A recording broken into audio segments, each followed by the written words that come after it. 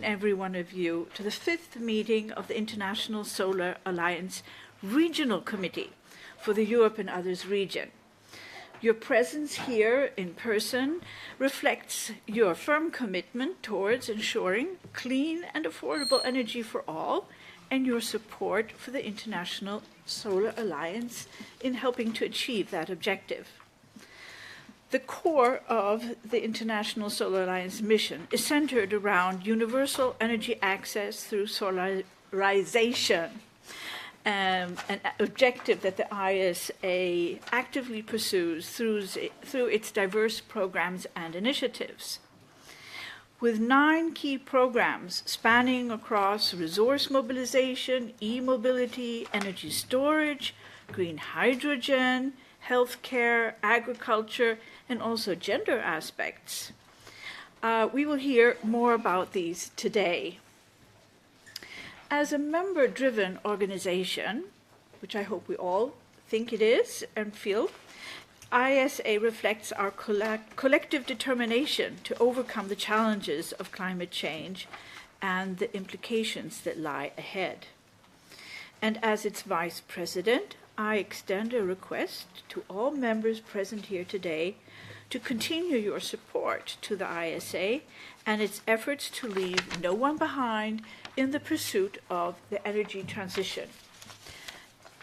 I note also, in comparison to last year, that we have an exceptionally large participation here today, which is very pleasing.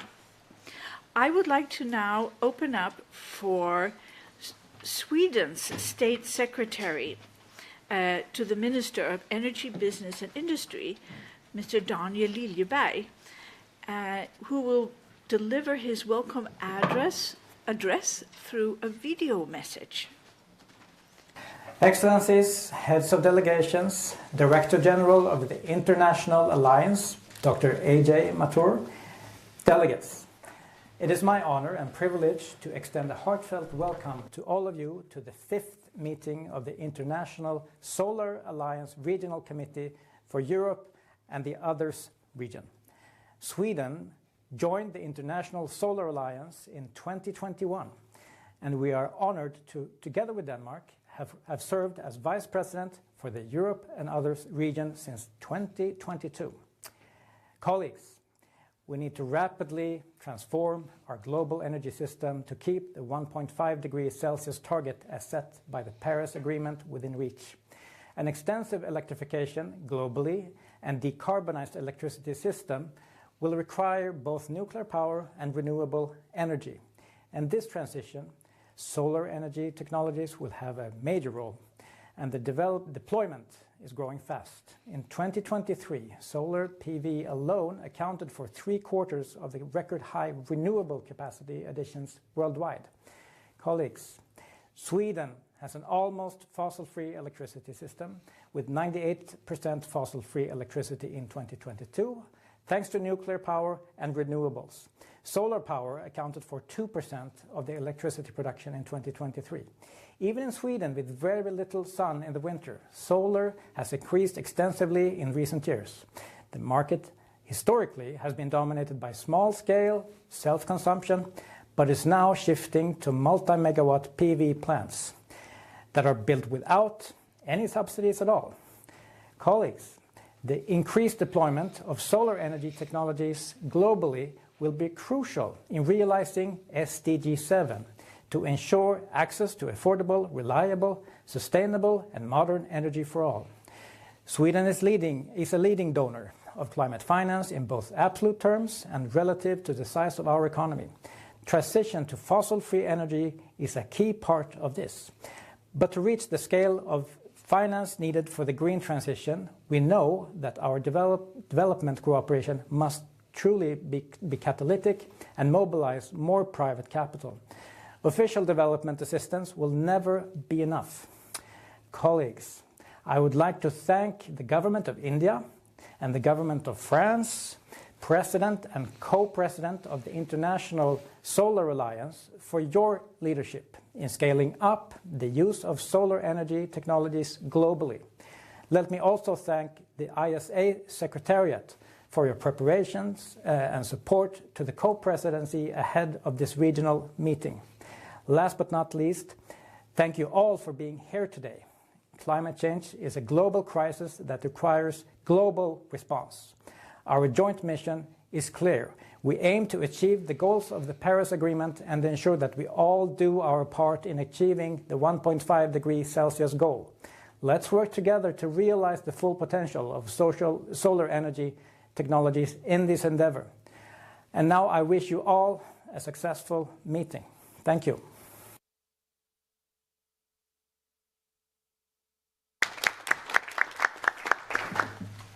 Thank you for that. We are very honored to have His Excellency Matthew Baldwin, Deputy Director General for Energy at the European Commission, with us today. And I now invite Mr. Baldwin to kindly deliver his keynote address. Thank you very much indeed, dear Mr. Director General, dear Hergé, dear Madam Vice President, Your Excellencies. It's wonderful to be here today, back at a regional committee meeting of this extraordinarily important organization. I have to say, it's a cruel joke to hold the regional meeting of the International Solar Alliance in this weather. My apologies. Please believe us when we tell you it is not always like this in June. There is the prospect for solar activity, even in Brussels, I do guarantee you. And I know I'm the hors d'oeuvre for you today to what is a very busy program of work in your committee, but it really is an honor for us in the Commission to be with you today. We are proud to be a partner of the ISA. You are a vital player in our shared mission to make solar energy more accessible, more affordable, all around the world, particularly in Africa, but not just in Africa. You're a logical and indeed a welcome development of all of our Paris commitments and of the Sustainable Development Goals. And to remind us, sometimes we don't remember our Sustainable Development Goals, to make solar power accessible and affordable to all.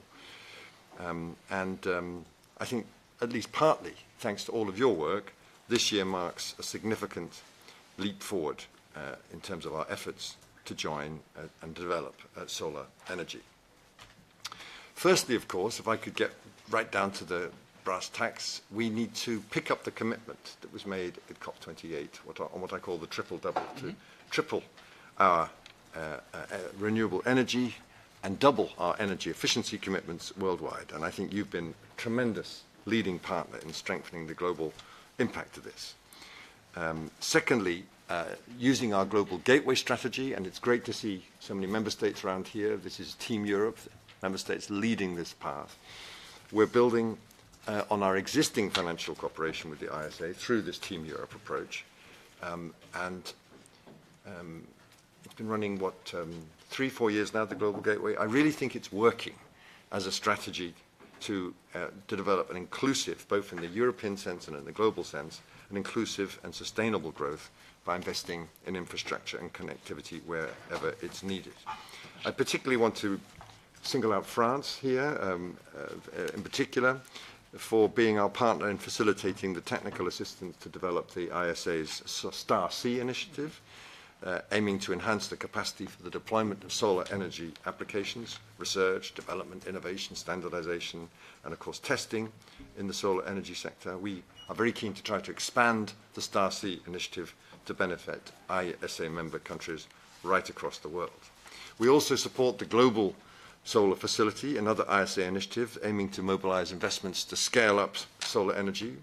This facility, I think, is playing a critical role in catalyzing solar investments worldwide, starting again with Africa's unserved segments and regions, unlocking commercial capital.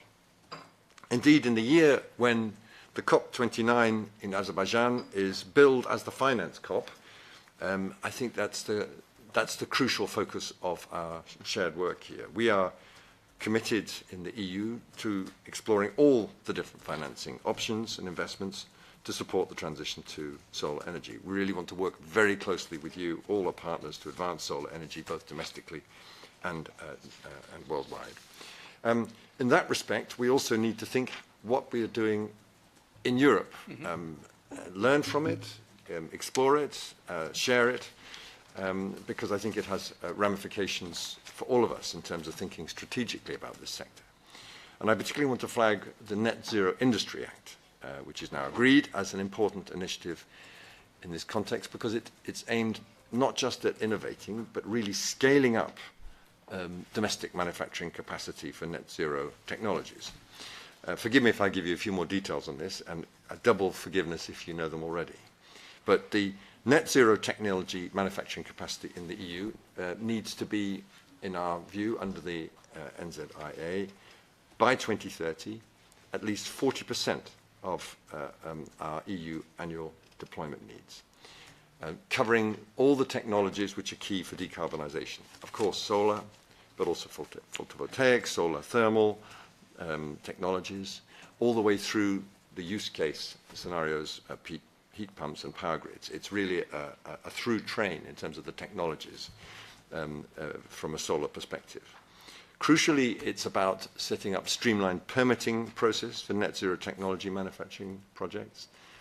Permitting remains a major issue in Europe, and I suspect elsewhere.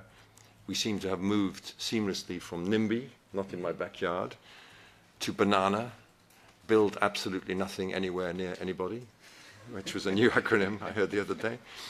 We've got to make progress on that. We've made progress, I think, at the European level. We now need to make progress at the national level, too.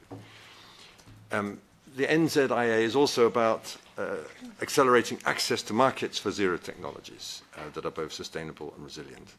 And last but not least, it's about ensuring the availability of a skilled workforce, setting up skills academies, as we've seen very successfully established for things like batteries. Let's do the same for solar.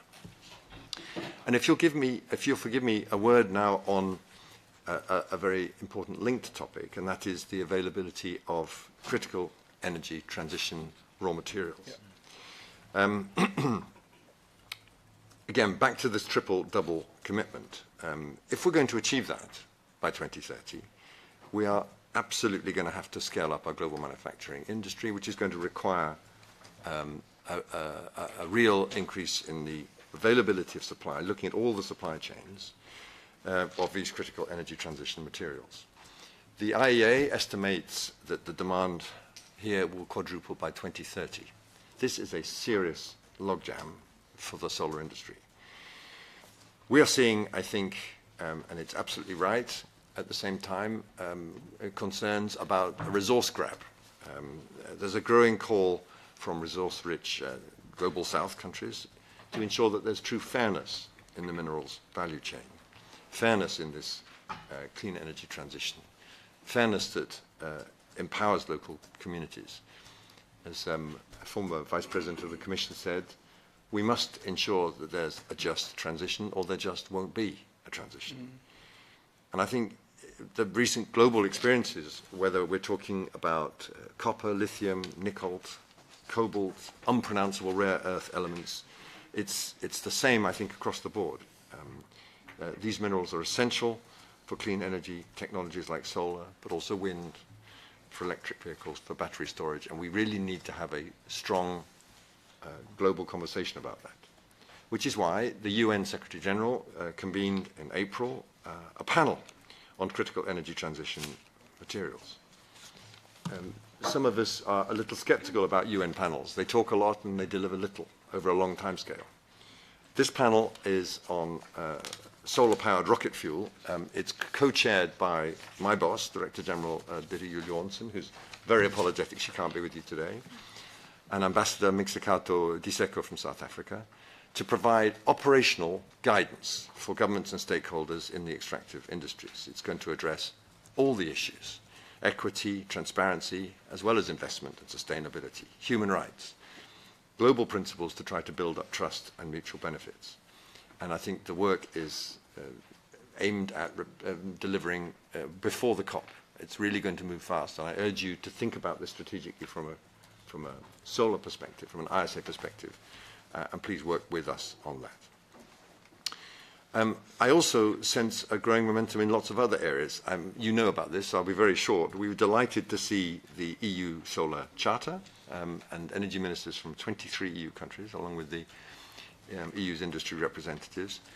I hope the ISA approves of our Solar Charter. Of course. Very good.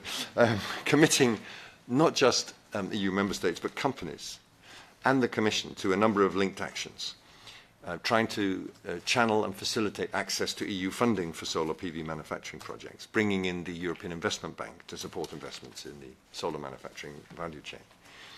It's also about looking ahead in terms of eco-design and energy labeling regulation for solar PV products to really make sure that we've got robust environmental and energy performance standards.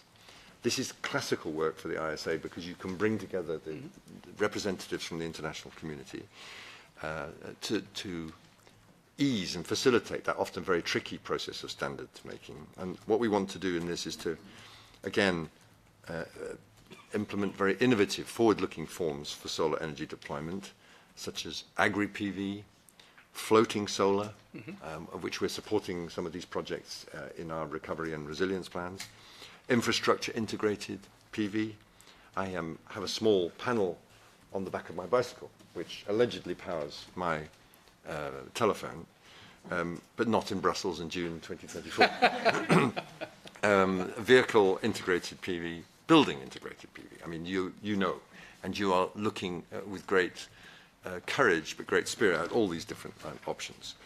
And this is a terrible technical European phrase, but we're also planning to explore with member states the possibility of an IPCEI, an important project of common European interest, which means we can facilitate investments and innovation right along the manufacturing value chain from a European perspective. So again, your work is super welcome. If we're going to meet our ambitious renewable energy objectives, which of course we have literally repowered since the Russian invasion of Ukraine in terms of going fast and furious out of Russian fossil fuels. And if we're going to avoid replacing the dependence that we had on Russian fossil fuels with new dependencies, if we get this wrong, we've got to build globally innovative and value-creating industries. We've got to do it in Europe in a way that leads to job creation. We need to do it across the world, leading to job creation. You've got incredible potential to scale up job creation, to spread the vital skills needed for rapid solar energy deployment. You really are a key player in this. So I think I've told you a bunch of things you already knew, but I just wanted you to hear them from us because we wanted to stress how much we support it. We really want to develop this important partnership with ISA. I'm looking forward to our conversation later today, or is it tomorrow? It's soon, anyway. And to explore how we can deepen our joint commitment to solar energy. If we work together effectively, if we can find it, we can harness the power of the sun to create the brighter, cleaner, more equitable world for all. Thank you very much for your attention. Thank you, Matt. Thank you very much.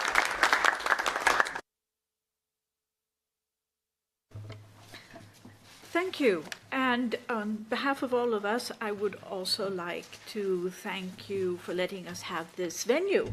Yes. Yes. The very lovely Borchette, which we offered to the Americans as a place to house prisoners from Guantanamo Bay, but they rejected for human rights violations. It's not our finest building, I have to say, but you're very welcome to it. And this is the finest room in the Borchette. Yeah. So you mean to say that we are worse off than prisoners? Okay. I didn't say that. I now invite Director General of the International Solar Alliance, Dr. Ajay Mathur, to address the meeting. Thank you very much, Josephine. Madam Vice President, Mr. Baldwin, the Deputy Director General for Energy of the European Commission, member states, prospective member states, various representatives from various countries, the representative from WRI, my own colleagues, ladies and gentlemen. First of all, I reiterate my very warm welcome to all of you to this meeting. Matthew, despite the fact that it is raining, it's actually rather nice today. Yesterday was worse, but today is wonderful. This is like a true Bruxellois. It's not bad today. Yeah, absolutely. And many, many thanks, despite all the words that you said, for making this meeting room available. It is actually wonderful for us to meet around this table. And as Josephine mentioned earlier, we are delighted that we have a lot more members present here than we did the last time. Part of it is because we have more members. And I thank each one of you. I mentioned Romania as one of our recent members. So please, many, many thanks for coming here. We have embarked on a journey together. And I want to stress that Europe and America have together moved the needle. You have achieved great strides in solar development. As a group, we need to ensure that all countries of the world move so.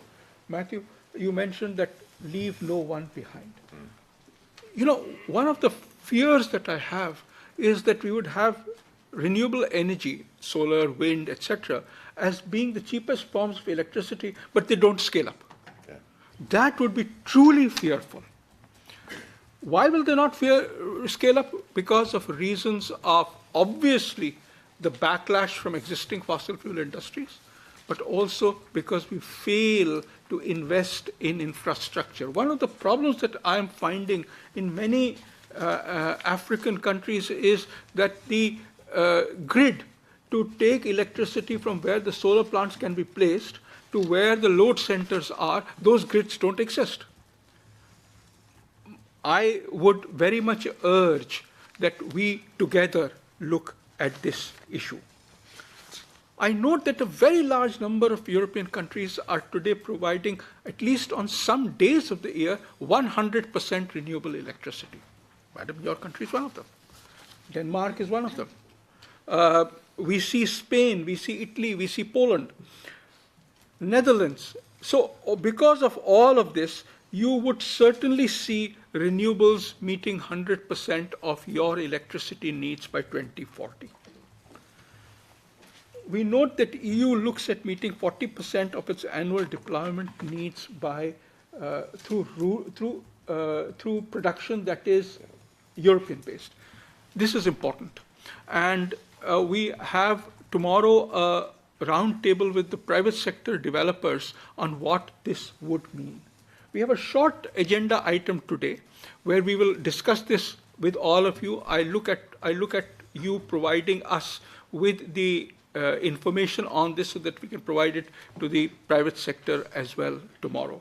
But to me, development of production capacity in Europe, but also in other parts of the world, is important. In Europe, you can go all the way from producing semiconductors, solar cells, wafers, ingots, all the way to solar cells. But we would need also to other parts of the world to start producing solar panels, even if they have to import solar cells. We believe that this geographical diversification of manufacturing is important if we have to make solar as the energy source of choice around the world. In the light of this context, I would be remiss if I did not acknowledge the generous contribution made to ISA by Denmark. In particular, what I'd like to say is that solar is not only about electricity, it's also about providing the green electricity that helps hydrogen happen. And Denmark has supported the ISA through the provision of a secondee who would focus on green hydrogen issues and on looking at how various countries, particularly in Africa, but across the world, would focus on developing solar hydrogen capacity. And as a rule of thumb, and I'll say this very openly, as a rule of thumb, we would like the green hydrogen capabilities to meet 50%, 50% of their output is used domestically and 50% is available for export.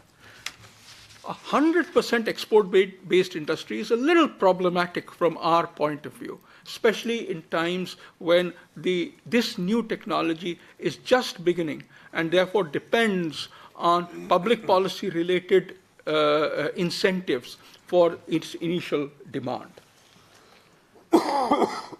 Madam, as we move towards a sustainable energy future, our commitment together is to embrace clean energy. And that's not just a choice, it's a responsibility that we owe to our planet. Together, we can turn the tide of climate change and build a world where solar truly becomes the energy source of choice. I thank you for your steadfast support.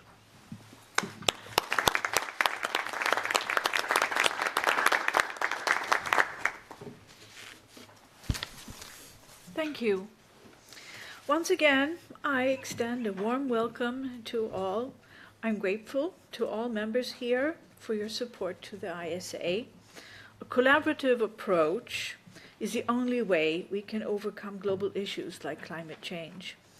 I'm confident that we as a group can achieve that, starting with having a productive and impactful meeting here today. With this, as Vice President and Chair of the ISA Regional Committee for Europe and the Others region, I hereby open the meeting.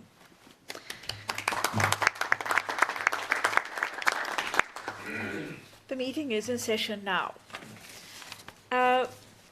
The ISA Secretariat has circulated the provisional agenda for the meeting, Working Document 01.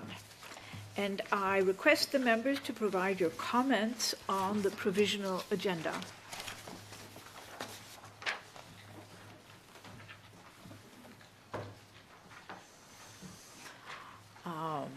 I see no comments. Then I invite the committee to adopt the provisional agenda for the 5th meeting of the Regional Committee for Europe and Others region, as contained in Working Document 1. So adopted. The next agenda item is the action taken report of the 4th meeting of the Regional Committee for Europe and Others region. The meeting was held here in Brussels last year on the 22nd of June. The Working Document 03 provides the details of the actions taken by the ISA Secretariat in addressing the committee's recommendations during that 4th meeting. The report is placed for the consideration of this committee, and I now invite the members of this committee to provide their comments on the report.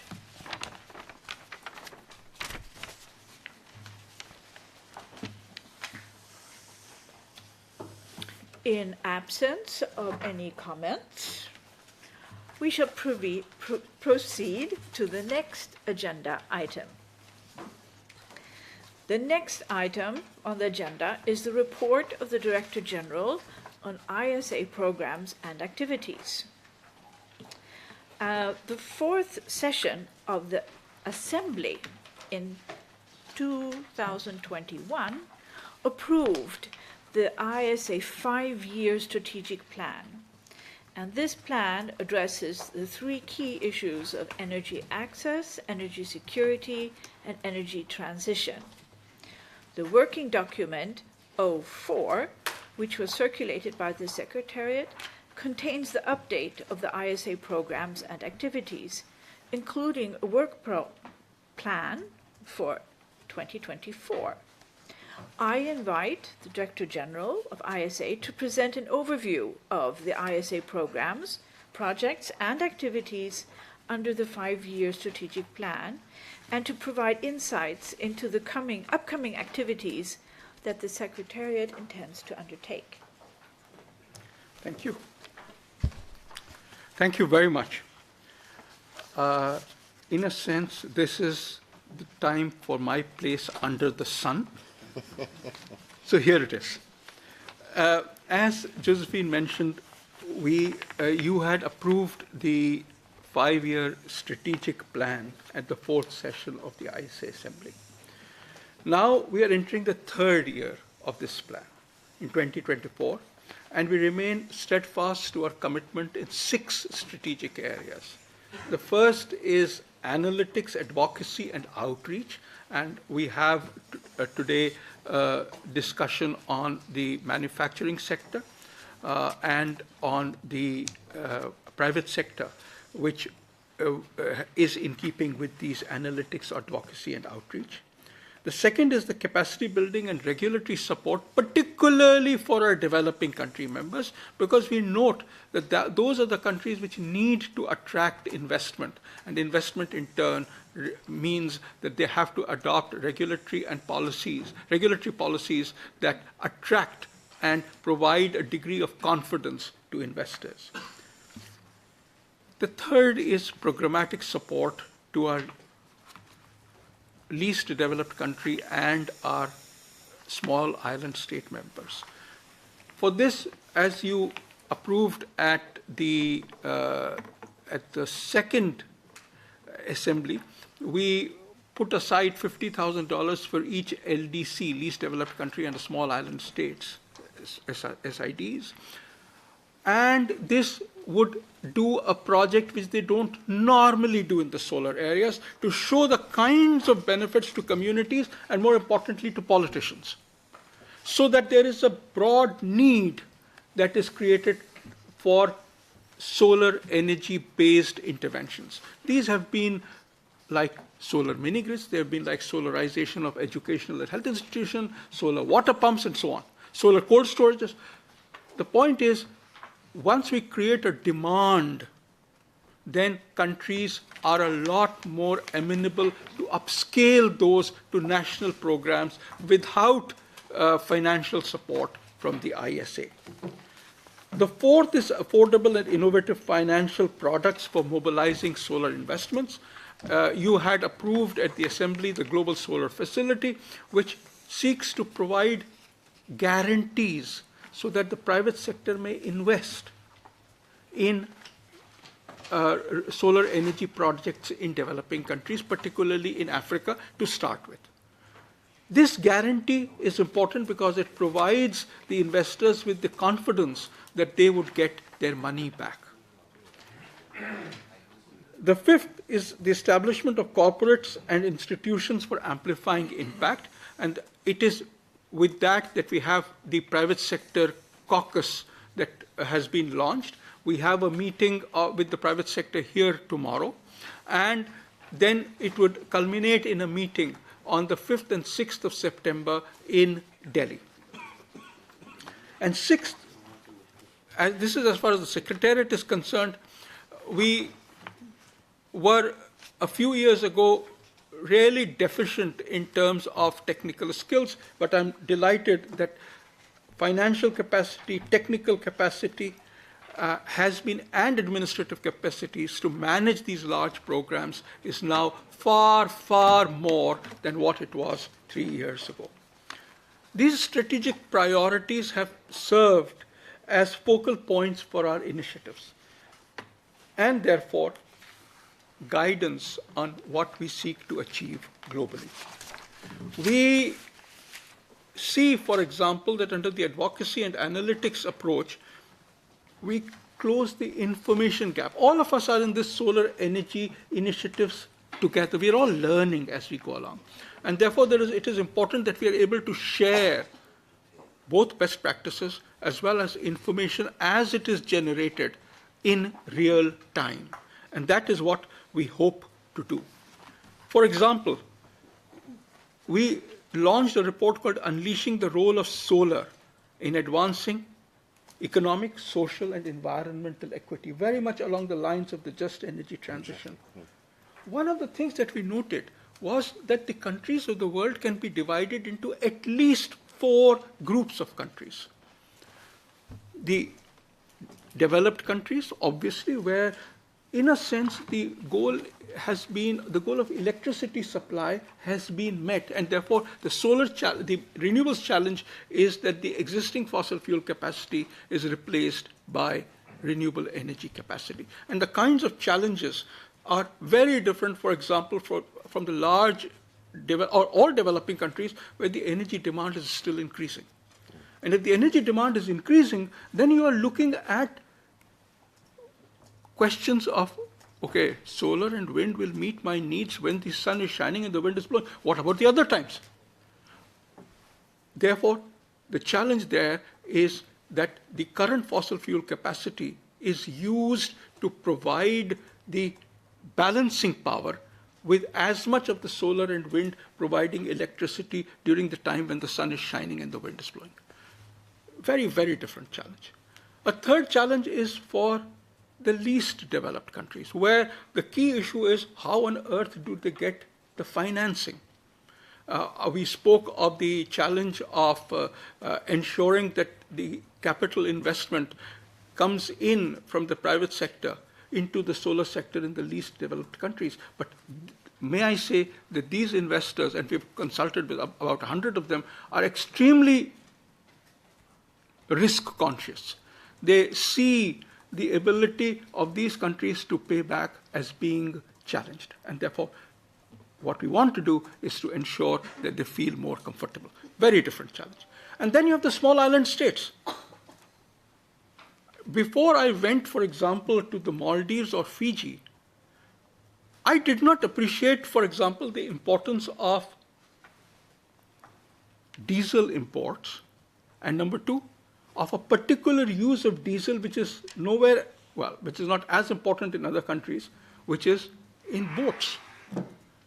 Solar-based boats are something that the small island countries need. We need to work together to provide real-life options, cost-effective options for that.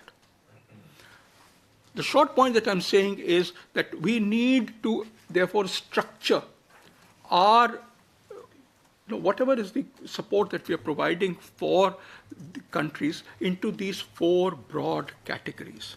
And this Unleashing Solar report helps in providing guidance to this. We want to do this annually and therefore be able to provide you with the kind of thinking, both on numbers, but more importantly on the kinds of actions that would be needed in each of these groups of countries. I would also say that one of the things that we've been focusing on is what do you do with solar and battery waste? We this year released a report called, so we looked at the ecosystem and looked at, this report is called Watts to Waste. See, I'll tell you where the challenge lies. The challenge lies in the fact that solar technologies today are very different from the solar technologies of 25 years ago. And consequently, when you recycle them, what do you do with the 25-year-olds? The kinds of recycling options there are very different. Similarly, 25 years from now, the recycling options will be very different based on the technologies that are used today and what would be used 25 years from now. Now, this opens up a question of what are the kinds of recycling technologies that we need. This is what we are addressing now. To be on the safe side, what we are currently thinking of is that the recycling is of solar cells into the various materials that constitute them.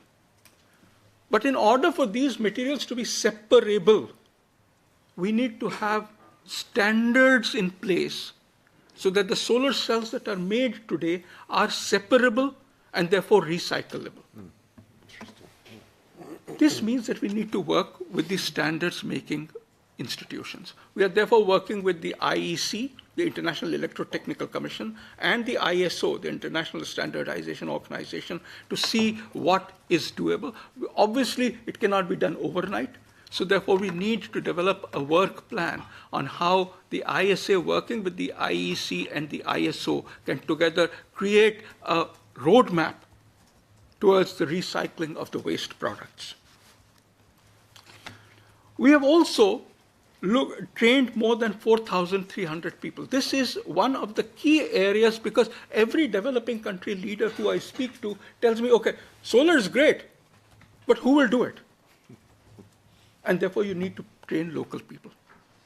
It is for that purpose that I'm extremely grateful to our French colleagues for starting off the STAR-C program. STAR-C, or the Solar Technology and Applications Research STAR Centers, that's why I call it STAR-C. They look at developing local capacity. So you look at, for example, what an Ethiopia needs, which may not be the same as what, say, for example, Burkina Faso needs. And build capabilities locally. We also want these STAR centers to be economically viable in the longer run, 4 years or so. Which means, for example, that we need to have the training facilities to be financed by something else that the center does. In many cases, for example, in Ethiopia, the government said, once the ISS support is over, the government support will come in. In other countries, we are seeing that the development of facilities for quality control. All the solar panels are imported. We need to make sure that there is a quality control on those.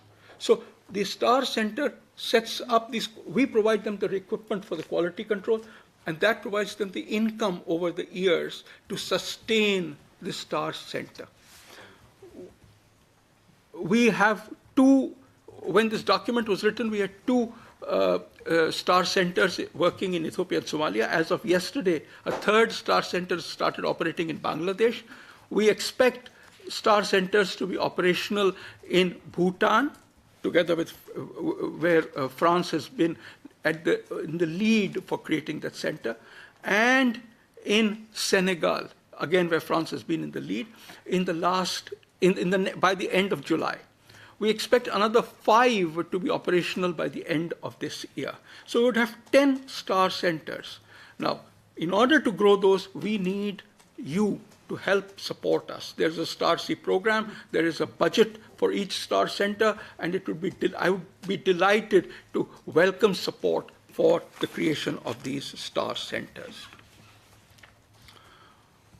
We have also, in the past few years, worked on solar mini-grids, because remember, for the vast majority of people who don't have electricity today, grid extension is a very expensive option of providing electricity.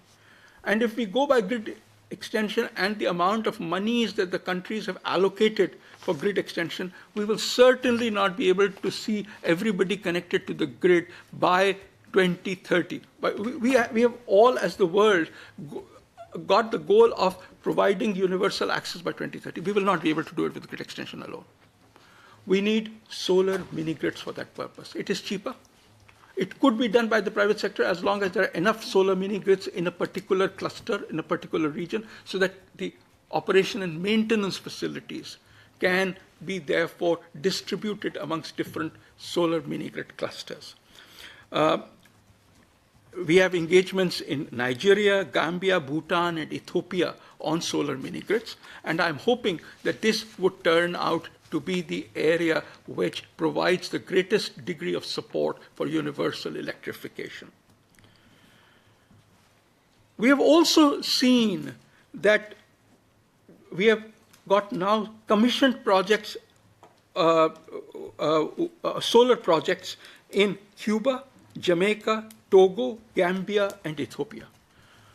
I'm particularly delighted at the fact that in all of these countries, the vast amount of funding that occurred for the power sector, solar certainly, but all the entire power sector, used to occur from government funds. But in all these countries, we now have resources coming in from the private sector, which has meant that institutions have changed. I'll give you the example of Cuba. They had to establish an institution which started calling for tenders, therefore allocation of capacity. We worked with them on identifying 175 sites, a total of 1,250 megawatts, where solar could be used to provide electricity during the day, and therefore reduce the amount of fossil fuel oil import that they have. They had to create regulations. And they invited bids, the number of people who responded to the bid was 0. Actually 1. But because it was 1, we asked them to cancel it. So then we had a meeting with all those who had bought the bids. And what they said was, we want you, Cuba, to provide sovereign guarantees. We want you to provide payment not in Cuban currency, but in a hard currency. So Cuba now provides sovereign guarantees, and they provide payment in euros.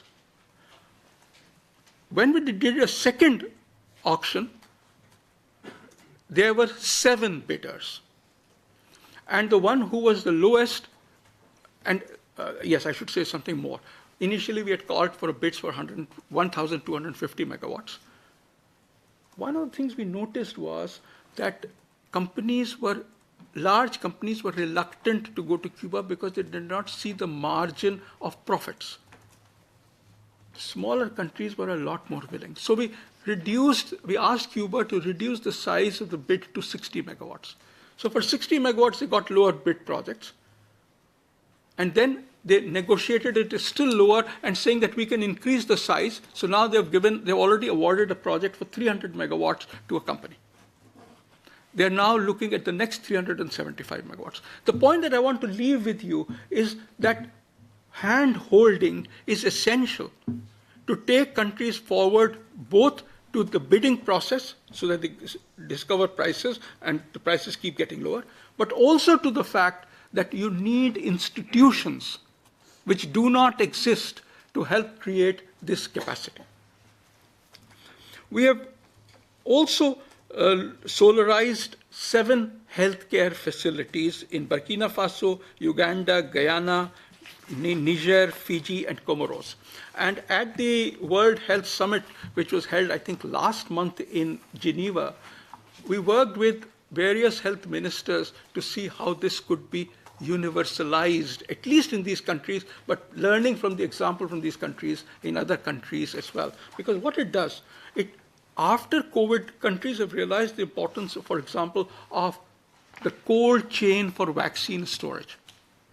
Now, the cold chain is not possible unless you have unless you have electricity supply. And in many of the primary healthcare centers, solarization is the only way to ensure that the cold chain is preserved.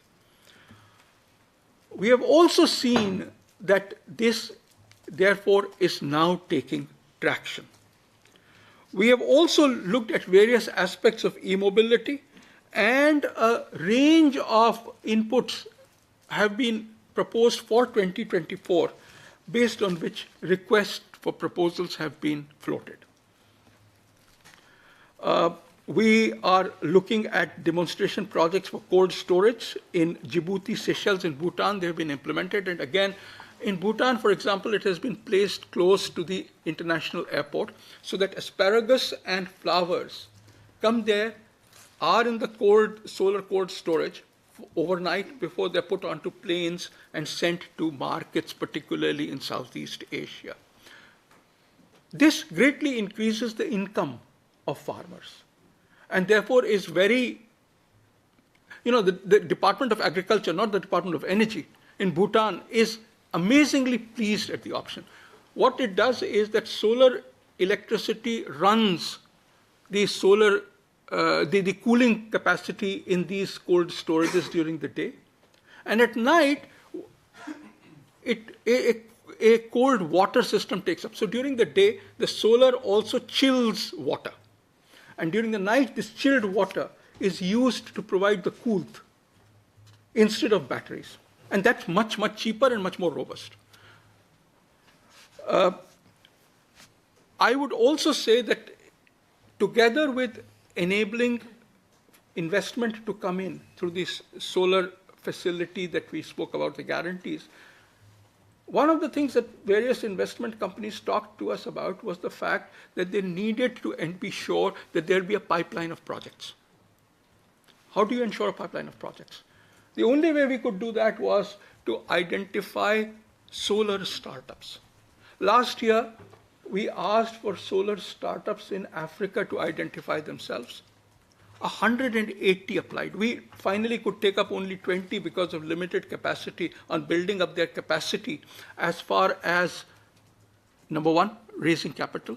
Number 2, technological cooperation. And number 3, building up their brand building capacity, because we want these guys to be the Amazons of tomorrow, providing solar to the rest of the continent and to the world, hopefully. This year we are doing it, we are in the process of judging entries that have occurred across the Asia and Pacific region. And next year we will do it for Latin America. So we are hoping that there would be a range of companies that can provide the projects that are needed by the financing companies to do the startup operations.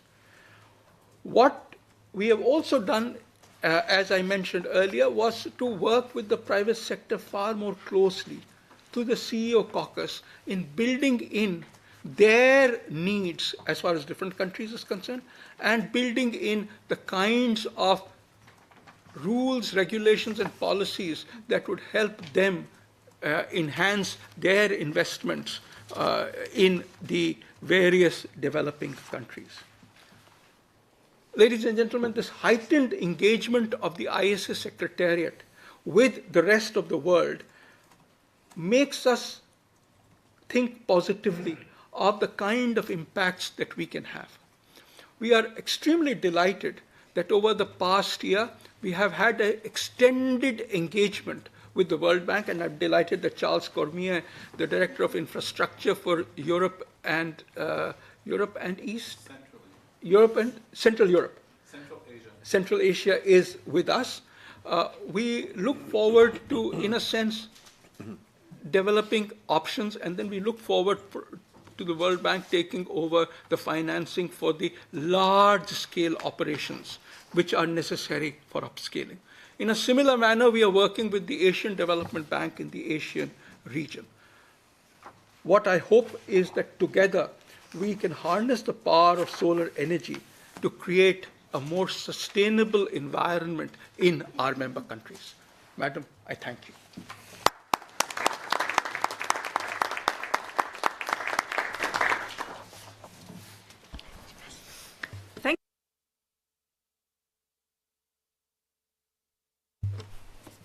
I would like to invite the members to comment on the updates that the Director General provided.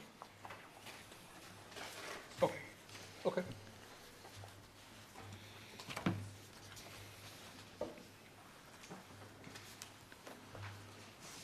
Denmark. Thank you very much, and thank you very much, Director General, for this update. And I think we all agree that it's quite impressive what we see, and at the same time, I mean, so many initiatives. And you mentioned it yourself, the heightened interaction, and that, of course, we have the multilateral development bank. So you also mentioned, and I think, I mean, this is a key issue for the organization, for the alliance, that as activities grow. So many initiatives in the sea. I mean, it's great to see and hear that you attach so much weight to interaction with the relevant actors in the field, in the various under the various initiatives. So kudos for that. And also at the same time, as you also pointed to, I mean. We, as an alliance, have a strategic plan, and I think for the alliance, I mean, always keeping in mind what's our overall objective when we see this plethora of activities rolling out will be key also in the year to come. So thank you once again, and again, quite impressive. Thanks.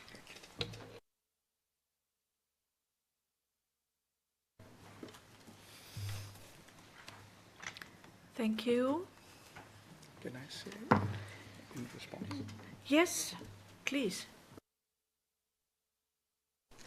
Thank you very much for your comments. One of the things that we realized was that we need to explore multiple options, but only some of those options succeed, and those we need to exploit to the full. The work of exploration is our work. The work of exploitation is things that we can work together with the World Bank, the Asian Development Bank, the European Commission, and so on, and with our member states. You have a step in both the ponds. And I'm looking forward, therefore, that this exploration and exploitation strategy can help the world move faster than it would. Thanks.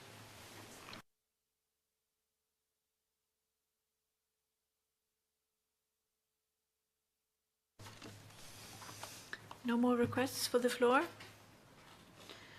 Then I proceed to the next. Oh, Italy, please. So, first of all, thanks for your remarks, very useful. And I want to put in evidence two main elements that you said. The first one is connected with the small island. I was in Antigua for the SEEDS conference, and this is extremely true that they have a good possibilities to develop solar energy, and they need this kind of technologies because they use a lot of fossil fuel. And the second one, when you said about the new startup, because the younger people, the youth people, has big capabilities in these new technologies, and this can be one of the way to change the climate change from a crisis to a possibility for the future. And for this side, Italy is strongly believe that you can help very well in this discussion. Thanks.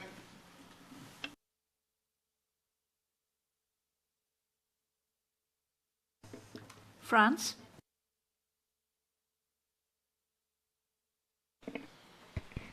Thank you very much. Thank you for your remarks also. We are really grateful for the trainings and the support to reinforce capacities for solar project development, especially in priority regions for French cooperation, such as least developed or African countries. And we encourage also ISA to prioritize and to communicate and involve members perhaps more regularly around its projects, as it can be quite hard, for instance, from the document to gather which are priority projects, their state of implementation, or who are their stakeholders. And we also encourage ISA to update on the developments undertaken within the affordable finance at scale.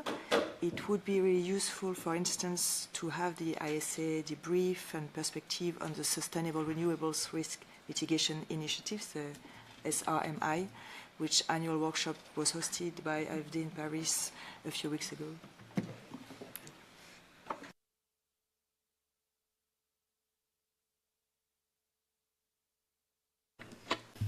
Germany? Thank you very much, Director.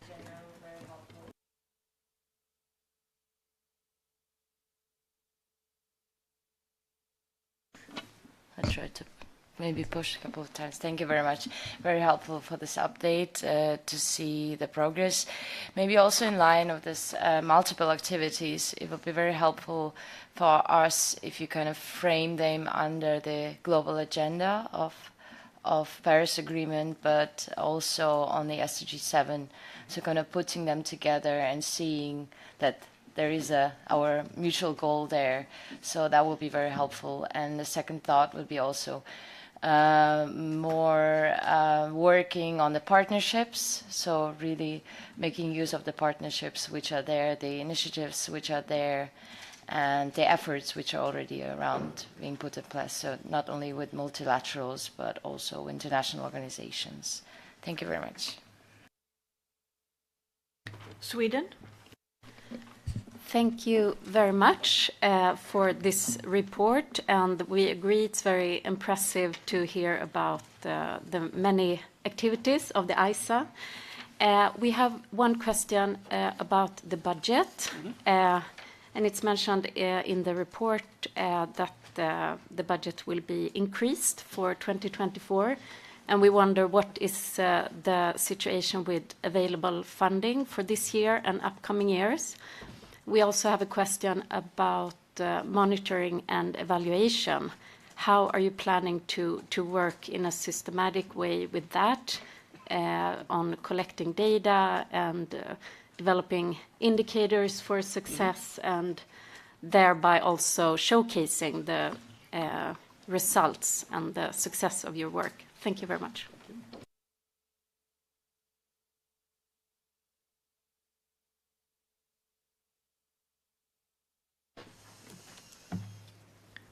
Am I missing someone? No? Let me respond again. Okay.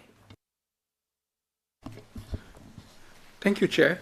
I deeply welcome these comments. We will certainly be reporting along the lines that you mentioned. I also want to mention that the partnerships that I spoke about were just by the way of providing examples. There are many other partners. For example, Riyadh is here from UNDP, and we are working with the UNDP on a project to install solar pumps in 10 African countries, and it's a funding which is provided by the India, Brazil, South Africa Fund, IPSA Fund, in the UN. And what we are looking at is not doing everything ourselves. We are looking at existing agencies carrying out projects. We only come in if an existing agency does not exist. We are not looking at building up large capabilities across the world.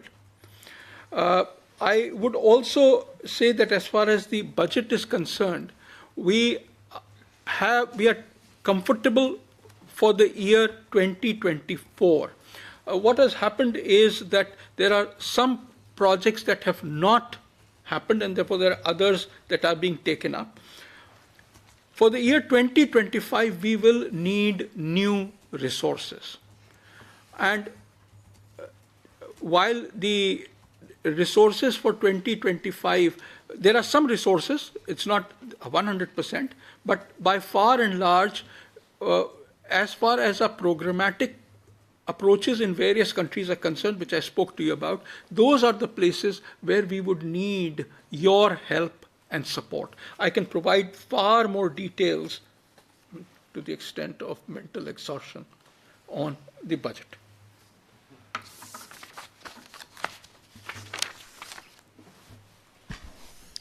Thank you. I understand now and trust that the Secretariat has taken note of the comments that were presented by the members. And then we proceed to the next item on the agenda, which is an update on the ISA program on solar for green hydrogen. This program aims to accelerate green hydrogen and utilization in the ISA member countries, ultimately aiding in climate action. And green hydrogen is particularly crucial for transitioning to clean energy in hard-to-abate sectors, such as refineries, steel, shipping, and aviation. Through this program, ISA aims to monitor developments in the green hydrogen sector, strengthen its advocacy, provide capacity building, and support to countries where green hydrogen is still relatively new. The Secretariat has provided an update on the program in the working document 05, which was circulated earlier to the committee. I now invite the Secretariat to present to the committee an update on the progress made in this area. Thank you, Chair. As I mentioned,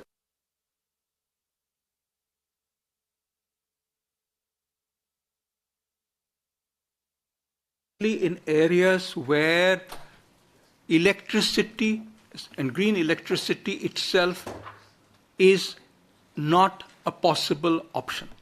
We are therefore looking at green hydrogen, hydrogen made by the electrolysis of water, using green electricity, electricity from solar, from wind, from biomass, and so on. We see that this can be a powerful agent of change in the user countries, but also in the producing countries. We launched the Green Hydrogen Innovation Center last year, as we were instructed by the G20 meeting.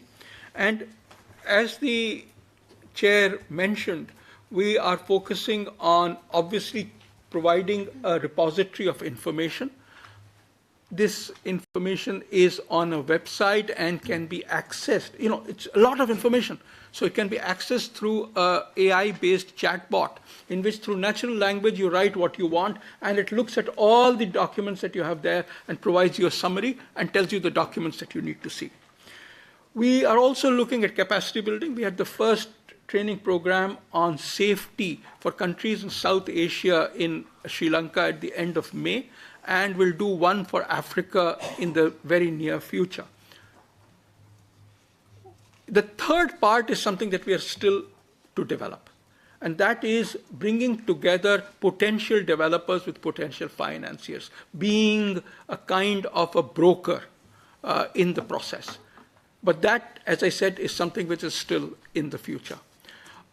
Could I request, we'll have a far greater discussion on the Green Hydrogen Innovation Center this evening, where we bring in various experts in this area with whom the Green Hydrogen Innovation Center is working. But could I request my colleague, Mridula Bharadwaj, to make a brief presentation on where we are as far as progress on the Green Hydrogen Innovation Center is concerned. Madam, if it is okay with you. Yes. Thank you, DG. Good morning, everyone. My name is Mridula, and I'll be updating the members on Solar for Green Hydrogen program. So as DG mentioned, that the role of ISA is to support the member countries in providing support in their green hydrogen readiness level, and also provide support in terms of policy and regulations, provide support in terms of technical gaps and addressing those, and also building partnerships across the value chain. So we did a few things that I will be updating the members on. They are basically reports and publications from the last meeting till now, events and outreach, Green Hydrogen Innovation Center updates, partnerships, new partnerships and engagements, and future plans. We launched a report on the left side that you see, a roadmap for developing and scaling the green hydrogen ecosystem. This was in collaboration with Asian Development Bank and NIDO Japan. Here we did deep dive green hydrogen value chain analysis for 3 countries. This is Brazil, Chile, and India. So please recall that last time there was an update last year about a framework that we have developed for the member countries to self-assess themselves in terms of their readiness level for production, utilization, and trade of green hydrogen. We used that framework to do the deep dive for these 3 countries as the step 2. And these were, as I mentioned, Brazil, Chile, and India. We analyzed their entire energy portfolio, the demand of hydrogen, where right now they're using the gray hydrogen, and then the ready market exists for uptake of green hydrogen. And also, we did a thorough analysis of regulations, codes, and standards for green hydrogen production and use. This report is launched now, and it's placed on our website. This was launched in the ISA Assembly by the ISA Assembly President and Power Minister. The second report on the right side that you see is updated version that we uploaded on our launched on our website in March this year. Here we worked with the European Investment Bank and African Union, and also as Heidi Espania, which is a leading green hydrogen European developer, as our knowledge partner. And we analyzed 3 green hydrogen hubs here for demand assessment and estimation of investment opportunities for 2030 and 2035 for green hydrogen. Here we did the estimation of how much additional solar capacity is to be built up to cater to that hydrogen demand, and also how much electrolyzer capacity is needed for the green hydrogen, meeting the demand for 2030 and 2035. And so the countries in the 3 green hydrogen hubs were Morocco and Mauritania in the West Africa, Egypt and North Africa, South Africa and Namibia from the Southern Africa zone. This report is now on our website. The events and outreach, like DG mentioned, that it's very important to enrich the dialogue and build a kind of broad consensus in the different aspects related to green hydrogen. Here are some of the events that we did in partnership with, for instance, if you see the first one, we have a collaboration now with Africa Green Hydrogen Alliance, which is a platform for 8 or 9 African countries, and most of them are ISA members. We supported them in doing a green hydrogen session in Africa Climate Summit last year in Nairobi. Then, of course, we had several roundtables in the last few months. One example I wanted to give in terms of helping the member countries building some kind of program where we can help them in the technology capacity build-up is a partnership with Indian National Academy of Engineering. We did a roundtable with them on engineering challenges in the deployment of green hydrogen, and this also had a follow-up program or conference 2 months back in April. And that was a nice platform for integrating the global green hydrogen players that we had in that program as experts and integrating it with the Indian green hydrogen initiatives of the ministry. Then we did the GHIC was presented at many forums in Sri Lanka Green Hydrogen Symposium that was done by Government of Sri Lanka and Green Stack Norway participation. And then we had another session at the COP with Africa Green Hydrogen Alliance and Green Hydrogen Organization Geneva. We also participated in ADB-funded tour to Japan to visit green hydrogen-related pilots that we can integrate in our training sessions later on that we are planning, and that was pointed out by DG. One thing that we have also started doing is to introduce our Green Hydrogen Innovation Center steering committee members, which are 8 countries, member countries from 4 regions of ISA, identified on rotational basis, and also a lot of international organizations that constitute the steering committee. And we provide opportunity to the different forums to hear from those expert committee members. And one example is that there was an Asia-Pacific Economic Cooperation meeting in Peru where HDF Energy, a French green hydrogen developer and member of our steering committee, presented the latest on the green hydrogen. Similarly, we had many programs or events hosted that you can see on the screen. One event is what we are doing this afternoon on developing and scaling of the green hydrogen ecosystem. This is due at 2:30 this afternoon. In terms of GHIC updates, I just mentioned that we have formed a steering committee which has around 20 members, including 4 member countries. IEA, Green Hydrogen Organization, and few developers like HDF Energy, Hydel España. These 2 are European, and also Siemens Energy. And of course, NREL is part of that steering committee as well.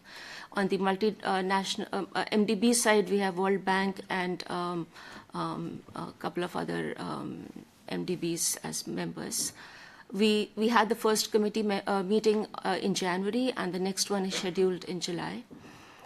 In terms of the updates on the work done for GHIC, one important aspect is that we do a little higher level mapping of green hydrogen value chain in the member countries. So far, we have completed around 40 insights, and they are across the geographies, across the membership of ISA.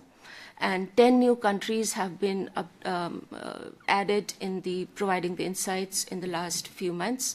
These are Sri Lanka, Sweden, Bangladesh, Ethiopia, New Zealand, Spain, Bhutan, Nepal, Paraguay, Algeria, and these are already posted on our website. The total country insights right now are 40, 30 more are planned this year, and that will bring us to 70 that we aim by the end of this year. The training series has started. The first one we did in May for South Asian member countries. This was under ADB ISRTA workshop in Colombo. And 6 South Asian nations participated in this. And our training partner here was Greenstat, Norway. And we had a local university as a knowledge partner, University of Moratuwa.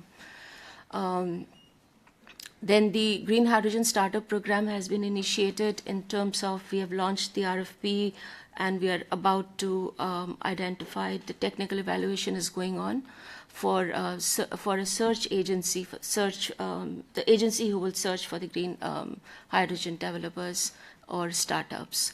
And that will going to be very similar to the SolarX that DG mentioned for the solar program. In terms of partnership and engagement, we have a MOU with Denmark Embassy, and we are currently doing a green hydrogen road mapping for 4 shortlisted African nations funded by Denmark Embassy. And they also agreed to provide for 3 years a seconded expert. And we are about to finalize the appointment. The interview process and everything has gotten over. Denmark is also a member of GHIC Steering Committee and along with Spain. We had some initial interest shown by Italy. We were informed by MEA recently, and we submitted a concept note on green hydrogen things that we can do. One was certified training course for regions members of common mutual interest, green hydrogen ecosystem readiness assessment and development, that we plan to do for ISA member countries. These will be very deep dive studies. And the green ports and green shipping corridor development is something that we want to initiate discussions on. We are already in discussions with Clean Energy Ministerial and IEA, and there is a strong interest in terms of green ports and green shipping corridors. And this is my last slide, the future plans. We have already started working on deep dive for 10 ISA member countries. As I speak, we've completed Sri Lanka and Bhutan, and we are now starting a few LAC countries. So this will be basically, besides deep dive, we also plan to develop and design green hydrogen tools related to carbon accounting, feasibility readiness assessment, and few other things. And these tools will be integrated with GHIC, and the countries will have access to it, and they can self-assess themselves. We also will create commercial frameworks for the development of Hydrogen Hub. The training series, as I mentioned, we've done for Sri Lanka, and this year, as I speak, we are already planning a second training series for Africa. Our training partner is Green Hydrogen Organization Geneva, and this will be for 9 or 10 African countries. The training knowledge partner will be the Nile University in Cairo, and this will be in residential 1-week-long training for policymakers of 10 African member countries. Similarly, we'll be doing for Asia Pacific in September. That will happen in Delhi, in IIT Delhi as knowledge partner. The target audience are government officials, policymakers, and regulators. We are now entering into second phase of GHIC upgradation, operation, and maintenance. This is phase 2, where we will add additional 30 additional country insight that will lead us to identify the appropriate countries for deep dive and then doing pilot project identification. Then we'll be enriching the AI-based chatbot that DG mentioned to make it more user-friendly and more, it'll assist in a greater way for finding the right reports, right knowledge on this platform. This will have a green hydrogen flagship report annual edition going forward, and we will be launching every year in ISA Assembly like we do the solar reports right now. So that's about the update. Of course, we will be also participating in ISA regional meeting like this one, the Clean Energy Ministerial conferences and COP conferences this year. Thank you.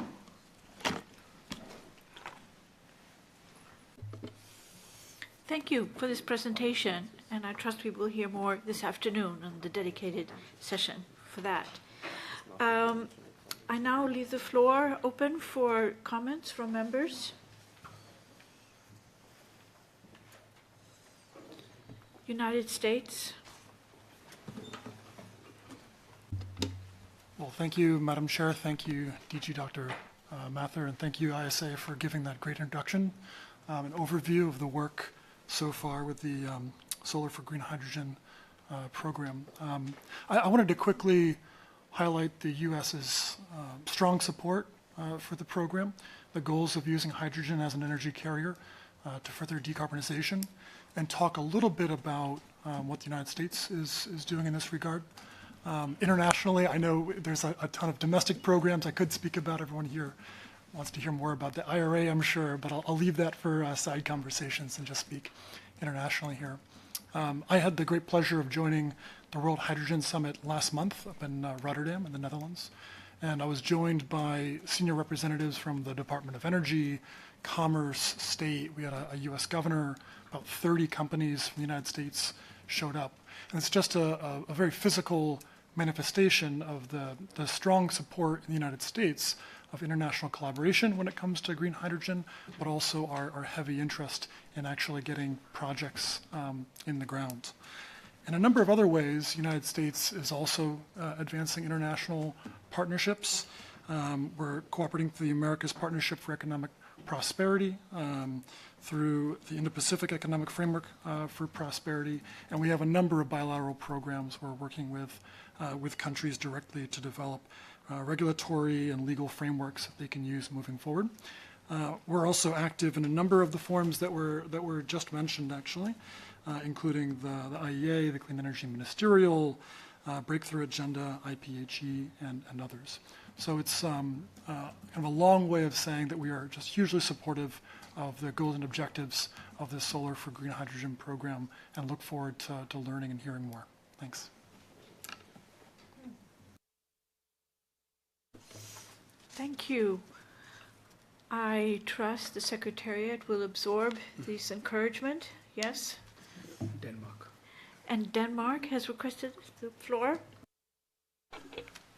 Thank you very much. And just very briefly, as was also mentioned by the Secretariat, we're quite involved in this work for various reasons. Of course, we have a strong shipping sector with high green ambitions, but I think the Director General pointed to something important in his opening remarks on the importance of balancing the need for hydrogen with local development in Global South partner countries when we are developing these issues. So just to underscore that point and our happiness to see the high focus that the Secretariat puts on this issue. Thanks.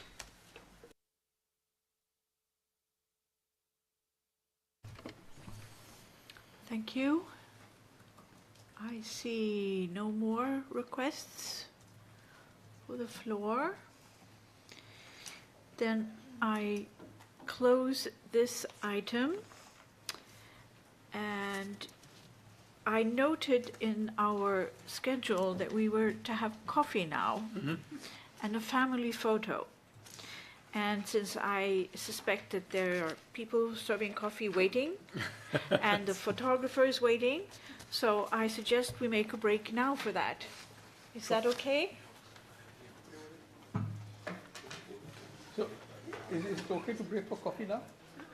Yeah, okay. And we will reconvene in 15 minutes, 11:30. So, the photograph.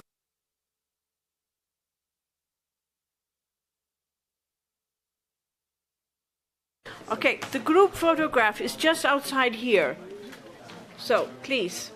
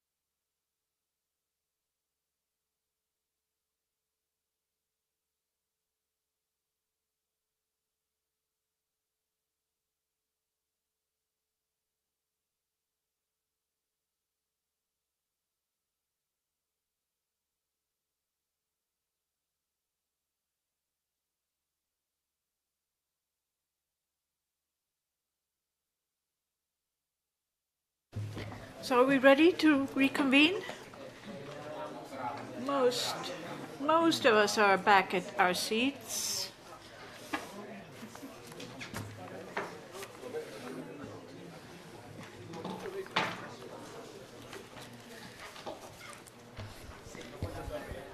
Okay, the next agenda item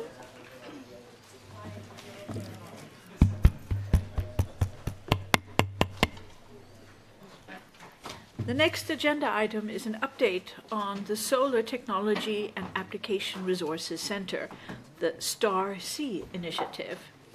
And in the working document, number 6, there we find an update on the STAR-C initiative, and this has been provided to the members of this committee by the Secretariat. Just briefly, the STAR-C initiative aims to develop the necessary human capacity and skills within member countries to drive significant energy transition activities, create jobs, boost economic growth. It provides a platform for countries to share experiences in solar energy development, conduct joint research, promote development and demonstration projects, build capacity, and establish regional and global networks.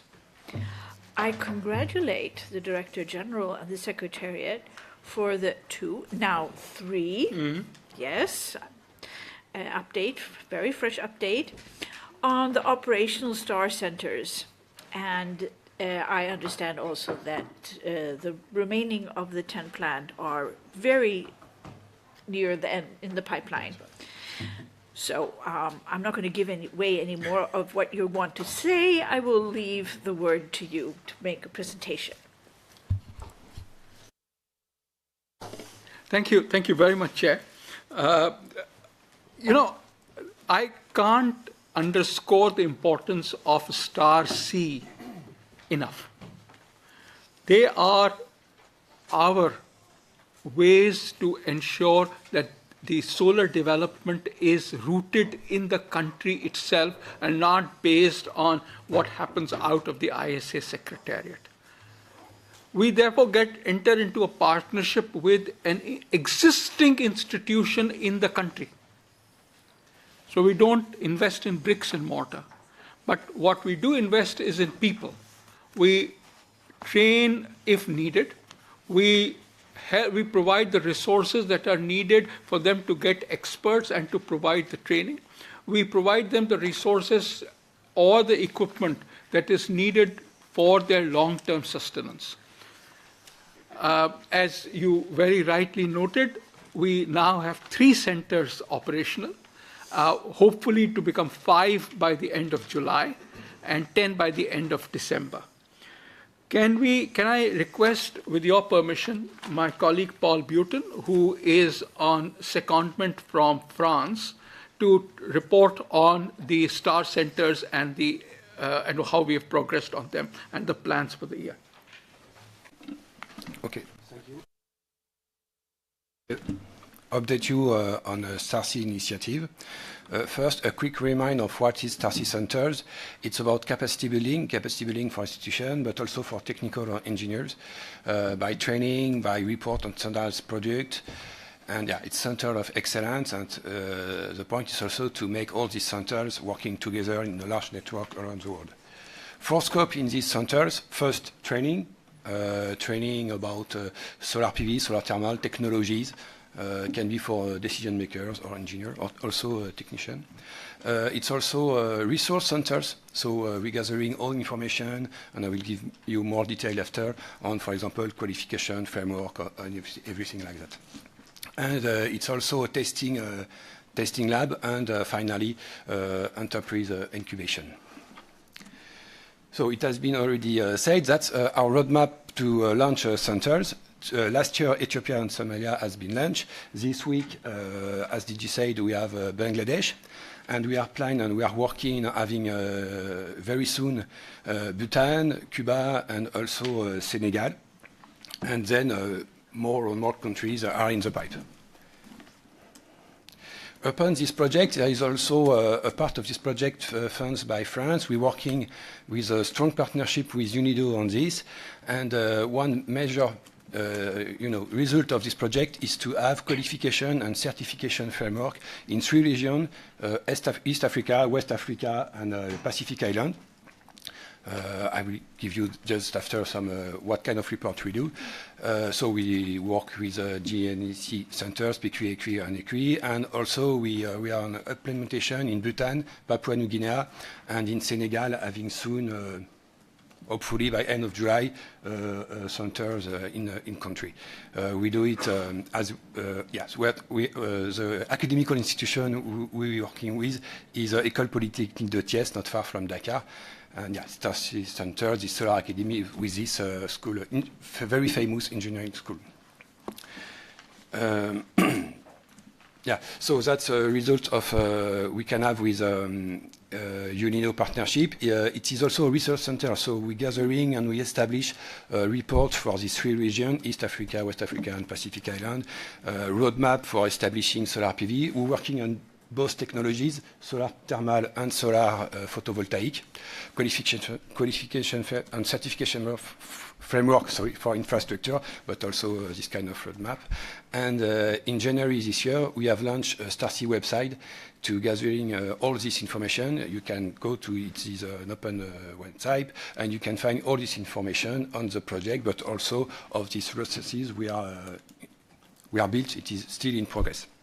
Here again, we do this with a partnership between UNIDO and ISA. And to finish this presentation, this update, I will give you some picture for Ethiopia and Somalia. This center has been launched last year. So you can find in this center's classroom, you can find test equipment. And first training has been done, I think it's May, in Ethiopia and in Somalia. And we also, I just have the news today in the morning, but we have the same center in Bangladesh, so with same equipment and everything to have course trainings for many kind of people and a testing lab, and also to gathering all these resources. So yeah, as a final word, I can say all these centers we plan to open all over the world. We want them to work together as a network for solar facilities. Thank you.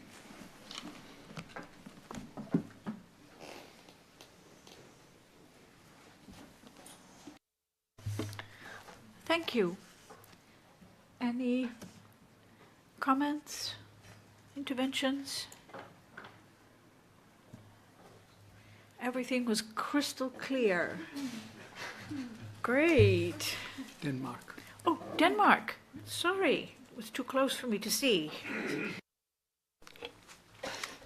Thank you, Chair.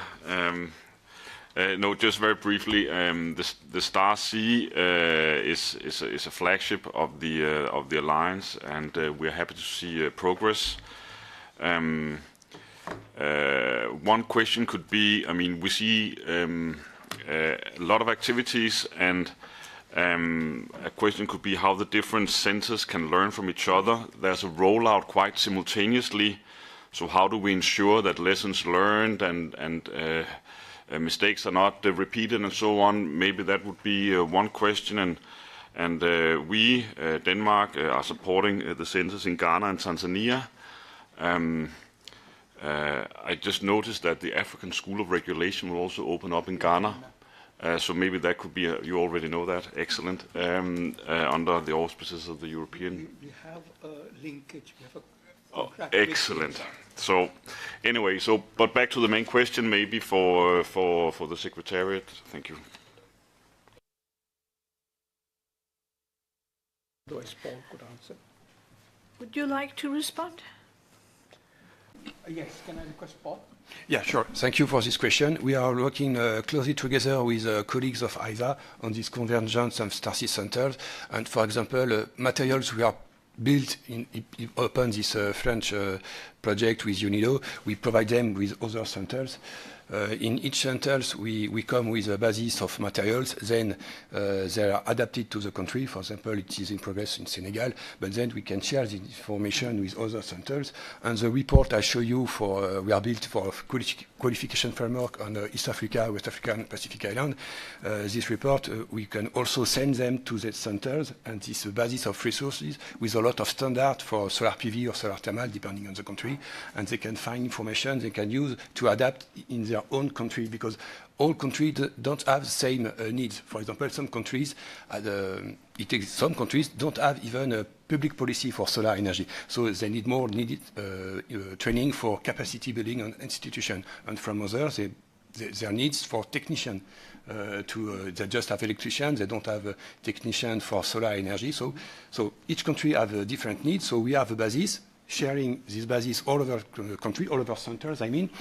And then, then we do this convergence in either secretariat by a lot of meetings with colleagues. For example, we work a lot with Saba Kalam, with my colleagues on StarC.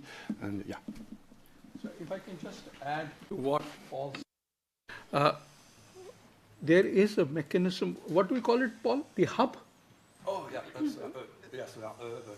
Yeah. So there is a hub which consists of the leaders of all the star centers to enable this to happen. You know, right now we have 2 or 3 star centers, but as we have more and more, there'll be more and more cross-learning.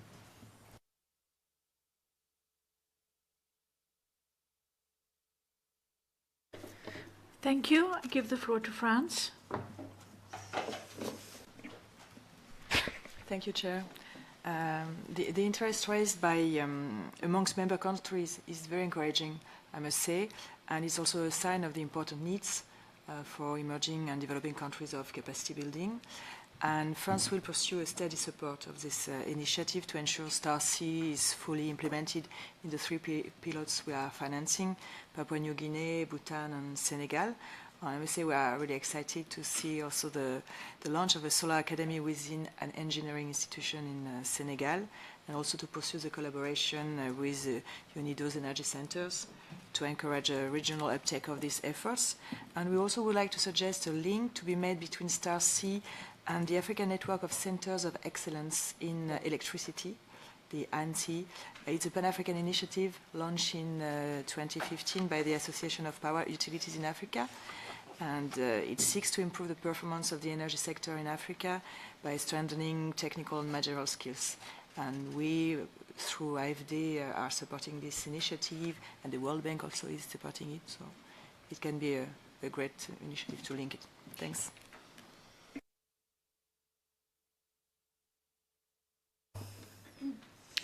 Thank you.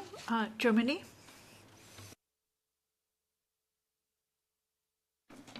So, no, that's right. Just also thank you a lot for the presentation, also following up on that. And I think I'm very curious to hear for tomorrow's side event on partnership with Africa-EU Energy Partnership Initiative, because Germany is very much supporting and have a secondees based at AEP, and it's basically a lot of activities of AEP are implemented by Germany. So just maybe just a comment on that, but I'm sure we're going to hear about that tomorrow. So looking forward.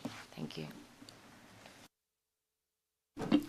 Yes, sure. Thank you. I forgot to say we have a side event on StarC tomorrow, and the point of this StarC is how these centers in Africa we can be used to have a partnership between Europe and African countries.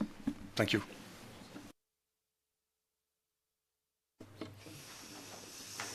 Thank you. I trust you're all satisfied with this teaser now for the workshop tomorrow. Yes? Good. And I trust that the Secretariat will take note of all the comments that have been mentioned here and the support. Yes. So then we move on to the next agenda item, which is the ISA Global Solar Facility. And this facility aims to boost solar investments in Africa's underserved regions. in order to unlock commercial capital and focus off-grid solar, rooftop solar, and productive use solar projects through country-specific interventions. And this facility includes payment guarantees, insurance, investment funds to mitigate project risks, provide technical assistance for regulatory issues, reduce currency risks, and address contractual and financial uncertainties in the solar sector. That is quite a package, yes. And this is also described in the working document 07 that has been provided to all the members before this meeting by the Secretariat. And now I ask the Secretariat to brief the committee on this facility. Thank you. Thank you very much, Chair. The Global Solar Facility seeks to increase the confidence of investors to invest in decentralized solar projects in Africa. So bring solar closer to people than would otherwise happen.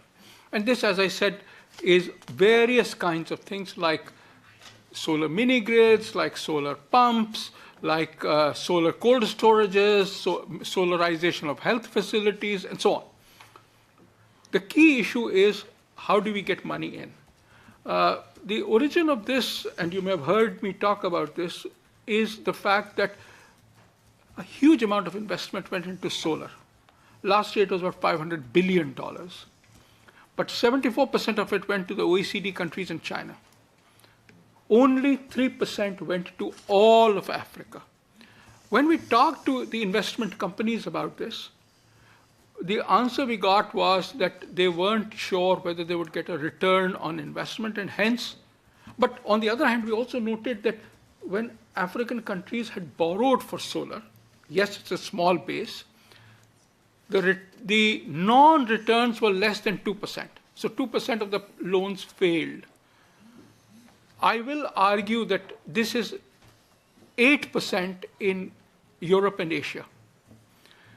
Clearly, there is a problem. There's a perceived risk problem. Yes, what did happen in Africa was payments were late, but the payments did happen. Consequently, what we are looking at is the creation of a global solar facility which aims at providing one layer of risk guarantees. Please note my words. A layer of risk guarantees, and my colleague Pragya, Chair, with your permission, would talk more about it. We want to start off with Africa and then expand to other parts of the world. Madam, if it's okay, Pragya? Yes, please do. Thank you, Chair, and thank you, sir. Almost good afternoon, everyone, and almost sunny here. But I think since we were all talking about the weather, I must say that this kind of weather is also very important because it just makes you appreciate the sun a little more. So I think thank you for hosting us here, and I'll be taking you over the progress that we've made over the last year for the Global Solar Facility. I try to keep it short and have divided into 5 parts for today. Ranging from what is the need for creating the facility, the location of the facility, the structure of how it looks like, and of course, what we're trying to do in the next 6 months. But let me take a step back and talk about why this facility is required. As you can see from the recent IRENA's work on Renewable Energy 2023, it states that 2.5 gigawatt would be required to be the installed capacity for the whole world for solar by 2030, with about 1.9 trillion USD worth of investments required to meet that potential. And hence the requirement to create this global solar facility. As a lot of you would be aware, this solar facility was approved in ISA's assembly in October 2022 in Delhi, India. It comprises of 3 funds, which is the Solar Payment Guarantee Fund, the Solar Insurance Fund, and the Solar Investment Fund. It would be a USD $200 million facility to start with, and like Sir said, it would be for decentralized solar projects only. what is the USP of this facility is that we're looking at small-scale projects, and we are starting with Africa as there is a perceived risk of getting the payments back by the investors. And moving forward, we would be upscaling this facility to different regions, different geographies, ranging from APAC to LAC and the MENA region till 2030. This is the components that we would be looking at in the facility, USD 50 million each for the payment guarantee fund and the insurance fund to start with. Investment fund would look at grant capital from the countries, from investors, from different donors, up to the likes of 90 million. And we also have a technical assistance component to build capacities on ground to the likes of USD 10 million. This slide talks about the structure of the facility. Like I mentioned, the blue boxes here are the contributors to the facility. We're starting with USD 200 million, and we would roll out the operations as soon as we touch 50. As you can see, we're currently standing at 39 million to start with. The government of India has pledged a contribution, in principle contribution of USD 25 million. We've got commitments from SIF and Bloomberg Philanthropies, and ISA has also agreed to put a skin in the game up to the likes of 10 million. So 39 million right now that we have in the kitty. We will start operations at 50, and we're of course looking to upscale to 200 million for Africa. The Global Solar Facility will have a CEO, which would be hired to oversee the operations of the facility. Every regional facility will have an independent investment manager who would be hired through a competitive and transparent process. And there would be a team which would be sitting in the headquarters of the Global Solar Facility who would be looking at the day-to-day operations as well. This is something that we are still in talks with based on our desk research, based on the communication with the investors and also the contributors to the facility. After a lot of conversations, we found out 5 major locations which were very feasible to house the facility. We looked at Netherlands, we looked at Luxembourg, Mauritius, Singapore, and the Gift City in India, which seemed feasible and which were okay based on the potential tax regulations and also I would say the viability of the investors, but also the cost of housing the facility is also very important. And I think the final call will be based on who contributes to the facility moving forward. This talks about the progress update that we've done since last year to now. And I think we're very happy to report that we've been able to launch the first pilot project under the facility just in a span of 6 months. But before that, let me also tell you that we've been able to sign MOUs, very concrete MOUs with the Africa 50 group in the Africa, and also the board group, which is looking at different decentralized projects in Africa. The third very concrete MOU that we signed is with the MEGA group of the World Bank. And through their recommendations and suggestions, we announced the first pilot project in the DRC in COP28 last year in Dubai. And that was one of the fastest projects that we've announced as a pilot. Also, if you see this little pie chart talks about the different contributions that we are sitting on right now in terms of operationalizing the facility. We are sitting at 39 million, like I just mentioned, and we are seeking contributions from different countries, donors, and investors to the like of 61 million. This talks about my last slide and also the next steps. The next 6 months are going to be very heavy for us because we would be looking to register and house the facility. We're also looking to recruit a CEO for the facility along with floating out an RFP to hire an independent manager for Africa. And for this, we are conducting a series of investor roundtables with countries, with donors. I mean, US state is here that we're in talks with. The Nordics are here who we want to rope in to have investor roundtables. And of course, the one investor roundtable in Africa to gauge in investors. And of course, everything goes right, we would be announcing the contributions in COP29 this year in Baku and hopefully start rolling out operations in November. Thank you. Happy to take any questions.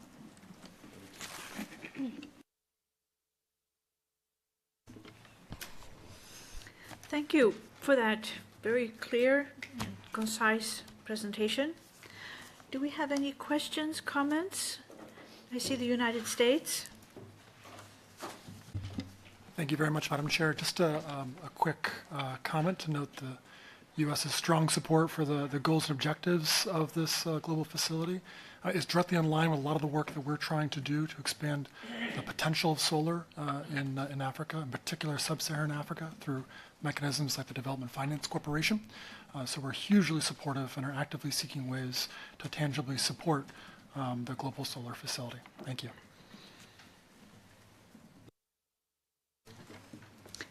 Germany? I see you're stretching out. No, just a question in terms of capacity. Which ones are you looking at? Are you only looking at the grid connected or also off grid? Because we see a lot of money going to on-grid technologies, and there is obviously more gap in the off-grid. So just a question on the technology level. Thank you.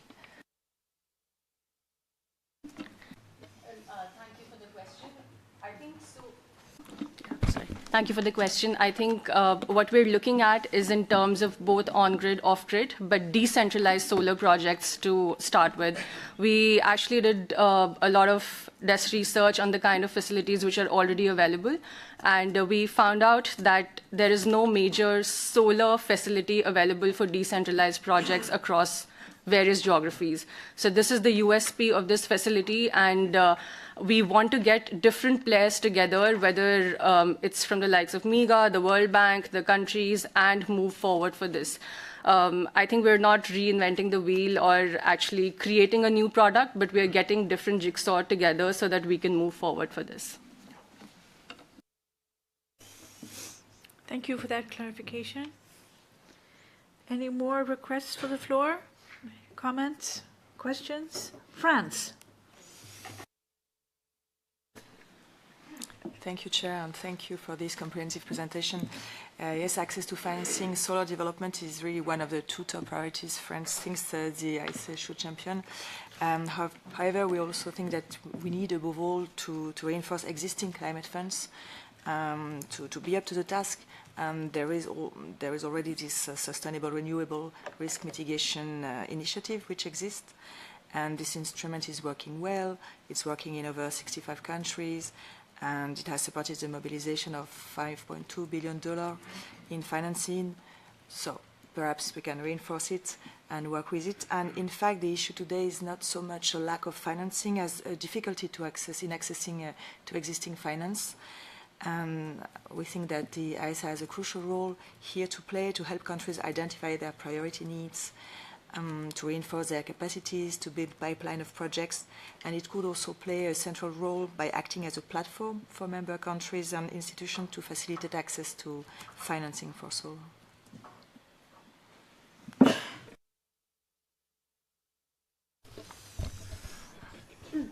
Thank you very much. I do believe I agree with you that we need to strengthen relationships with existing funds. As far as the SRMI is concerned, we are deeply associated with it. We perform all the capacity building tasks in the SRMI. The challenge that we have is that the SRMI, like other funds, focuses on large projects. If we look at the SRMI portfolio, it is all for large funds. The smallest that they have is, I think, 10 megawatts or something of that sort. This is a problem because what it essentially means is that the decentralized projects that we are talking about get forgotten. That is what we want to do. The second point that I want to make is many a times layering of guarantees is important, as the Nuru project showed. The main funding is done by IFC. Because DRC is a risk-prone country, they wanted the project to buy insurance from MEGA. But that added to costs. What we have said is that we will guarantee, the Global Solar Facility as it exists, would guarantee the MEGA payments. That brought down the price of electricity by 20%. It is these kinds of interventions, these kinds of specific interventions rather than top-down interventions that are necessary for solar to take off.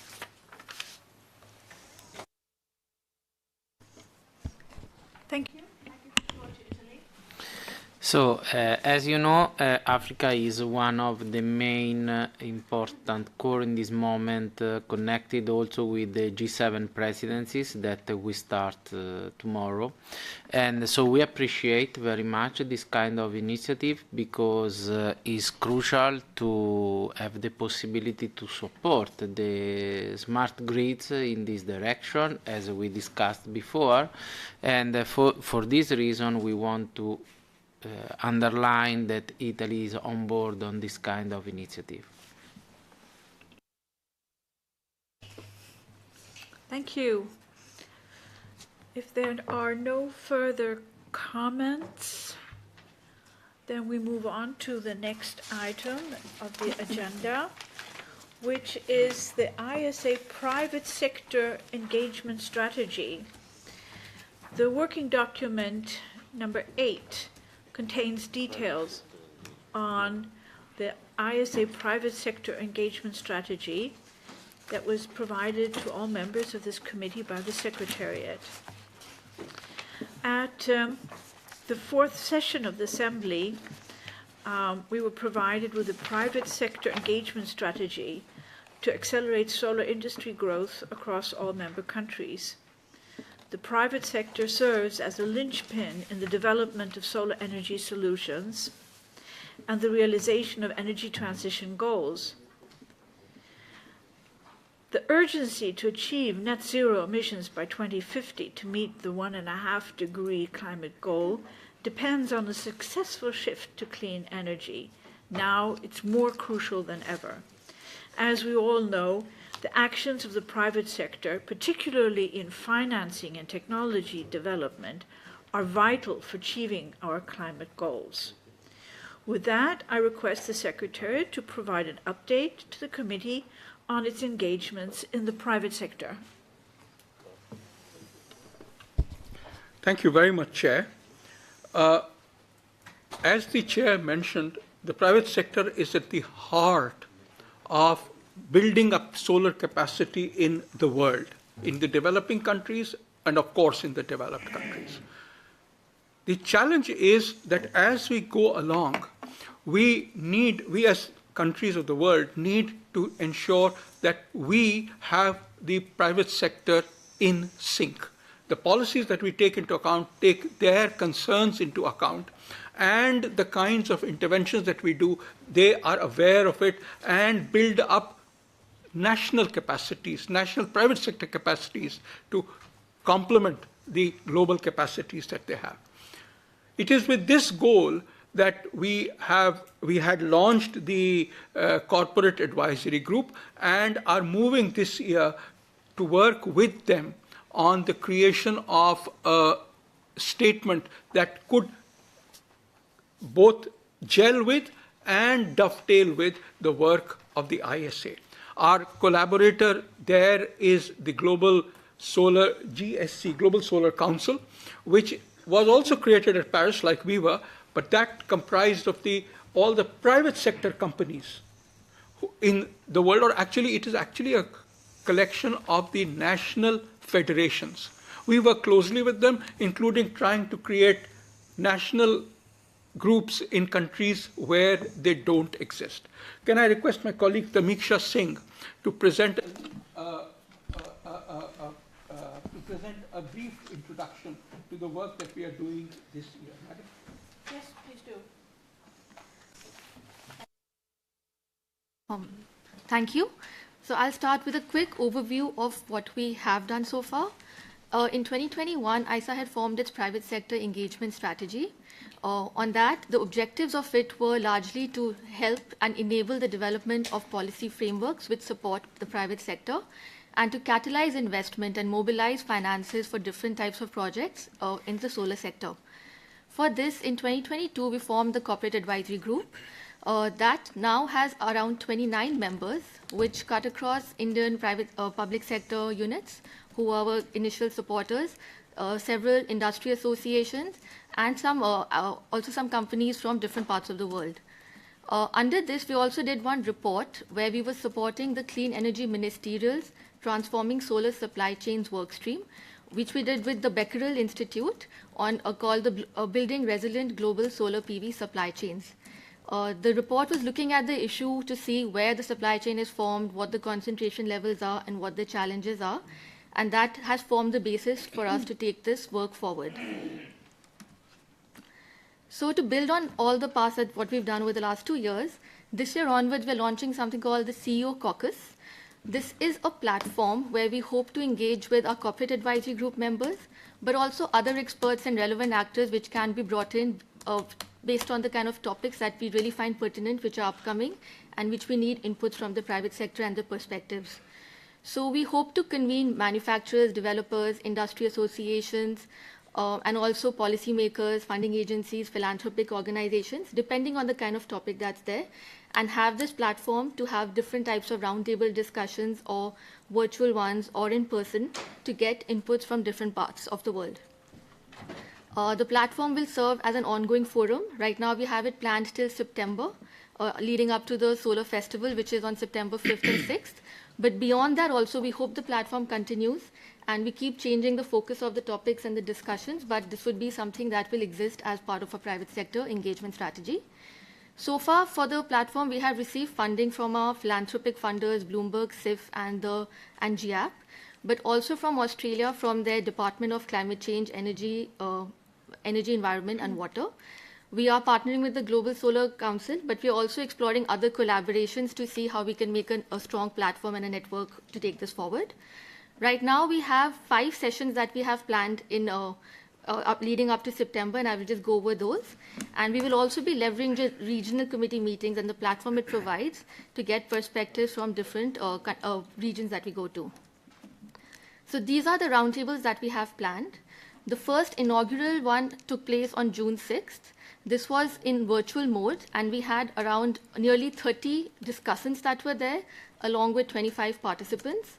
We had a very good mix of CEOs from manufacturers, project developers, and also financing organizations, as well as industry associations and philanthropies and funders.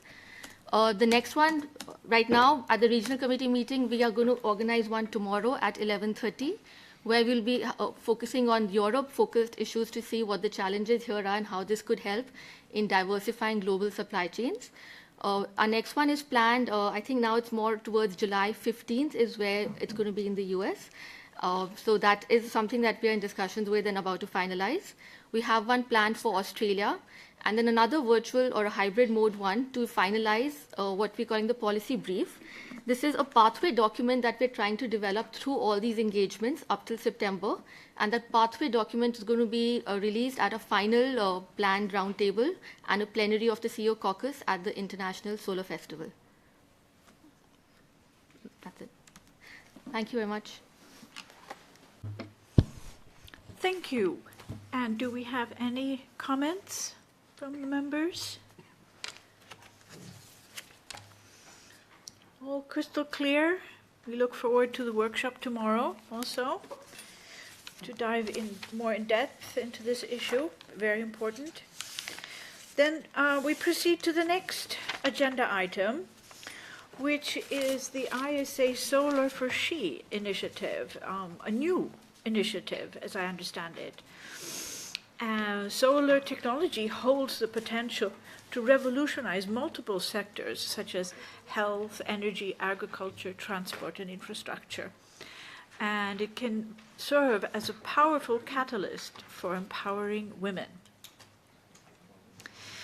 The Solar for She initiative, a gender equity and social inclusion project by the ISA seeks to increase women's access to energy and economic opportunities through solar solutions. The details of the initiative are provided in the working document number 9. I now invite the Secretariat to present the Solar for She initiative. Thank you very much, Chair. It is with great honor that we launch this initiative. And the goal of the initiative is very simple. Because of its decentralized nature, solar has got a lot more potential to bring women into its fold for social and economic independence than do any other energy sources that we talk about today in the fossil fuel or renewables sectors. What this does is it obviously promotes solar, but it also promotes gender equality and social inclusion. My colleague Vardhani is leading this. She's actually the monitoring and evaluation person in the Secretariat, so she can also address your questions about how monitoring is done and how we develop the indicators to follow up on our progress. Vardhani, all yours. Thank you, Chair, and thank you, sir. So welcome to this presentation on Solar for She, and a very good afternoon to all of you. As our DG also mentioned, this has been recently launched, and this is an initiative which we look at, in terms of providing a gender-just solution. We all know that there is a global transition happening towards renewables, and by 2030, we are estimating that the share of renewables would reach approximately 38%. And towards this, there is a lot of momentum that we can see, that 140 countries have already pledged their net zero targets. And last year alone, in 2023, there was $1.7 trillion which have flown towards the clean energy sector. And more than 139 million jobs are predicted to be created by 2030, out of which within the renewable sector itself, this would be around 38 million jobs. So when we look at the potential that this global transition is offering, where do women exactly stand? There was a report which was produced by IRENA in 2022, which said that only 36% of women have STEM skills, that is the science, technology, engineering, and math skills, which are essential to be a part of, the renewable energy sector. And, there are also statistics which say that 11% of women who are already in the workforce currently are at a danger of losing these jobs because they don't have adequate stem cells. And given this scenario, how do we achieve a just transition? When we're talking about a just transition, it's not specifically for women, but it's across a whole range of groups who are marginalized. It could be, persons with disabilities, the LGBTQI plus community, etc. But what we are focusing on as part of Solar for She is exclusively for women, and then maybe we could look at other marginalized groups and how do we include and empower them. So the idea behind it is, as most of us know what is just transition, if you take any action on Sustainable Development Goal 7, that is enhancing access to energy, then it translates to a whole lot of benefits for the entire family. It could be in terms of, poverty reduction, that is SDG 1, SDG 3 on health, SDG 5 on promoting gender equality, 8 in terms of, enhancing economic benefits and providing, work opportunities, plus SDG 13, of course, in terms of reducing GHG emissions. So given this context, that is where we've started for the Solar for She initiative this year. And the main objective, as our DG also mentioned, is A, to enhance women's access to energy, but also to ensure that they find some kind of an employment within solar value chains. And when we talk about employment, it could be wage employment or it could be, entrepreneurship that we can promote. So as many of you might be aware, these are the 9 programs that ISA works on. So we are looking at integrating gender within these existing programs, whether it's the solar pumps, the rooftop, or the mini grids, etc. How is it that we can ensure that there are provisions for gender? And these are the focus areas within the programs that we would be looking at. For example, in the policy space, we are thinking of conducting a gender audit of solar policies in our member countries, trying to understand what kind of provisions they have to promote women. Do they have any specific provisions which say, okay, so many percentage or so much funding would go to women or so many women would be trained? So looking at policy from a perspective of how gender inclusive or gender empowering they are. Secondly, to look at financing in terms of the total financing which is flowing within the sector. how much is allocated for women or women-specific objectives. We would like to do some kind of an analysis and then create, a discussion or a forum around it to highlight the importance of funding women-specific initiatives. The third area we're looking at is training, which of course has been spoken a lot about today. And the fourth is to do small pilots where we train women on specific solar solutions and then try and find employment for them within that particular solar value chain. The fifth area we're looking at is advocacy through forums like this, participation here, plus in the Conference of Parties, the COP29, etc., to try and create more awareness, because there are very few organizations which are working on this space, and we would like to generate more data and more inputs in terms of how this can be really addressed. And the last area is learning, where we intend to capture best practices from not only our work, but also across the world, plus also capture innovations and then disseminate it widely. And we have various implementation models under this program. For example, one is the typical model we generally see even in India, which is the self-employment model, where women are trained on small solar solutions, like, say, assembling a solar lantern and then selling it. So that's one model. But we would also like to look at other models where we can promote, gender empowerment. The value chain model, where we look at the entire value chain, say, of a battery assembling unit, and then where exactly are the opportunities to train and employ women. The third model we have is a community enterprise model, where we work with cooperatives of women to see how that can then translate into benefits for individual women and by working through a collective. The fourth is an entrepreneur model, where we work with existing entrepreneurs like we do under the SolarX Challenge. We try and identify women entrepreneurs and help them scale up their businesses. The fifth is, of course, the capacity building model. And the sixth is a enterprise incubation model, which is more skewed towards young girls who are in the 18 to 25 age group. How is it that we can help them translate their ideas into an enterprise, that is taking an idea to an incubation level by linking up with them, with venture capitalists, with a whole bunch of other things which they require to scale up their enterprise. So these are the different implementation models. I would really request all your support on Solar for She, specifically any collaborations we can have in terms of technical support, plus any funding also for this initiative.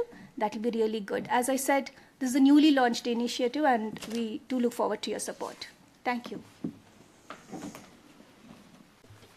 Do you want to say something? Yes, can I? I think one of the things that highlights this initiative is that it builds on the current programs and looks at enhancing women participation through the existing programs. We are not trying to create another program which focuses entirely on women, but we are trying to see how existing programs can have a greater participation of women.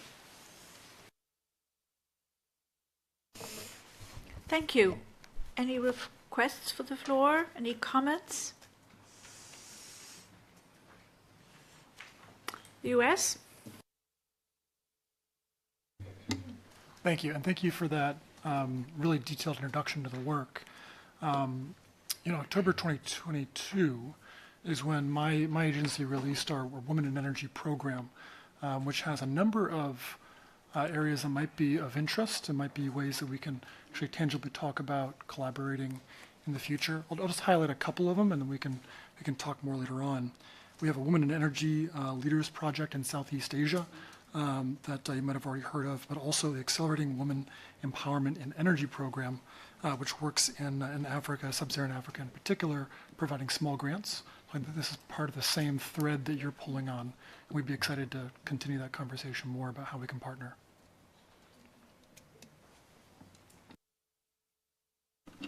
Definitely, that would be something which we would be very interested in. In fact, I think we did reach out to NREL, but I will catch up with you, post this to see how we can collaborate further. Thank you. Thank you for that helpful input. I would like to add to that I represent Sweden in the IEA Clean Energy Ministerial Collaboration, Equality and Energy. And I think that we could explore ways of cheering each other and exchanging information on the ways we work. Also it is so that we don't want to start something new. We want to see how the incorporating women in all the existing challenges and projects can work. So I see similarities, how we can support each other in our work. So we'll touch base on that. Yes. I don't see any more requests for the floor. Franz, yes, please. Thank you, Chair, and thank you for developing a gender strategy and proposing such a focus. It's indeed really important because women and girls play an essential role in the fight against climate change, and we could also explore ways to support these objectives. For instance, we strive to promoting women's access to job and training courses and scientific knowledge on gender and climate issues. So feel free to give us more details in order for us to see that. Denmark?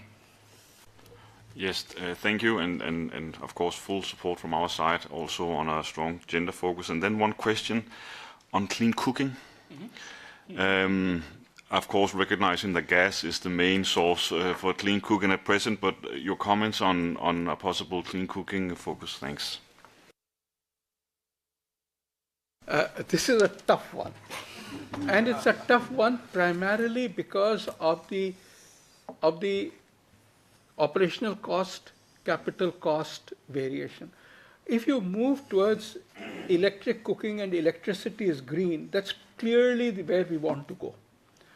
But the challenge is that an electric induction cooker, especially if powered with a solar panel, costs much more. And therefore, what we would like to see is programs which are ultimately anchored by the government. They could have support from across the world, which seek to look at people who today use firewood. Because, you see, one of the things that I learned was that there are 20 to 30% people across the developing world who do not have the money to purchase anything, gas or electricity. And the challenge is, how do we deal with cooking for them? The only way we can deal with cooking with them is providing them, in a sense, relatively free, well, not completely free, but relatively free technology. So I would very much like to move on clean cooking, but I think we are all still learning on how to move ahead.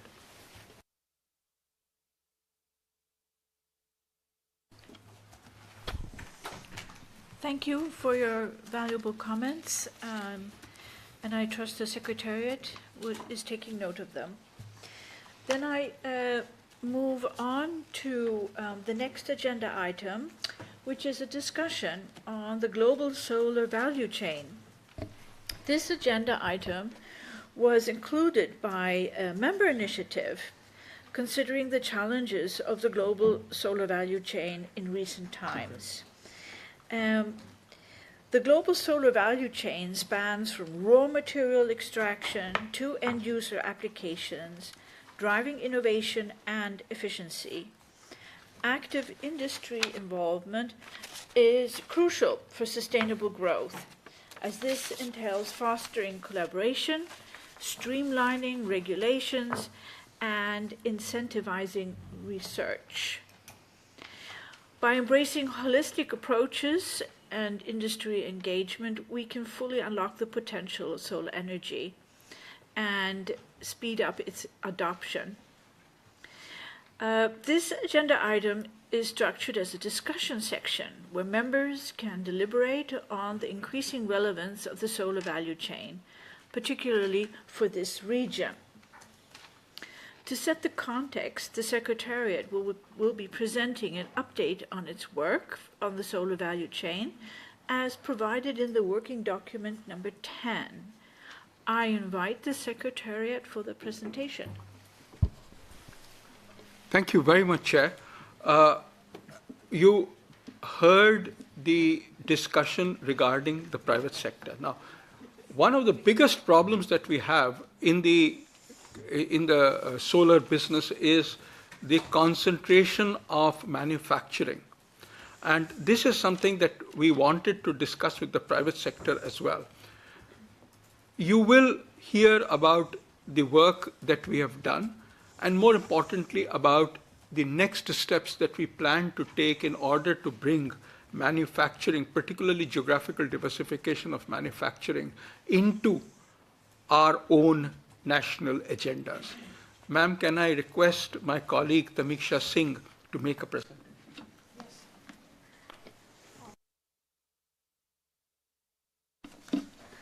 So we presented the work we have done on the solar supply chain a little bit in the private sector engagement strategy.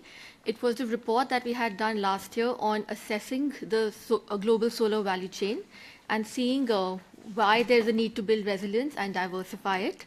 This was done under the Clean Energy Ministerial's Transforming Solar Supply Chains workstream that we have, which focuses on this issue specifically.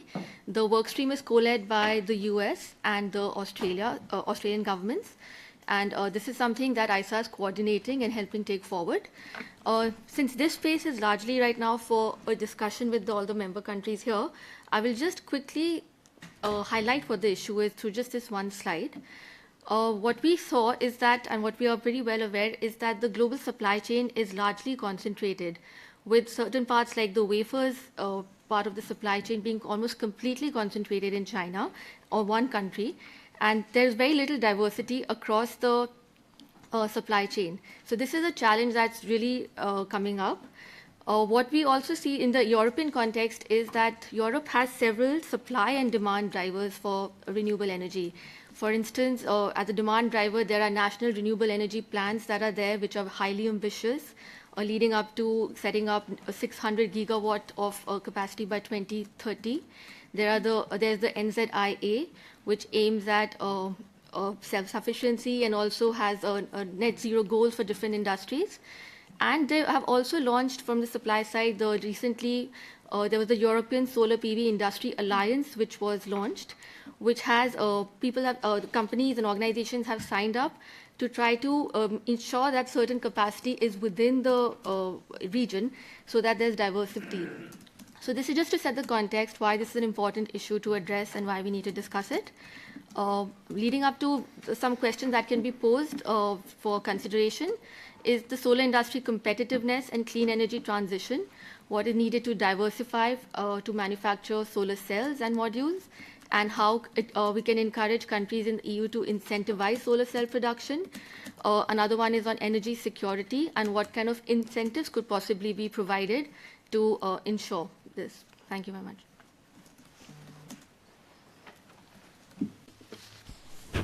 Thank you. I now open up for comments from the members.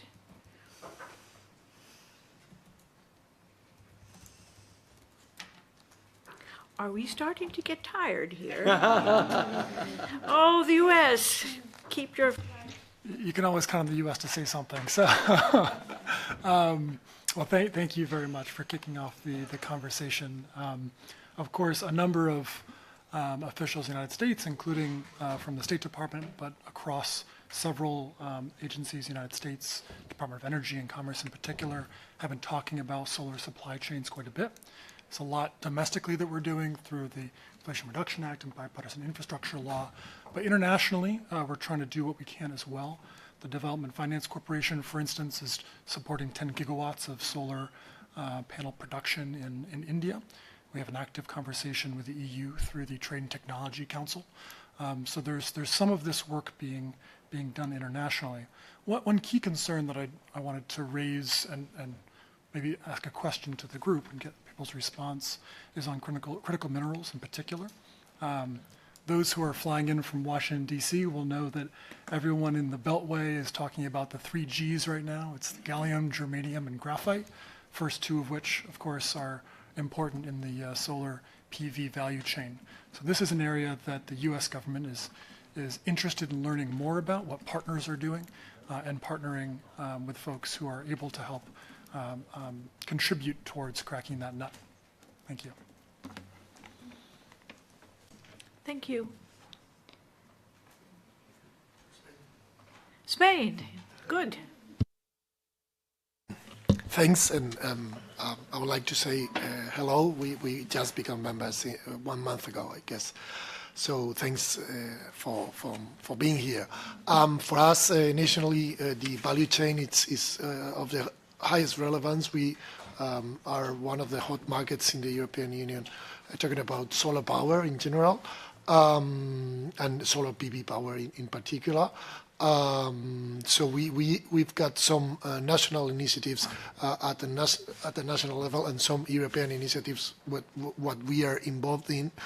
And yeah, we are really interested in any advance on this topic we can make, and we are happy to interact and to contribute to the ISA to develop on this topic. So thanks.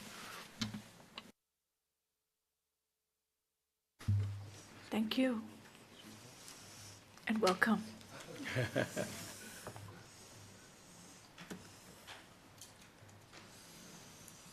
I'm looking at our usual suspects. No?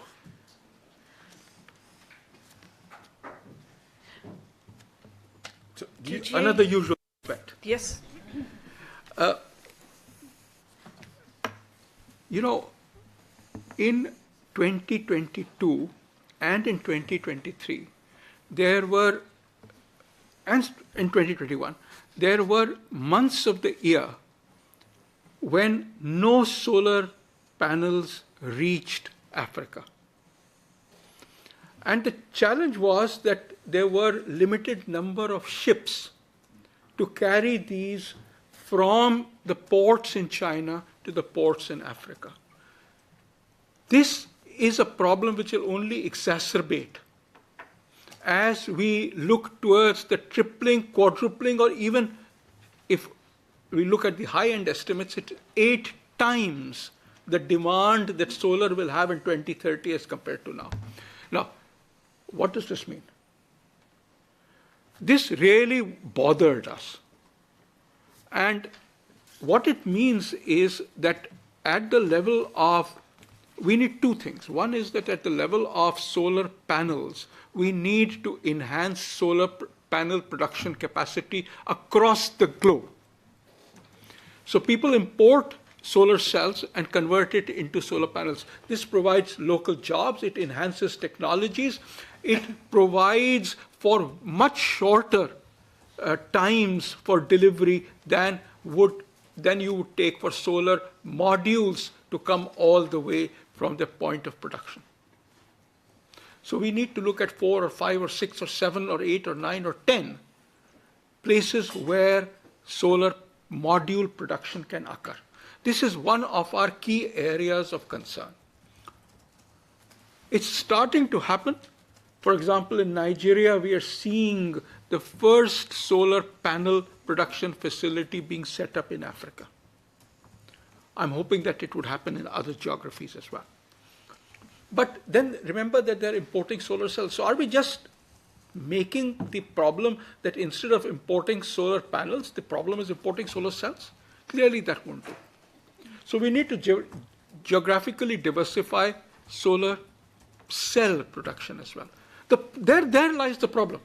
Because right now, there is a overproduction occurring in China. So China facilities are approximately twice as much as today's demand is.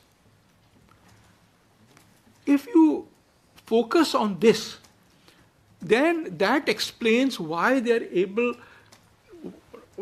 not why they're able, but why extremely cheap cell exports occur out of China. It is for survival. This means that at least in the medium term, countries which need to produce cells need to incentivize it. So whether it is the Inflation Reduction Act based incentives in the US or the performance-linked incentives based in India, we need to, as countries, to look at that. I am looking at you around the table, and at my colleagues from the European Union to see if we can provide some incentives for solar cell manufacturing. As I look around the world, there aren't too many countries where this can be done. It can be done in Brazil, it can be done in Japan, it can possibly be done in Australia, but it can certainly be done in the European Union. I would very much urge you to either look at your national policies or the European Union policies to see how incentives to promote manufacturing could be put in place. Now, I fully agree that incentives will follow historical precedents in the way that you've looked at providing incentives. Time bound, so that they die after a certain period of time. Help in initial competition, but it is on a competitive manner. The subsidies, the incentives are distributed in a competitive manner. The fact that whether you look at people who you start with, you identify in the beginning or you identify at the end. So all of these are areas where some amount of thinking cap needs to be put on at the national level if we want manufacturing to be globally diversified. Thank you.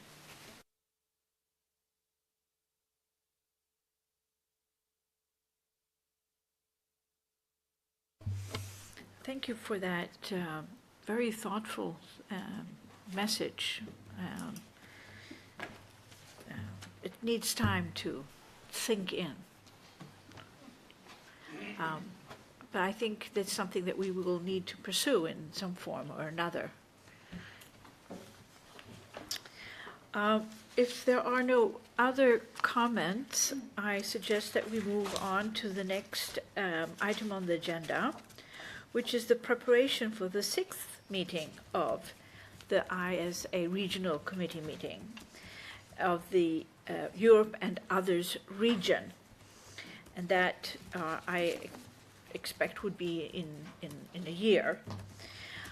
These regional committee meetings are important platforms to bring together the member countries and for us to synchronize our goals and focus on our priorities for the clean energy transition.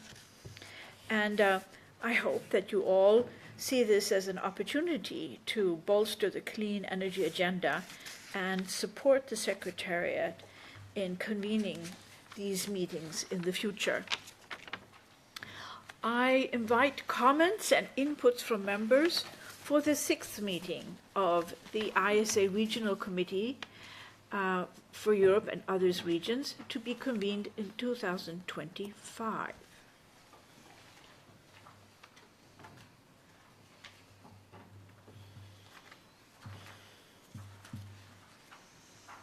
So we're not going to have a meeting next year. Yes. The virtual meeting. Well, you saved me. Very happy to step in. Thank you very much. Thank you. Yeah, just to say that, of course, we are one of a number of countries around the table today who are in the pre-election period, so it is very difficult for me to commit to next year's schedule, but suffice to say we continue to support the ongoing work of the ISA, and finally to thank all those for convening today's meeting, so we look forward to next year.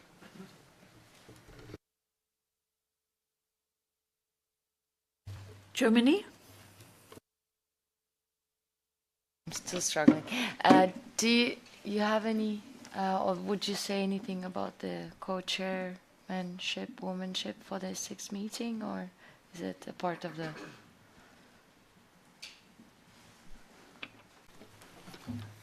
As you know, the vice presidency for regions moves every 2 years, and we identify 2 people, one of whom is vice president in the first year, and the second is the they're vice presidents for both years, but they chair the regional committees in years 1 and 2. So last year we had Denmark, and this year we have Sweden. Next year, if we go by the normal process, and we looked at it in the last assembly, where we decided that the chairs of the regional committees, who would be the vice presidents, would be in the order of their accession to the Solar Alliance. And therefore, at the assembly, this would be finalized. But we can do a sneak preview. There you go. So for the next 2 years, there will be Germany, who is going to chair the 6th Regional Committee meeting, and thereafter it will be Italy. So, assuming everything goes well,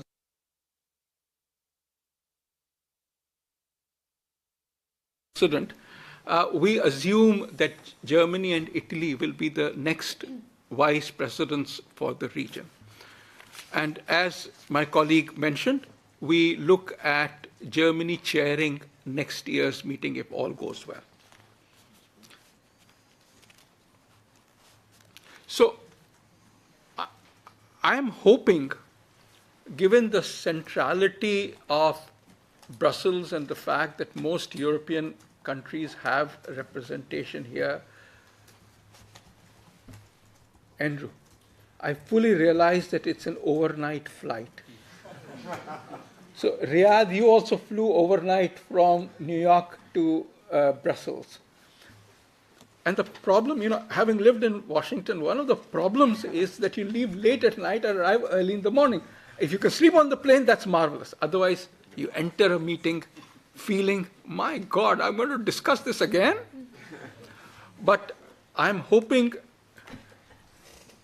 Agnes has disappeared at the right time for her, but at the wrong time for me. I was hoping that she would volunteer to host the next year's meeting in the same place.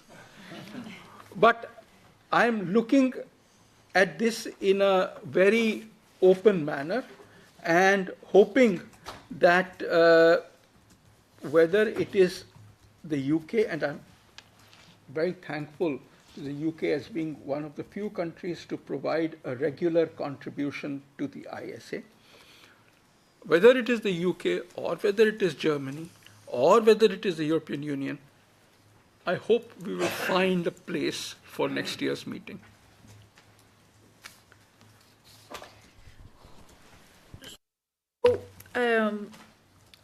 I draw the conclusion that this is not something that can be settled here and now, but we have opened the question, and I expect we will get more information from the Secretariat in the future.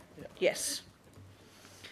So with that vague picture, I close this item on the agenda and open up for the next item on the agenda, and that is interventions by member countries. And I would like to invite you all, members of this committee, to deliver your country statements specific to the solar energy sector and the activities of the International Solar Alliance. I'm not going to push you on that. Armenia.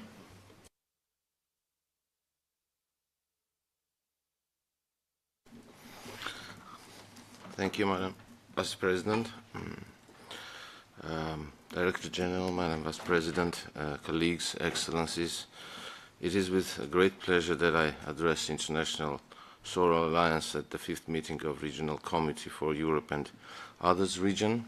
We really appreciate this opportunity to be around the table of ISA, although Armenia is a signatory country. But we do hope that soon we will become a member.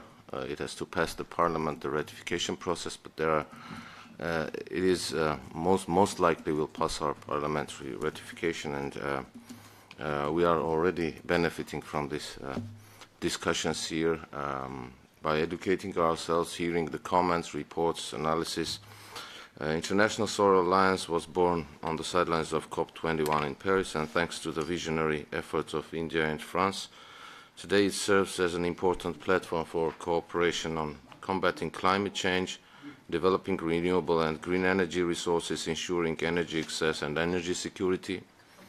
In line with the UN 2030 Agenda for Sustainable Development, in particularly Goal 7, access to affordable, clean, reliable, sustainable and modern energy, and Paris Agreement, Armenia is making continuous efforts to create an attractive investment environment and legislative framework to untap the renewable energy potential. Solar energy is one of the most important directions of the development of energy system in Armenia in recent years. Today, more than 5% of total electricity production comes from solar power plants, and the Strategic Energy Development Program aims to increase the share of solar energy to 15% by 2030. There are also plans to build about 1,000 megawatts of solar power plants, including autonomous plants, by 2030, as well as solar power plants with capacity of 500 megawatts connected to the storage stations if necessary, and the wind power plants with total capacity of 500 megawatts for the period of 2030 to 2040. The aim is to increase the capacity of solar and wind power plants to at least 2,000 megawatts by 2040. As a result, the share of electricity from renewable energy sources in gross final consumption of electricity, including large hydropower plants, will reach about 50% in 2030 and 60% in 2040.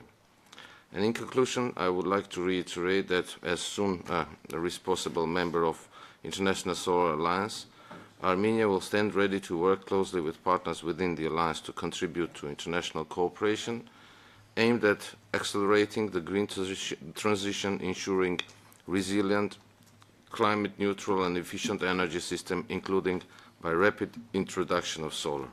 I thank you. Thank you. Yes, Norway.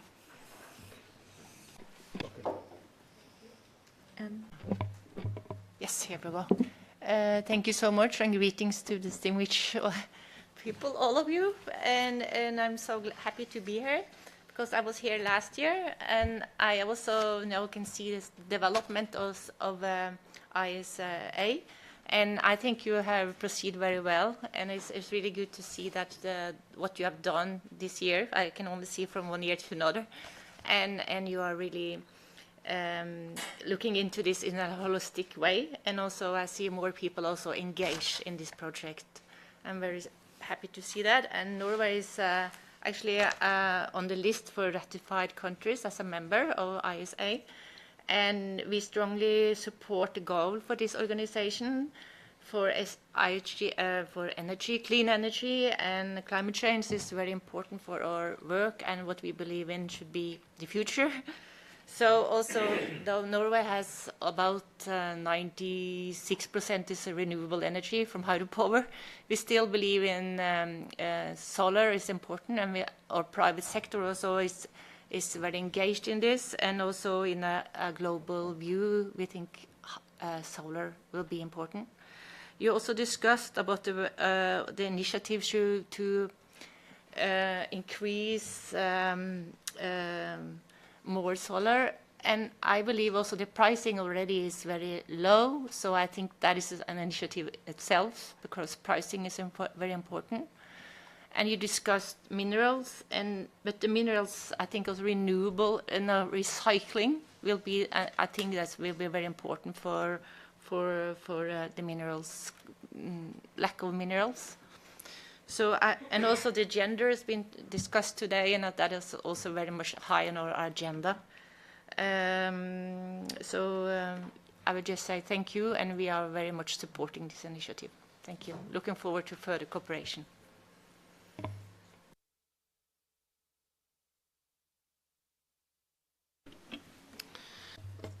Italy, please.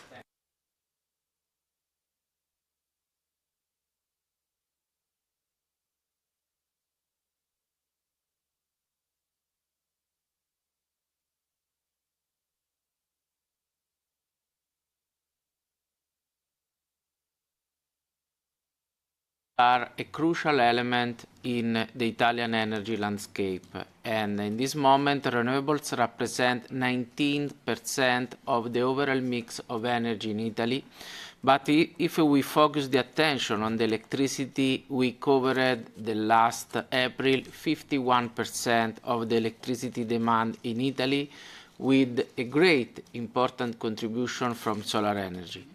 This data underscore the importance of the renewable energies in ensuring the security and stability of our country. In fact, if we are looking for energy independence, it is important to invest in the renewable energy transition. In 2023, Italy surpassed 6 gigawatt of new installed capacity, with over 5 gigawatt connected throughout solar energy. These results were reached also thanks to new policies and enabling permitting procedures set at national level to increase the active role of consumers as prosumers, dedicated to growth of self-consumption and energy source solutions. Only in this way we can increase the use of solar energy, to change the ideal of only producer to become also a prosumer. According to the net zero scenario of International Energy Agency, solar energy is expected to become the world's large source of electricity by 2030. To achieve this result, we must work together to build a reliable, sustainable, and economical efficiency supply chain, starting from raw material extraction to recycling of solar photovoltaic system. A clear example is the ongoing development of the 3 Sun Solar PV Gigafactory in Italy. Critical materials also play a vital role in the solar PV global value chain. As demand for solar PV technology continues to grow, so does the need for essential and critical minerals. To ensure a resilient supply chain, it is crucial to foster partnership based on principle of mutual benefits and social and economic sustainability with countries that extract these kind of minerals. This alliance represents a model of best practice on how countries around the world should cooperate to accelerate and to secure the success of solar energy in the coming decades.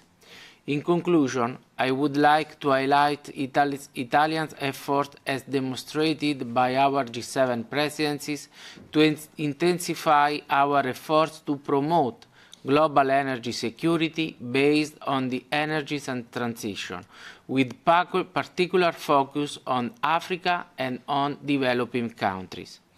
With these partners, we aim to work together to ensure a fair and just transition where solar energy is not only a source of power but also a level for social and economic wealth.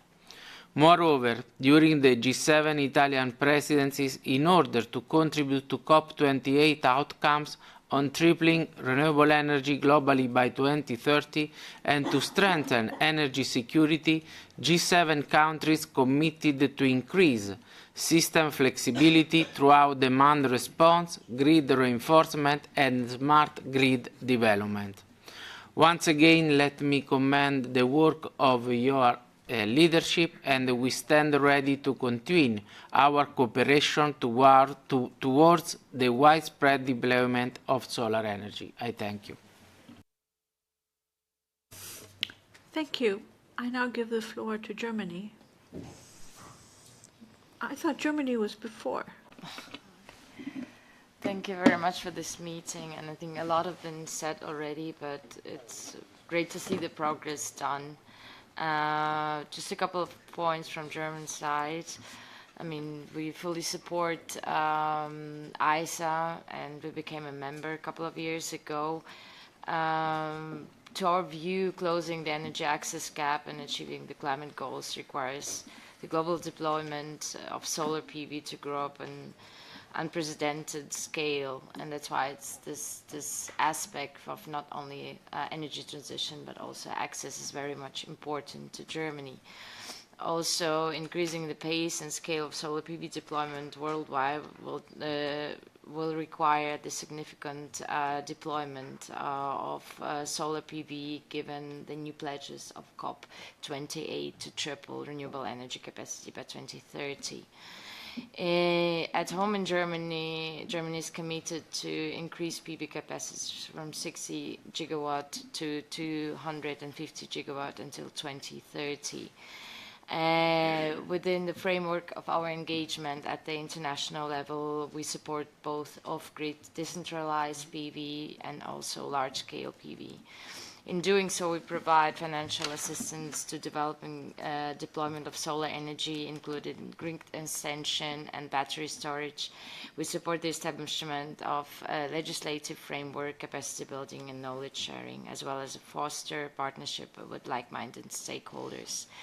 The work is mainly implemented by the German Development Bank, KfW, as well as GIZ, together with other partners, and that is valid for global, regional, national, and local level. Some of priority topics mentioned today are also our priority topics. This includes private sector engagement, capital mobilization, localization and renewable energy value chains, green hydrogen, but also this focus on gender and women empowerment. We highlight the importance of partnerships and encourage ISA to further build on the work done, as well as streamline the activities. This has been already announced at the GA, but we support ISA by allocating 2 secondments to the organization, which are now in the recruitment process. The secondments will work on development of ISA's solar energy knowledge management and capacity building strategy, including a corresponding implementation plan, as well as a set of knowledge management tools, such as learning platforms and workshops. We hope that the secondments will be helpful to ISA and will also enhance the international presence of ISA, as well as strengthen ISA's capacity to provide for the member states, which is a very crucial step to strategic positioning of the alliance. Germany stands ready to further support ISA. Thank you very much. Thank you. Greece. Thank you, Vice President, Excellencies. Thank you for organizing this meeting and the progress you have presented with your work and initiatives. We consider the International Solar Alliance as a crucial player in the transition towards a sustainable energy future, enhancing international cooperation to harness solar power and drive global efforts towards reducing climate change effects. We believe that the efforts to provide affordable and reliable solar energy, particularly in regions with abundant solar potential but limited access to conventional energy sources, is of utmost importance. At the same time, solar energy projects create jobs, stimulate economic growth, and can attract investments. Overall, the ISA is pivotal in driving the transition towards renewable energy, enhancing energy security, sustainable development, and addressing the urgent challenge of climate change. Greece, as a country with high solar potential and having, according to the data, the second highest share of photovoltaic energy production in its electricity mix in 2023, which is 19%, and with an important progress in installed capacity, we have reached 8.6 gigawatts this year, supports firmly your efforts. And another point is that indeed, if we want to achieve our goals, we need a robust PV sector. We should safeguard our access to affordable PVs to maintain the pace of solar capacity growth in line with our ambitious climate neutrality targets. But we need to promote a sustainable and competitive PV value chain to ensure not only our security of supply and diversification of sources, but also jobs, growth and prosperity, because the energy transition will be embraced by citizens if it has to show concrete results not only from an environmental point of view, but an economic point of view as well. Thank you. Thank you. I now think it's Spain, and then after that the US. Thanks. thank you for having us here. It's a pleasure, as I said yesterday before, that it's good for us to be here. Thanks, Director General, President, and any other member states and attendants. We acknowledge and commend the significant efforts made by ISA as evidenced by the reports. We weren't in the previous meeting, but we can see that this is an important work. We have taken a step forward by depositing the instruments of ratification, so hopefully we will be in the full rights within days, I think. We would like to draw the attention to the work of the Alliance on the ground, which has included the implementation of solar training and scaling up projects in different solar modalities. We believe that it is important to activate those projects that can contribute to the amplification of the potential of solar energy, such as storage and green hydrogen. In Spain, we have wide experience in attracting investments on PV solar projects, self-consumption or utility scale, and CSP1s, as well as hydrogen. We are playing an important role in hydrogen projects. So we can see how risk management can play a key role, like the global solar facility is going to play. So congratulations. We applaud the Alliance efforts to address significant issues such as technical training and capacity building, as exemplified by the StarSea project, communication outreach initiatives, and the Solar Sea initiative, which is contributing to the advancement of gender equality, which we are highly committed ourselves. Additionally, we are working on improving the permitting processes, improving the solar cell license, the implementation of the value chain, dealing with low wholesale electricity market prices in order to give certainty to projects, and critical materials and so on. So we are highly interested in the initiatives of the Alliance. In 2023, we reached 50% of our electricity coming from renewable sources, so we are happy, but the way forward is I think it's not that easy as the one before, and the one before, it hasn't been easy. So there's a lot to do. In conclusion, we wish to demonstrate our enthusiasm for becoming an active member and to collaborate with you and with any activity that we can. So thanks and congratulations. US? Thank you very much. Well, first, thank you very much to ISA leadership for putting on this fantastic, now 5th regional committee meeting. And a thank you, you as well, thank you. And a particular thank you to Madam Chairwoman from the Kingdom of Sweden for your leadership and for doing your best efforts to keep us to time, despite my best efforts to continue to talk at every available opportunity.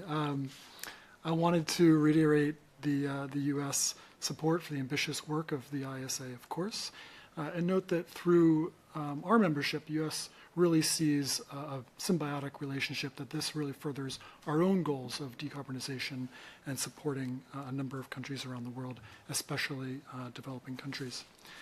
We're proud of our work with the ISA to scale up access to solar, especially in countries where we work together, like Cambodia, Nigeria, Paraguay, Bhutan, Nepal, Pacific Island nations, a number of places we've worked together.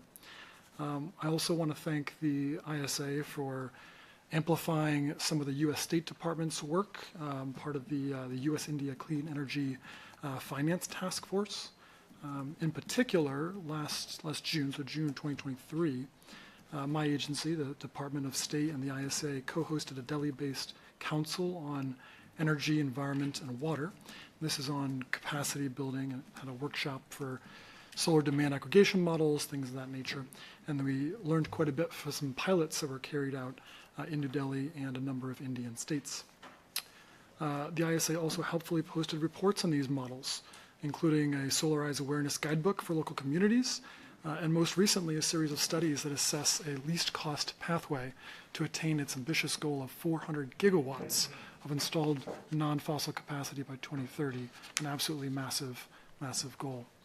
So these studies that I mentioned, one of which is conducted at the national level, 4 of which are at the state level in India, demonstrate that India can achieve its target through flexible resources, such as energy storage without additional thermal capacity. So we hope that these demand aggregation work and flexible resource studies can be replicated not just in India, but across many members in an ISA membership. So thank you for your leadership there. Many thanks again, and we genuinely are looking forward to participating in the next regional committee meeting and next year's General Assembly as well. Thank you to all members for your interventions and expressions of support. I now close this agenda item and move on to the next one, which is any other business. I invite the members to raise any other matter of urgent importance for the consideration of this committee or the Assembly to be covered later.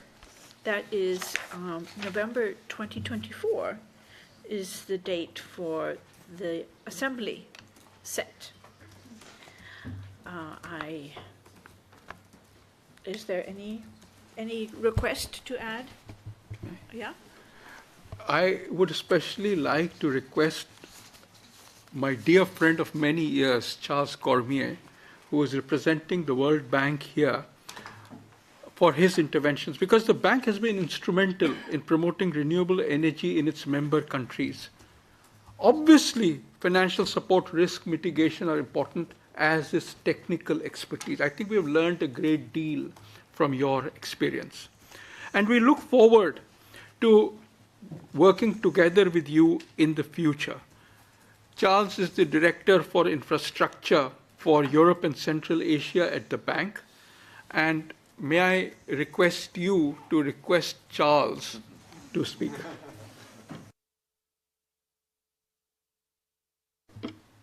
Request granted. I will be brief. Thank you, Madam Chair, and thank you, Ajay, and a great friend, of course. And if you don't like what I say, you can imagine because he was on my interview panel when I joined the bank. He probably doesn't remember that, but I do. I wanted to give you a bit of a sense of what's happening at the World Bank on essentially our evolution and our reforms. So first, what is the World Bank? The World Bank is actually have every country that's on this around this table a shareholder of the World Bank. So the World Bank is your World Bank. We've been challenged by the G20, not just the World Bank, but all the MDBs have been challenged to address the capital adequacy framework. So how do we sustain these MDBs, and what should we be doing to actually address the global challenges? We have a new president at the World Bank, Ajay Banga, who's been around now for, I guess, 1 year. And he's really embraced that, and he's launched what's called an evolution roadmap. So he's trying to, integrate global challenges in our mandate. So we know the mandate is to achieve a world free of poverty on a livable planet, integrate financing global challenges such as climate change into our mandate, review our operational model to improve efficiency and get to scale and impact, and essentially attract more private capital. So you'll see that MIGA has a now platform that, let's say, regroups all of the guarantees with a target of $30 billion by 2030, very large scale. So what does that mean for you and for us? And I wanted to share that a bit. So basically, we've been trying to figure out how do we get to scale and impact for renewable energy. So we've all done, 50 megawatts and 100 megawatt projects, 500 megawatts, but how do we really get to 20, 30, 40, 60% of renewable energy in grids? And the other thing is I'm actually trying to explore, exploring what kind of partnership could we have with ISA, with the International Solar Agency, and really exploring it. I don't have any preconceived ideas, but I learned a lot, and from a selfish reason, I wanted to hear your work because I've been watching it from afar, but now I have a better appreciation. Very, very, very helpful, and thank you. So one of the things that that Banga has announced is a target of achieving 100 million people to have access in sub-Saharan Africa by 2030, and there's a big investment program around that called Ascent. And so my region, Europe, Central Asia, covers the EU, but Western Balkans, South Caucasus, Turkey, and Central Asia. And the reason we're looking at renewable energy scale-up in this region is there was essentially a huge energy crisis in this region. In 2022, 2023, we saw the largest supply shock ever seen in the gas market, with huge impacts essentially on prices. Prices went up by 4 to 5, and impact on wholesale electricity prices as well. And we thought Central Asia would be spared, but it was not. It had the coldest winter in 8 decades. And essentially a shortage of gas production as well, so huge impact on population and massive shortages across the region. And so basically countries are shifting towards energy security as a main primary objective. And we are trying to convince people that essentially solar energy is energy security. You produce domestic energy at home. You don't have to depend on imports. And essentially, the costs are, as we all know, improved. And therefore, shift to renewable energy is essentially energy security. So basically, and just to tell you, we have a new product at the World Bank that was announced at the Sharm el-Sheikh COP, which is what we call country climate and development reports that look at the macroeconomic impact of the energy shift. And so what does it do on GDP growth? What does it do on labor? How do you achieve that at scale? And we've done, for instance, a CCDR in Romania in 2023, and we're working on Armenia coming up. So there's lots of work going on how to get to the massive scale up. At the operational level, the board of directors approved in March a 2 billion program across this region, and the 2 billion program is called essentially the Europe and Central Asia Renewable Energy Scale-Up ECARES program, that is going to try to increase achieve 15 gigawatts and mobilize $6 billion of private capital. So $2 billion of concessional financing, mobilizing $6 billion, working with IFC and MIGA to do that. Essentially, it's essentially a nominal envelope. The first project, just to give you the types of projects you have a sense, the first project was a 300 million euro project in Turkey to launch the solar market. So they had a legislation that allowed solar PV to be deployed, but lots of business reasons why it was not happening after 5 years, very little uptake. So the project is what kind of subsidies do we need initially to launch it, and how and when does the subsidy end, and how do we bring the commercial sector in? So it's designed after a program in India, but essentially it will finance the first 20% of that market, and eventually, hopefully, will take off. So that's one idea, one concrete project. And the second project we're doing is in Armenia, was just approved last week, which is a $40 million project on enabling the energy transition, which essentially looks at the value chain, not the value chain, the entire framework of what do they need on the grid level, what do they need in terms of institutions, what is needed on commercial financing. So it looks at all of the bottlenecks that Armenia has had to be able to scale up renewable energy, so just approved. I'll get to why this is important, because I think there's a role for ISA here. So what is this program? Just quickly, so what we normally do NDBs is they go to project by project approach. So in one country we do 50 megawatts, in the other country we build an institution. But after 20 years of this, we sort of know that there's a recipe book, I would say, to how to do scale up. You need to have the right enabling framework, legislation, institutions. Then you need to finance your transmission network. In our CCDRs, we find that the cost of energy transition, 10 to 12% of the cost is essentially a transmission cost. And how do you do grid integration at VRE? How do you get distributed generation markets to get going like we did in Turkey? And then how do you de-risk at scale? So how do you bring private capital? You can find some investors, but how do you get the large-scale investors to come to get the gigawatts? So one example I'll give you is Uzbekistan is a country that it used to be a gas exporter, essentially self-sufficient, but it's running out of gas. And if it doesn't embrace a clean energy transition, it doesn't add 1.5 gigawatts a year until 2040, it's going to become an importer of gas, and the only place to get it from is either Turkmenistan or Russia. So they're going to become energy dependent.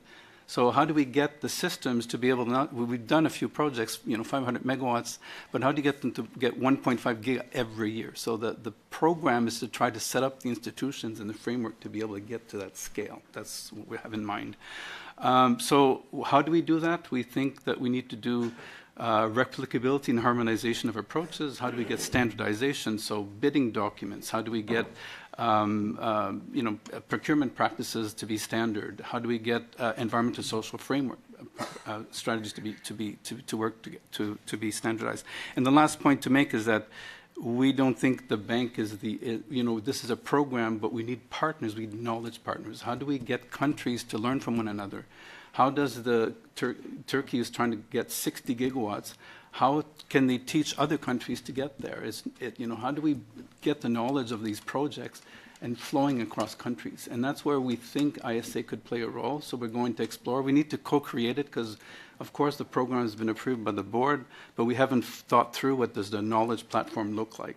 So just listening to you this morning, one problem we're struggling with is the global value chain. We have lots of issues around forced labor in the global value chain. How do you monitor that, and how do you foster global value chains, as you were saying, Dr. Mathur, about where else could we have essentially manufacturing outside of China, for instance, right? The other option would be that Armenia, for instance, is about to join. There's a program in Armenia. How do we use institutions that know knowledge to bring capacity to a country? The investments will be there, but how do you create the institutions, right?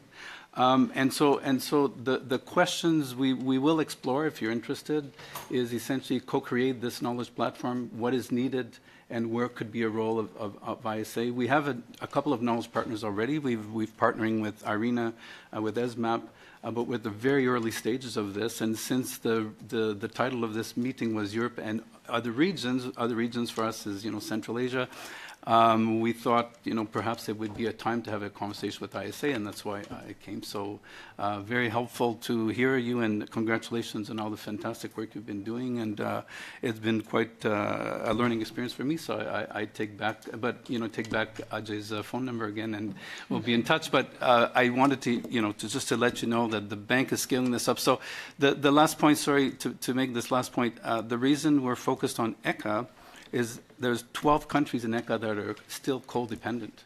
Majority of the energy grid is coal-dependent. And you'll see a similar program in East Asia and Pacific because, of course, there's a huge coal-fired generation there. So, and the bank is sort of thinking about how do we roll that out and how do we scale up. That's where we are. I'll stop here. Thank you for your constructive and inspiring intervention. And a lot of food for thought. Yes. Take that with us. And I envision more discussions on collaborations. Right. Yes. Do we have any other business? Can I request your indulgence for a few more minutes? No? Okay, just a few Okay. more minutes. But Okay. I thought we would try to finish by 13:30. Is that possible? Karan, is that possible? Yes. Okay. See, we are launching the International Solar Festival from this year. This year will be in Delhi on the 5th and 6th of September. But we want to make it an annual effort to bring various stakeholders into this. And I'm hoping that each one of you will collaborate. And madam, if it is, can I request you to request Karan to make a very, very short, you know the goal.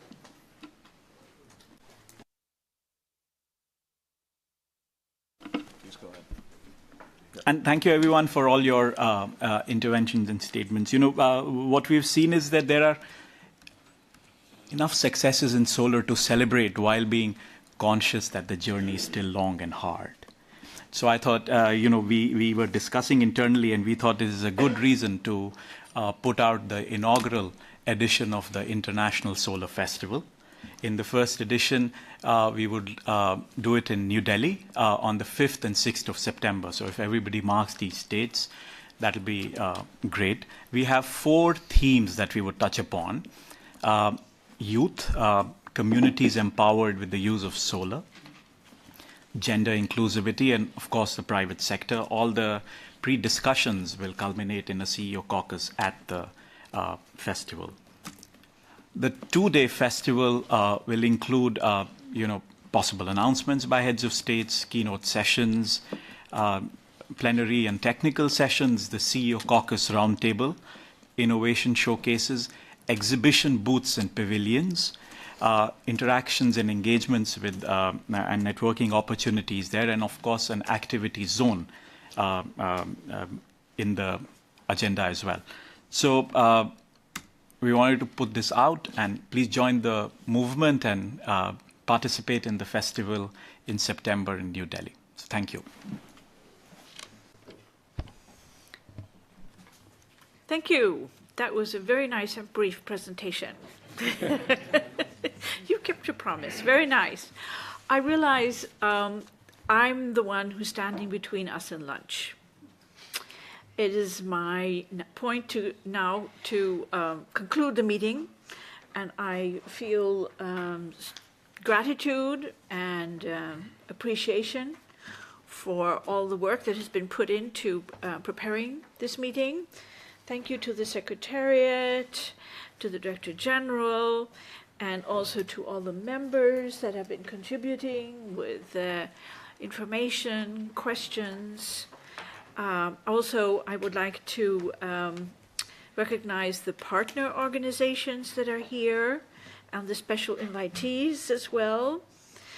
I hope I haven't missed anybody. I'm cutting my ending comment here very, very short, and look forward to meeting you all again and to future fruitful collaboration. Thank you.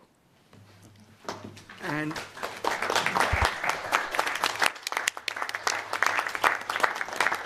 I take this opportunity on behalf of all of us to thank Josephine for chairing this meeting, and also to all of you for attending it. I also hope that in the year to come, we will see those countries who are members but who haven't ratified move into the full member category. I also hope that many of the prospective countries, especially those who are here, to have joined the Solar Alliance. I am especially grateful to the very many partners who are here and who will be here in tomorrow's sessions and the session on hydrogen later today. I am deeply grateful to all of you. I also thought I would take this opportunity, since it's just 2 days away to the 14th of June, when you would all receive intimation from the Office of the President of the ISA that I have decided not to seek a second term. So my term ends on the 14th of March 2025. And you are requested to nominate people for the position of the Director General. The process is that a selection committee would be formed with one country from each of the 4 regions. They would look at all the people who have been nominated and go through a process by which they recommend 3 to the assembly, which would be held in November.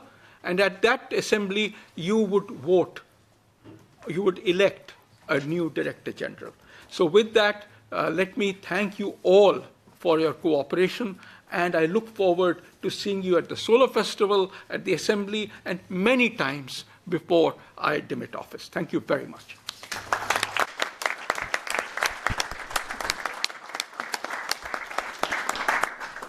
Excellencies, ladies and gentlemen, what stands between lunch is a couple of announcements very quickly. We are looking forward to having you join us for the session post-lunch that is on green hydrogen. At the same time, allow us, the ISA Secretariat, to renew to you an invitation to join us for the networking dinner this evening post-events. Simultaneously, we shall also be holding a press briefing. I would invite the Honorable Director General, the Chair, the Vice Presidencies to join in the same room for the press briefing, and the rest of us may kindly proceed for lunch. Yes, yes.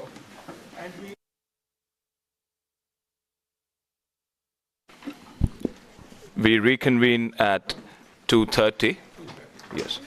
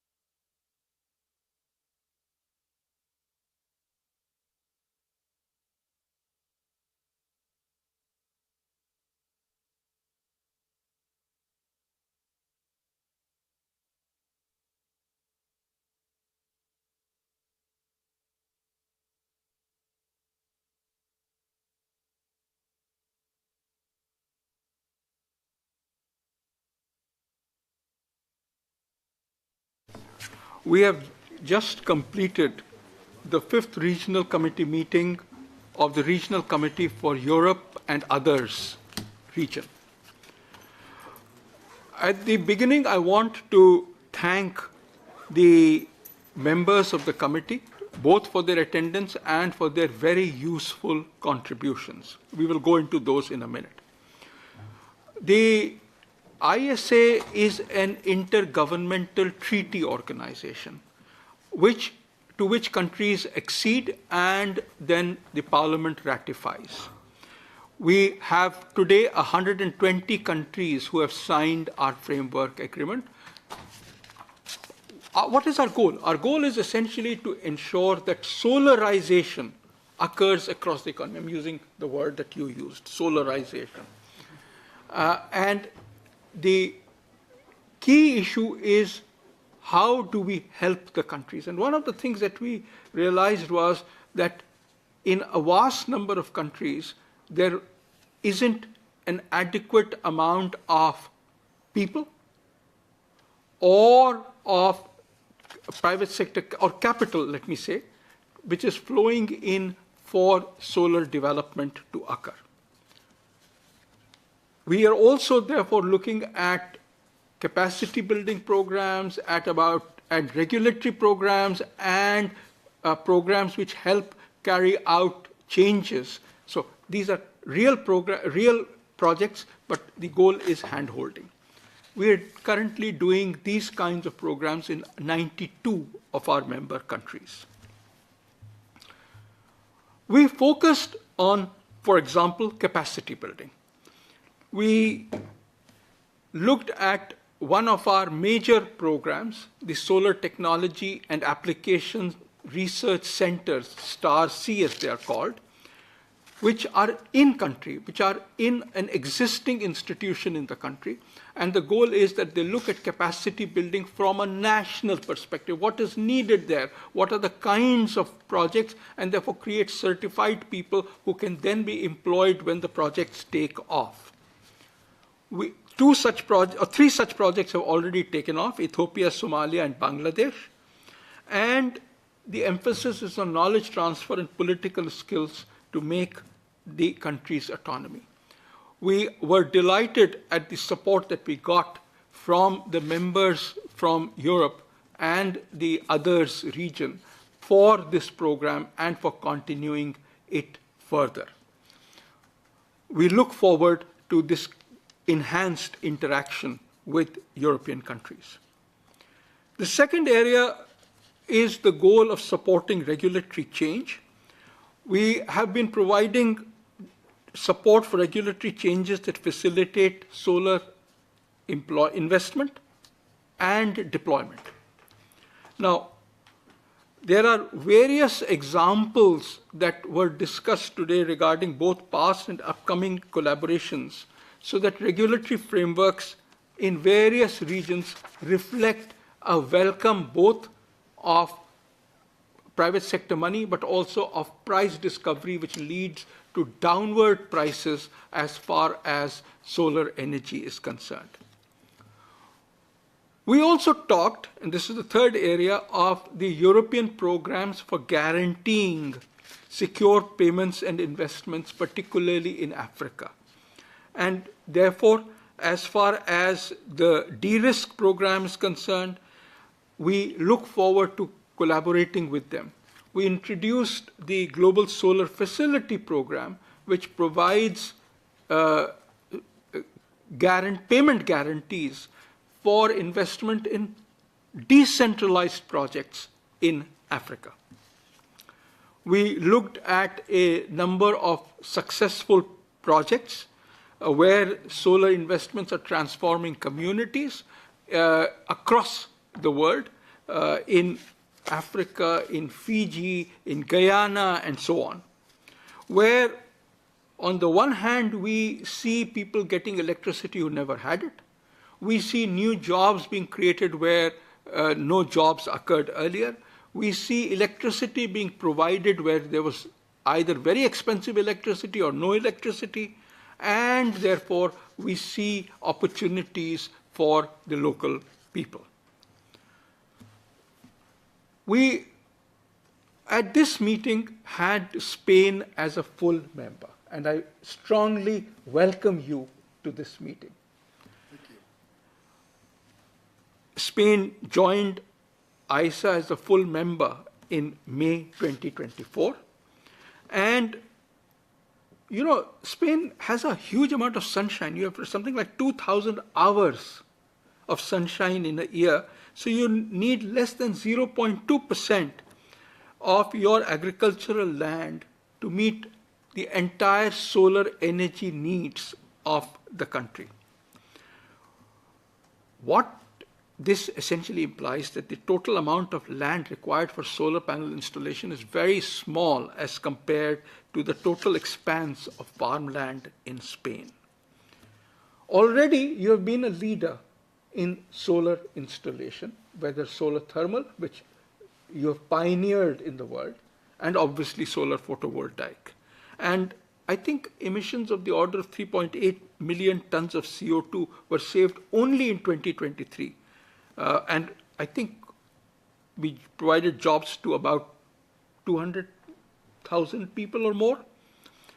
It also contributed a vast amount to the GDP, maybe $15–16 billion worth to the GDP. In other words, solar has a very important place as far as electricity, as far as carbon dioxide emission reductions, as far as contributions to the local economy are concerned. We see Spain as providing leadership on particularly concentrating solar power technologies, because this is an area where you have worked largely in the past, and we look forward to your leadership providing concentrating solar power both for electricity and non-electricity purposes, thermal purposes, across the world, especially in industry.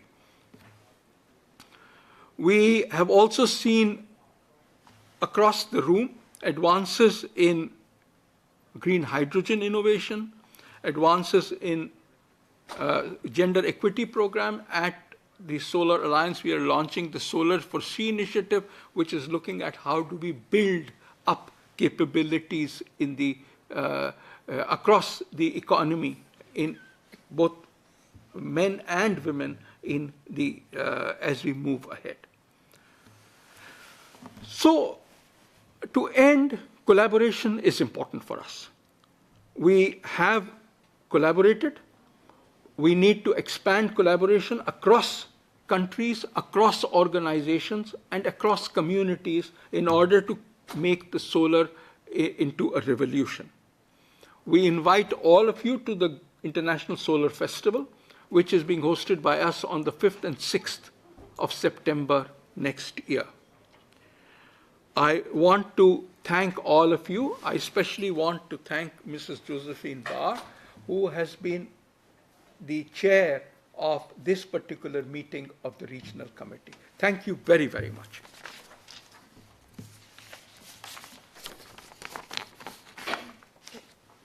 Just one question. The festival is in September this year, or is it next year? No, this year. This year, yes. It's this year, not next year. No. Yeah. You inadvertently said next year. Oh, I'm so sorry. I'm so sorry. It's on the 5th and 6th of September this year. This September, put it in your calendars. Apologies. Any questions? So I understand you had a presentation similar to this with the stakeholders, and what was the response that they gave you? So my very quick response was, my very quick answer is that we had very positive responses to, there were a number of items. But so whether it was the Global Solar Facility, or whether it was the Solar for She initiative, or it was the value chains, and all of those, we heard very creative efforts to see how these can be made more effective, their outreach can be included. But I'll defer to the chairperson of this meeting and request her, because my hearing and your hearing could be very different. I perceive that everybody was very supportive on general terms, but also in some specific aspects, wanted to contribute in certain areas. Mhm. Yeah. Yes. It was very positive. And, what are the challenges that you think you could have, and then how do you plan to attract companies? Because I understand that one idea is to bring private sector to invest as a business in African solidarity and humanitarian aid and so on. So what are the challenges, and how are you going to seduce the companies? This is a tough question. What are the challenges? The biggest challenges are that there are two challenges. One is the political buy-in that solar can provide the cheapest energy in the future. That's at one level. And at the second level, okay, we need people, national people, to be able to deliver on this. So it is addressing these two things. One, through various kinds of benefits, show them through demonstration projects, these kinds of benefits happen. And the second is do the capacity building programs so that you create local capacity and certified local capacity to be able to provide jobs, to be able to fill in jobs as and when the projects come. The other important issue is that as we look ahead, it becomes important that we carry all the stakeholders with us. So it's not just the government policymakers or the private sector developers, it's also the rest of society, the youth, for example, or, for example, communities which benefit from solar energy. It's carrying all these people ahead together that is important, and that's the rationale behind doing the Solar Festival in September this year. In the business, do you have like good response from the business sector, like investment plans, concrete things? They will... Sure. So we've had okay. Last year there was something like 100 private sector companies, slightly less than 100 private sector companies who participated when we were doing the solar manufacturing report. This year, as we are looking, we probably will have more than 100 companies participating in the four meetings that we'll have before the Solar Festival, and possibly all of them participating in the meeting that we have of the CEO caucus at the Solar Festival. So yes, we have had very, very positive participation from the private sector. We are working with the Global Solar Council, which is a aggregation of the solar associations, national solar associations. We are also working with them to build up solar associations in the countries, especially in the Sahel region, where these associations don't exist. My last question, if you may, you basically obviously focus on solar energy, but you're not interested in enlarging this into wind energy or other kinds of energy? There is already an international renewable energy agency. And the last thing that we want to do is to walk all over their toes. We are about solar, so I don't know how wind is spelled. No, don't write that. And India is a member of IRENA also. Yes. No, and we do a lot of work together. Hmm? So you will note that we don't, for example, IRENA is a master at looking at the global picture. And therefore, we do not do that at all. We use IRENA's numbers when we are developing our programs. If I may suggest, maybe you could share the figures you mentioned before on the investment, the global investment in renewables, and the small percentage making it to Africa, and how ISA will be securing investments and payments from essentially from European countries.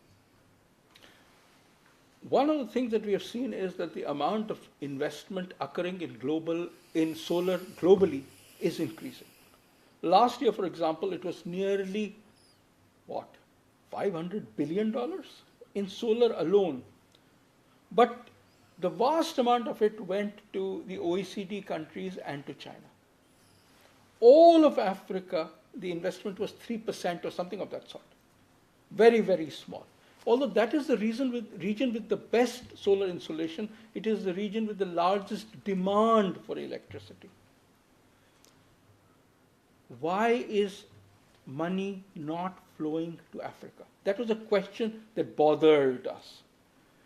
When we looked at the numbers, we talked to about 100 investment agencies. We came to know that they were fearful of, number one, whether they would get a return on their investment, and number two, whether there would be a pipeline of projects. Then when we looked at Africa, we found that most of the solar loans were repaid. 98% were repaid. Yes, there were delays in payment, but 98% were repaid. But therefore, what we saw was that there was a need to correct a risk perception. The risk perception that we may not get returns from investments in Africa. Consequently, what the Solar Alliance is doing is creating the Global Solar Facility, which looks at providing guarantees to investors who invest in a small solar, decentralized solar, things like solar mini-grids, things like solar cold storages, solar pumps, etc. in Africa. We believe that this would help monies flow.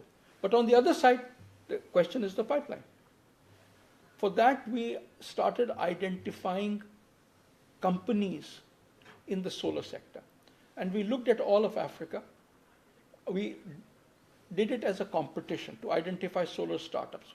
Interestingly enough, we got 180 solar startups who applied. We thought it would be difficult to cross 100.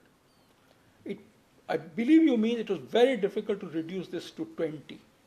And these 20 are now being counseled, backstopped on things like raising resources, on technological cooperation, on issues related to brand building. We hope that these guys become the Amazons of tomorrow, providing solar services to all of Africa.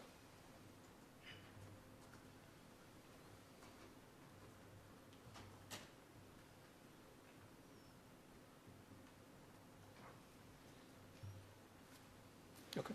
Can we have some words from Spain?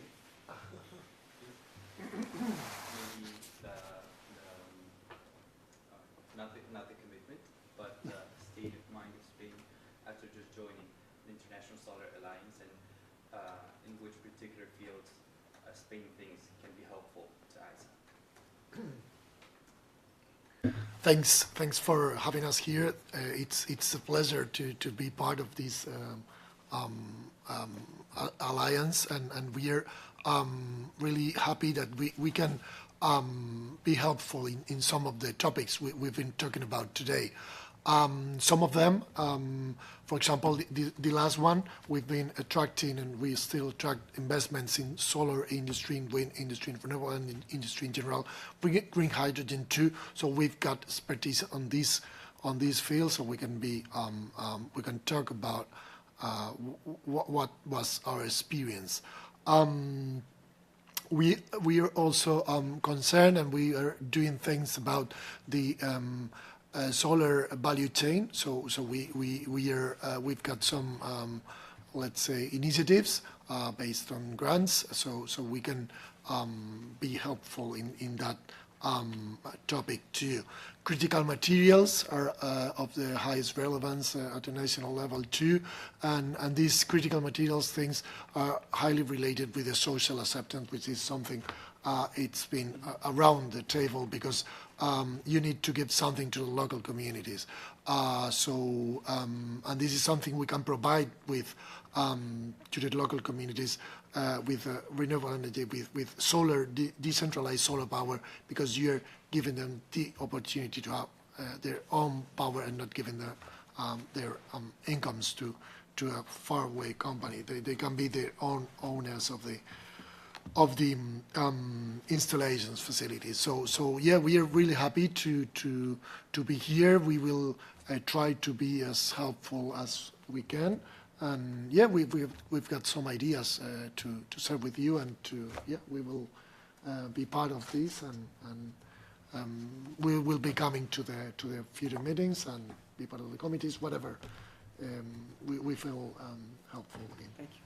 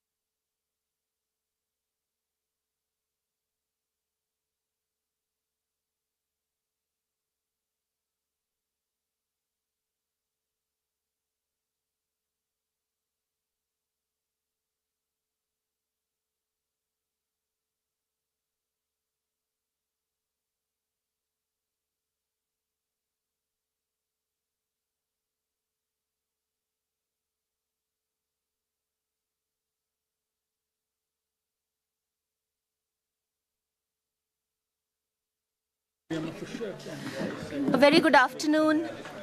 A very good afternoon, ladies and gentlemen. On behalf of the International Solar Alliance, a warm welcome to all of you to the session on green hydrogen. I'm Mridula Bharadwaj, Capacity Building Specialist at the International Solar Alliance. And we will be doing this session, which is based on the Green Hydrogen Innovation Center initiative of ISA. As many of you know, ISA under the G20 India presidency last year created a center of excellence called Green Hydrogen Innovation Center. And this center is basically created to provide support to our member countries, as I said in the earlier session this morning, in production, utilization, and trade of green hydrogen. And to begin the session, I would request our DG, Dr. Mathur, to give welcome address. Over to you, Dr. Mathur, please. Thank you very much, Mridula. I want to welcome all of you back in the room, as well as the friends who are here for the hydrogen session itself. Many thanks to you for agreeing to inaugurate this workshop. I look forward to a discussion on the challenges and the opportunities that the green hydrogen revolution has placed before us. We obviously are looking at meeting the needs of industries in a non-carbon emission fashion. For electricity, as it is turning out, it is not easy, but relatively easier. At least you have the technology to do it, which is from solar, wind, etc., hydro, etc. But when we are looking at changing the thermal fuels, the challenge is much greater, because coal, oil, etc. would be changed by what? And to many of us, the only way in which you can meet this challenge is by using hydrogen as a fuel.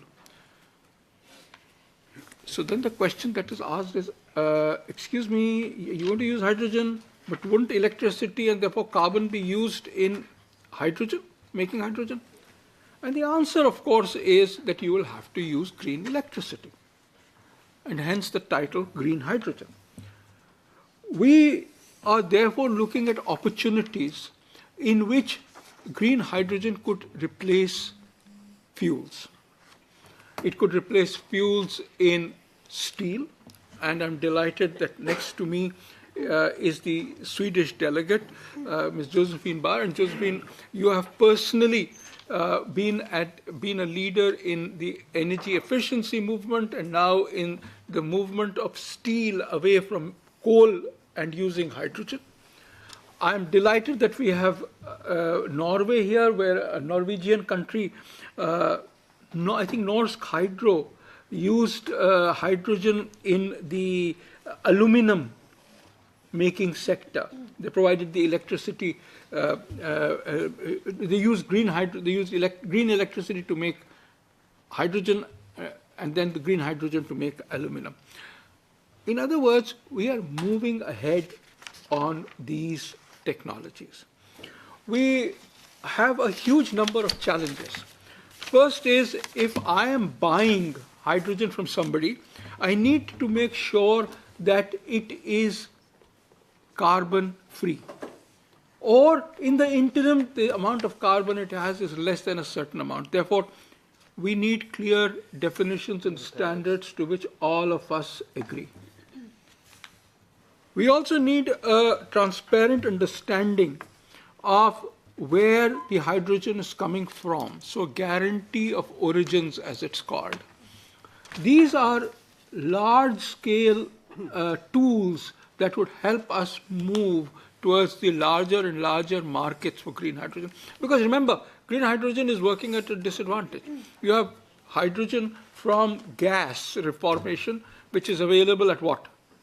$1.5 to $2 a kilogram. And you've got green hydrogen, say from green electricity from low-cost solar electricity, which is available at $4 to $4.50 per kilogram of hydrogen. So there's a huge price difference between $1.50 and $4.50. The challenge is, how do we overcome this barrier? And consequently, we need to establish both national visions and strategic partnerships in order to make this happen. And we need to strengthen regulations within our own countries and between countries so that this can occur. I will stress the fact that this has to be based on both domestic utilization of green hydrogen as well as its export and international utilization. Only international, as I said earlier, leads to the possibilities that the large-scale volatility in these markets could throw firms out of business in a twinkling of an eye. But if you have domestic use, it helps us move ahead in a more firm fashion. And consequently, countries need to see how they create this domestic demand, whether a certain amount of hydrogen usage, say in refineries of fertilizer, is linked to green hydrogen, or whether some of the green hydrogen is obtained from, there are things like the very equivalent to the feed-in tariffs. There is some kind of feed-in tariff for green hydrogen. In other words, we would have to look internally to see what is it that the country can do and what is it that the country can afford as far as moving quickly to green hydrogen is concerned. We have been working on green hydrogen for some time. At the last two conferences of the parties of the Climate Change Convention, we released reports on looking at three various sectors in Africa where hydrogen could play a role.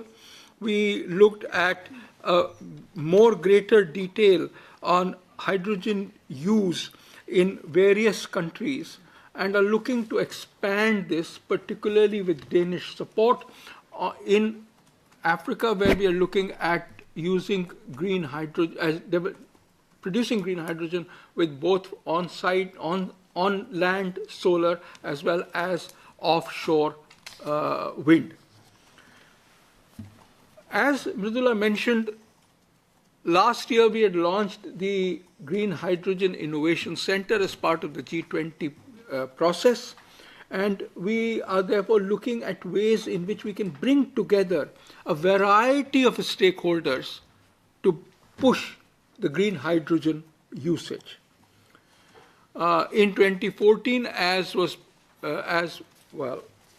an earlier session was said by Mridula, we have launched training programs on green hydrogen, particularly for public policy officials in the South Asian countries. We will do a workshop with African countries in July, right?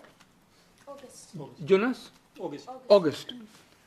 In August, and then also for regulators in the Asian and the Pacific region. We look forward to the discussion here, which informs both our work and helps us coordinate what we do together to promote the use of green hydrogen as a substitute for fuels, whether in the onshore usage or offshore, such as maritime usage. With that, Mridula, I look forward to the discussion today and to learn about where is it that we can go on. Thank you, DG, for setting the context of the meeting. Ladies and gentlemen, it gives me great pleasure to have the message of His Excellency, the Ambassador Freddie Swain, New Delhi. And we'll just have this video. We are working very closely with the Embassy of Denmark, like DG mentioned, for Africa green hydrogen road mapping for some of the select countries. And also, Denmark has provided us a 3-year secondment starting next month. So we'll have the video, please.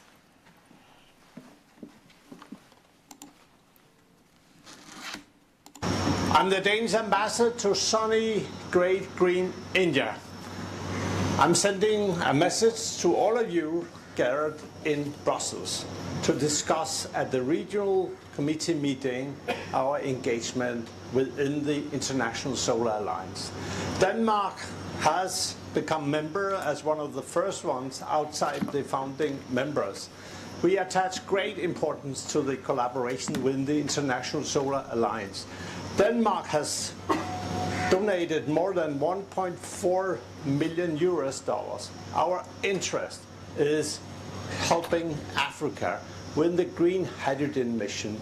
And we hope that the beautiful, strong sun across the planet can be turned into an opportunity so we don't have all these almost dead plants. So let's work together, and Denmark stands committed to the noble cause and the outreach of the International Solar Alliance. Dhanyavad, good luck, all the best.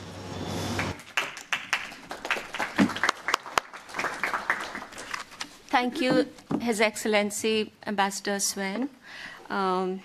Moving to our next speaker, may I request Dr. Tudor Constantinescu, Principal Advisor to the Director General for Energy, European Commission, to give the keynote address. Over to you, Dr. Tudor. Thank you. Thank you very much for the invitation here today. I'm very pleased to be with the Solar Alliance on behalf also of our Director General, Dita Julie Jorgensen, and to pass some words. We think it's very good, and we very much welcome this workshop, also the link of the solar energy with hydrogen. These are both excuse me, very important for Europe, and not only for Europe in the energy transition. Let's say that the last couple of years were very intensive at European level for developing, for adapting, for adopting new legislation which to transform the vision of President von der Leyen of a carbon neutral continent by 2050 in reality, and also for 2030. And we have done this in all areas, and renewables being somehow at the center. But we had to, of course, handle a number of aspects, including the ones related strictly to renewables, but also cross-cutting, like state aid, like financing, and so on. And this was done in a period of when, unfortunately, we had to pass through difficult crises. It was a sanitary crisis, then it was a crisis generated by the war of Russia on Ukraine, then the energy prices, and, which increased, and all that. So we had to really try to make work the energy transition in a way which is sustainable and which supports the objective of carbon neutrality, while at the same time supports economic development and jobs and growth. And this is what we are continuing to work, and we are happy to continue to work with you, and also in the context of the Solar Alliance, and also in the cooperation with all the countries in multilateral forums, but also bilaterally. Let's say that solar also in Europe has made a very impressive step, also including last year. Only we have other 56 gigawatts of solar PV which were installed. We witnessed an increase of 50% at the global level, so it's definitely playing a more and important role. And therefore, we have adopted recently this European Solar Charter, and we try in this way to secure that has more access, and the projects have more access to funding, to the structural funds, to the recovery and resilience funds, which we had put in place in this period, and also to encourage more the manufacturing. Yeah, this is also a dimension which more and more gains in importance at European level as well, trying to promote manufacturing projects, and for this we had the Innovation Fund already last year with 400 million euros allocated, and we foresee even more in this area. We encourage also cooperation between member states, and possibly an important project of common European interest. In the field of hydrogen, we have already three now, one on mobility, four important projects of common European interest. And this is all very important. But more important than all this funding so is that what we tried to create over the last couple of years is a really legislative framework which to attract investments and to create a business case. To create a business case, first of all, of course, for renewables, but therefore also for hydrogen, because hydrogen is de facto helping renewable integration. And integration of renewables in sectors where otherwise would be difficult to decarbonize or to have the renewables. The whole renewable directive had a recast, which we have done now, a focus on the sectors where the penetration was more difficult: industry, transport, heating and cooling. And in these areas we see developing markets for hydrogen, which so far was mainly fossil fuel, but where now, as it was mentioned before also by Dr. Mathur, for fertilizers, for steel industry, for heavy-duty transport, renewable hydrogen can play an important role. We developed a regulatory framework and a facilitating framework for renewables, notably by accelerating, for example, permitting, in addition to the targets we have, and to the objective we set for these hard-to-decarbonize sectors and the sectors where renewables before had a lower penetration. In industry, for example, we have a 42% target for renewable hydrogen. In transport, we have the renewable fuels of non-biological origin, and so on. Basically, after that, what we had to try to do, and we try to do together with you also, is to ensure that when we speak and to capture the benefits of high renewable hydrogen, to ensure, first of all, that it is indeed renewable hydrogen. Therefore, those delegated acts we have promoted and which I are happy to share with you and to discuss the whole philosophy, because in the international relations of which Europe is developing and the framework for investments it promotes, it tries to bring this investment agenda which develops at its own level, at the EU level, so to make sure that we make best use of resources and we integrate renewables in the most cost-effective way. So where possible to have direct electrification, where on the contrary it's more important to decarbonize and we need other technologies or we need hydrogen, synthetic gases, synthetic fuels to make use of this, these opportunities.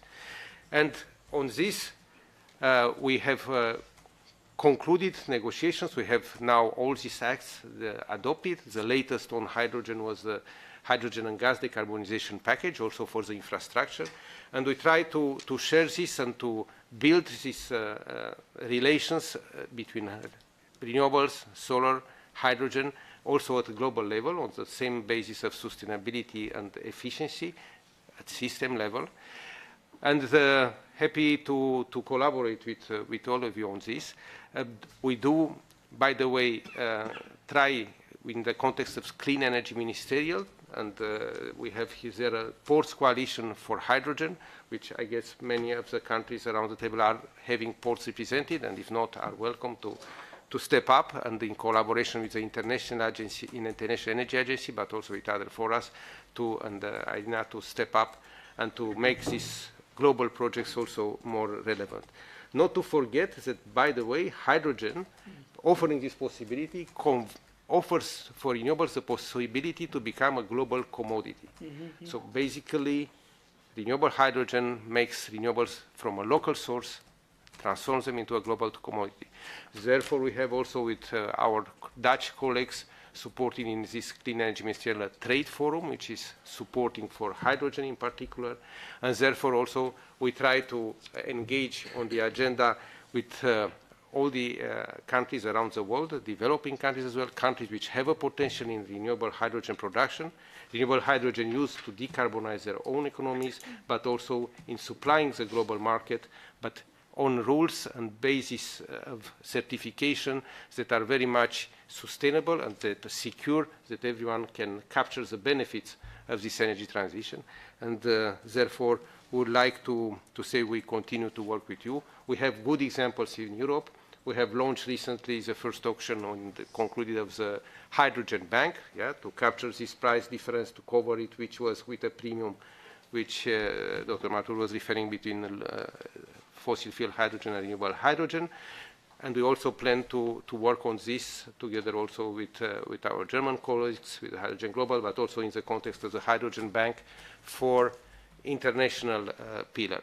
In addition, now we are working on a pilot mechanism to process, give access to information, and match demand and supply. And this is indeed very important, and will be maybe something which we'll continue to develop further with the Clean Energy Ministerial also on demand creation, because we see that we need to break this chicken and egg problem. So, thank you very much again for the invitation. I'm pleased to stay a few more moments with you, but I cannot stay the whole afternoon. Very pleased to be thank you. Thank you very much. Thank you, Dr. Tudor, for sharing your thoughts with us. And we'll just play a couple of minutes long video explaining about the GHIC features. And after that, over to you, Jonas, for taking the session forward. Immediate need for climate action, lack of viable alternatives to address greenhouse gas emissions from the hard-to-abate sectors are leading to a global shift towards green hydrogen.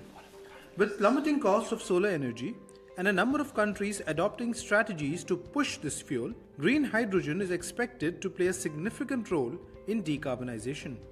To support this growing trend, the International Solar Alliance has proposed the establishment of a groundbreaking initiative. International Solar Alliance, we are delighted to host the Green Hydrogen Innovation Center. Through this center, we hope that the plummeting prices of solar energy can be used, apart from providing electricity, also to provide the motive force for producing green hydrogen, hydrogen from renewables. The ability to produce and distribute green hydrogen in a cost-effective manner will be a key driver for the transition to the net zero future.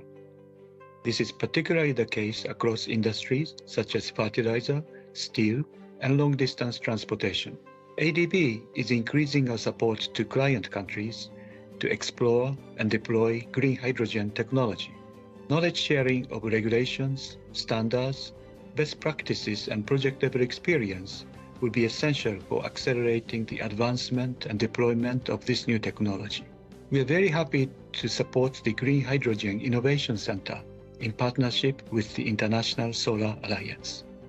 Through the Green Hydrogen Innovation Center, the International Solar Alliance aims to facilitate international collaboration, knowledge exchange, capacity building, ultimately advancing the development and deployment of green hydrogen solutions worldwide.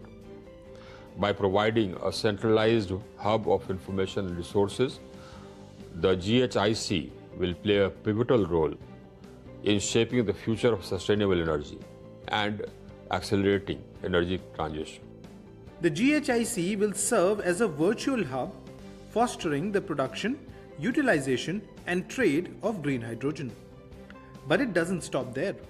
The GHIC will offer a plethora of features and services to accelerate the growth of the green hydrogen ecosystem in member countries. Firstly, we have the Global Startup Program. This program will connect startups with potential financiers, providing them with invaluable opportunities to bring their innovative green hydrogen solutions to life. Next, the GHIC will offer skill development resources. Access to certified e-learning courses, industry expert interviews, and informative podcasts will empower individuals and organizations with the knowledge they need to thrive in the green hydrogen sector. This interactive platform allows members of the green hydrogen community to engage in meaningful discussions, share insights, and collaborate on exciting projects. And last but not the least, the GHIC offers a cutting-edge live chatbot. This robotic assistant is ready to address queries and provide quick support, ensuring a seamless user experience. The Green Hydrogen Innovation Center is a dynamic one-stop gateway revolutionizing the way we approach green hydrogen. It's a platform where startups thrive, skills are honed, communities connect, countries collaborate, and support is just a chat away. Join us as we embark on a journey towards a sustainable future powered by green hydrogen. The GHIC will pave the way for better knowledge on a greener, cleaner, and a more prosperous world. May I now invite Jonas Moberg, CEO of Green Hydrogen Organization Geneva, to take the session forward, please.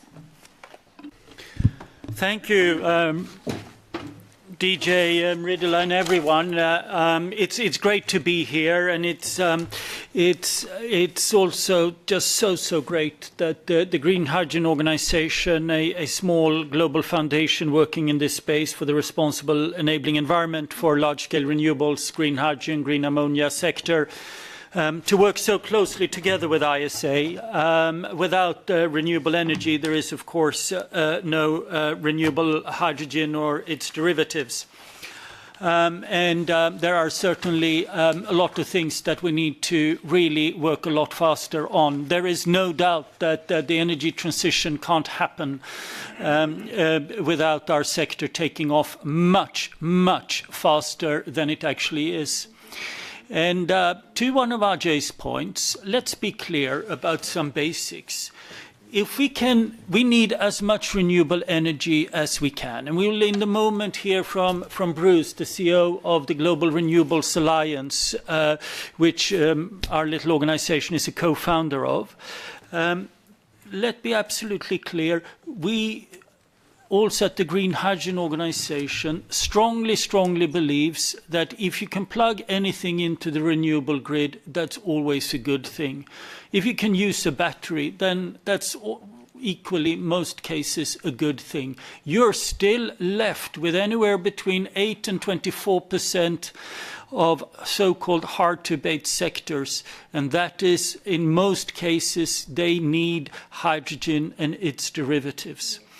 And when it comes to green hydrogen, a huge amount of work has been done in recent years. There is no doubt about it. And Tudor has explained some of the things. And in fact, one of the things he didn't say, that in the room below here, there are about, 120 people or so briefed by what the Commission is doing to further enable in this space.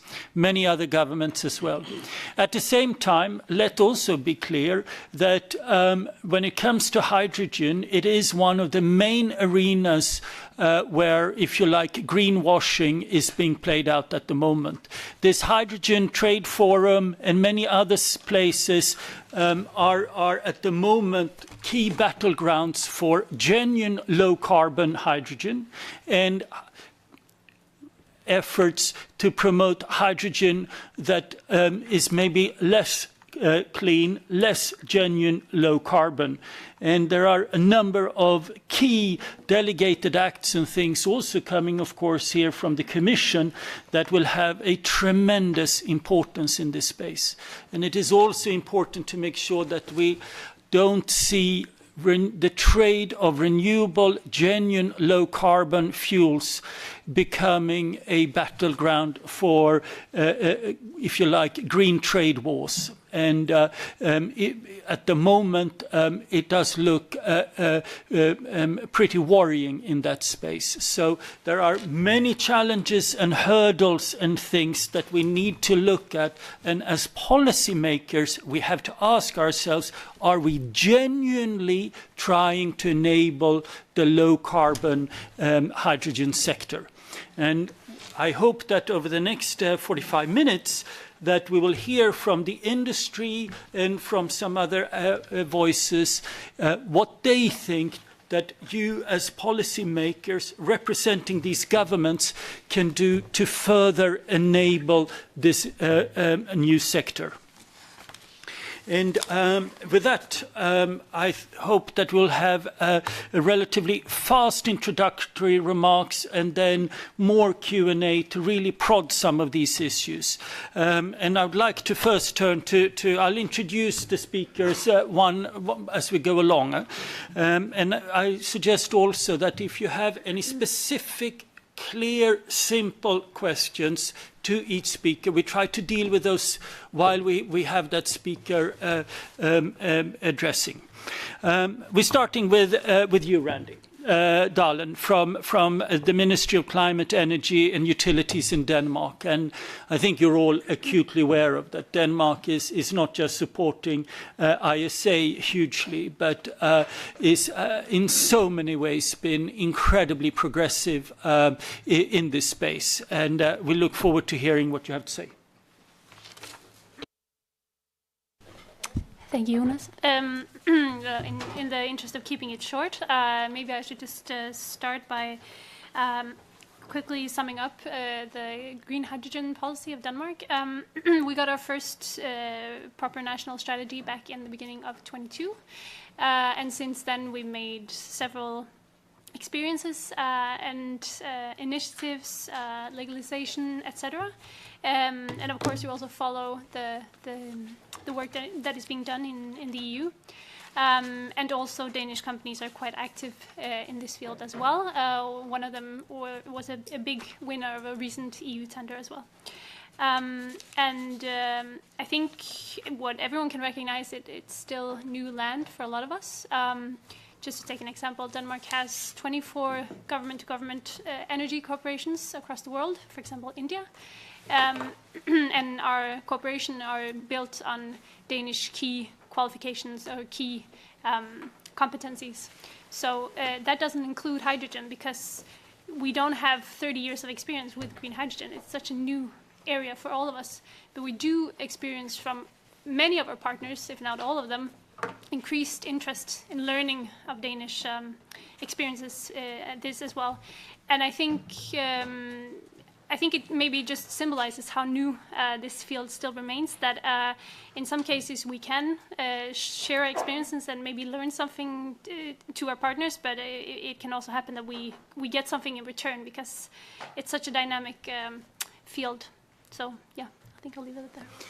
That's great, thank you. Are there any quick questions to Randy? Randy, what do... then maybe I could follow up a little bit. What is the... You put a lot of things in place. You've seen a lot of projects take off. What do you see as some of the key challenges to really scale up now? Well, maybe just quickly sum up our strategy, as I said, that we made in 22, which included different initiatives. Maybe one of the key ones was a support, or what do you call it, a tender for public support for Power-to-X projects for green hydrogen. And the winners were announced in November 23. And originally it was 6 projects, but actually one of them fell off later in the process due to economic challenges. So I still think, because it's still a bit of an immature technology, the companies learn a bit as they go along. So I think also that's at least my impression when you talk of this, at least in Europe, that a lot of policymakers are starting maybe to talk a bit more about a bit more realism in our expectations to green hydrogen, because suddenly for a while it was just such a niche, and then you saw this progress, and then the strength, the belief was very present in a lot of governments, so that unlocked a lot of financing, which is great. But my impression is that companies are still learning as they go along. So I think, to be brief, I think it's still technological development and still cost that remains two challenges. Oh, and also if I can add, just hauling back to domestic consumption of hydrogen versus export. It's because we have such potential for renewable energy in Denmark, and our industry is somewhat limited. A lot of our hydrogen is meant for export, but that also means that we have to build new infrastructure to our neighboring countries who are interested, and that adds another process and another layer that we also need to work out. Yeah. Absolutely, that's great. Are there any comments or questions to what Randy just said? Okay. I think maybe what we need to focus a little bit on as we go along is, as Randy says, there are clearly a lot of financial incentives, and Tudor alluded to it, the Hydrogen Bank and other things from the European side. We got the German, Dutch governments have also stepped in and so on. Nevertheless, for most products, there is still a, if you like, green premium and some of our projects are struggling. And to some extent, that is, and that means that many customers, so-called off-takers in Europe and beyond, are sitting waiting to see how things are going to develop.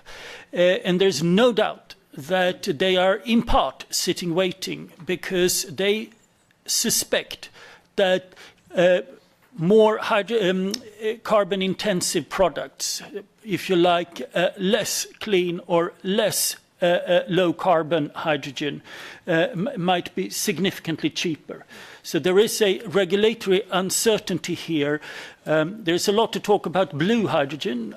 We have no issue with it, provided it's good blue, provided the capture rate is good. The problem is that the kind of capture rates that even companies like BP and Equinor are talking about so far only exists on the drawing board. So if someone can show us carbon capture that actually works at a high rate, I think that would also help the green hydrogen market quite a bit. And governments like yours have a lot to teach the rest of us in that space. I don't know if you have any comments on that. No. Okay, we'll come back to that. That's great. All right, let's move on then. We need a lot of renewable energy. I'm delighted that Bruce have joined us from the Global Renewables Alliance, which is a coalition, not just green hydrogen, but solar, wind, hydropower, storage and geothermal have come together and are increasingly at on the global scene, and a number of international forums being represented by Bruce, which is absolutely wonderful. Over to you, Bruce. Thanks very much, Jonas, and thank you so much to the International Solar Alliance for your invitation today and your support over the last few years. So as Jonas says, and Dr. Mathur alluded to, this is an opportunity for us, but also the green hydrogen ecosystem, both for the hard-to-abate sectors, but also storage, and I'll come on to that. So as you're all aware, and thank you to all of you, I looked around the room, you were all party to and supported the tripling of renewables target at COP28, signing the pledge leading up to it, but also supporting the final GST agreement text, which we believe is game-changing in the sense that it sends a very strong market signal to the renewables industry, but also the off-takers about the direction of travel. So the direction of travel is now very clear, but it's the speed that is concerning. And that's up to us, the private sector, but also governments, to really challenge the speed that we're transitioning. Tripling of renewables by 2030 would require 11,000 gigawatts of renewable capacity in total, which between now and 2030 would require approximately 3 gigawatts built and connected every day. That's about 3,000 megawatts every day built and connected to something. We're about 1,500, so we're about halfway there per day, and the slope gets steeper every day. Now, we're not convinced that we will meet the tripling under the current policy frameworks, the current national targets, or the business as usual. And that's ourselves, IEA, IRENA, and others who've all shown that. The good news is renewables are now cost competitive, can be deployed very rapidly, and there's significant benefits to doing so. The bad news is, although we are breaking records year on year, the records are not enough to meet the tripling or to keep us on the pathway towards 1.5 degrees. And as the IEA has shown, in this critical decade, tripling renewables and doubling energy efficiency are the fastest and most cost-effective way of keeping on that pathway. So we, as the Global Renewables Alliance, launched last week a Time for Action campaign, which includes policy recommendations on 4 areas. On finance, how to mobilize $10 trillion of investment into renewables, but also green hydrogen by 2030. On permitting, to accelerate the deployment of all clean technology, renewables, storage, and green hydrogen. Supply chains and grids. We hear often now, we are a victim of our own success in renewables. We have surplus electricity. I'd say that's a huge advantage. If you have low-cost surplus electricity let's use it. Green hydrogen is the perfect example of where low-cost, even negative-priced electricity can be used. So we look at now time-traveling green electrons. If you can capture green electrons when they are low-cost and surplus in green hydrogen and move them in time and location to be used elsewhere, that creates significant value add to what was, for us, a big challenge of variable renewable energy production. I'll also point to one of the opportunities, Dr. Matter, absolute pleasure to be with you here today and hear you, as always, eloquently outline the opportunities for developing countries. So again, the large-scale development of renewable technology to provide clean power at low cost, which can then be used for local production of green products, green hydrogen being a perfect example, for local use or export. And I think that should be exploited. We should not ignore this enormous opportunity that's now presented by the perfect combination of renewables, all renewables, so variable wind and solar, flexible hydro, stable geothermal, plus the green hydrogen offtake. I'll stop there, but thank you so much again. And Jonas, thank you for your... Well, thank you, Bruce. So obviously, if we're going to decarbonize with a lot of movable green fuels like hydrogen and ammonia, we need absolutely ridiculous amounts of renewable energy. That's why we need that tripling. We can't do our bit unless you do your tripling. Bruce, could you be a tad more specific here with so many governments, mainly Europeans? What are your sort of top three asks from them? What else can they do?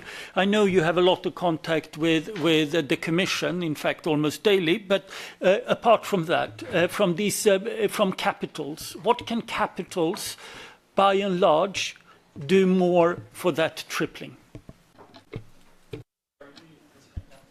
Thanks, Jonas. Well, I'll point to some perfect examples. Our colleague from Germany is a leading example of implementation of European legislation that has accelerated renewables.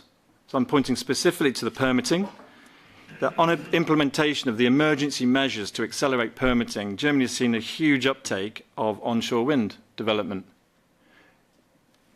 If other countries in Europe but beyond implemented similar measures, we currently have thousands of gigawatts of renewable energy projects waiting for permitting.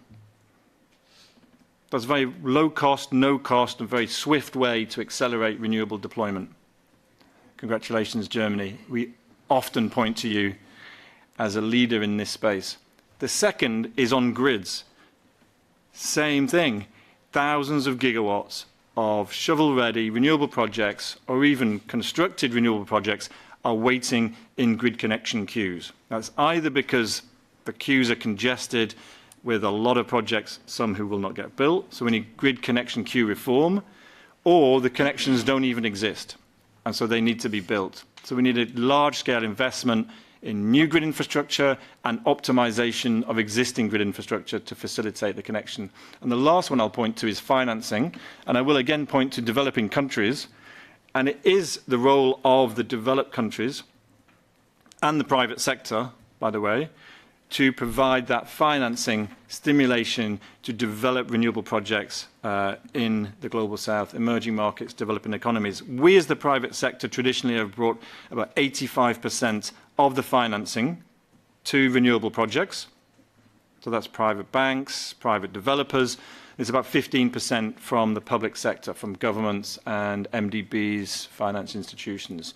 That small amount of 15% of the 10 trillion is required to de-risk the projects so we can then put our capital at risk and develop the renewables. I'll stop there, but I hope that gives you some flavour of what we're asking for.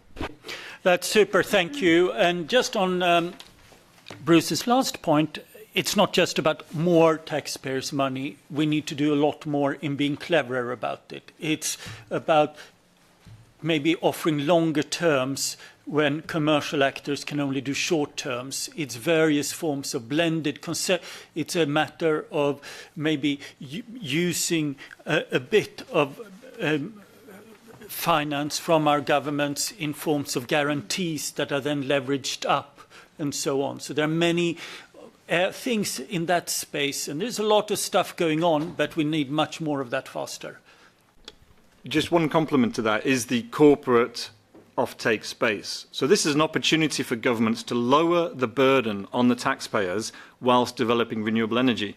So those corporate off-takers, including large energy consumers, can procure renewable energy and put their money at play to develop renewables for their offtake, whilst contributing to the government's climate goals and energy transition. Thanks.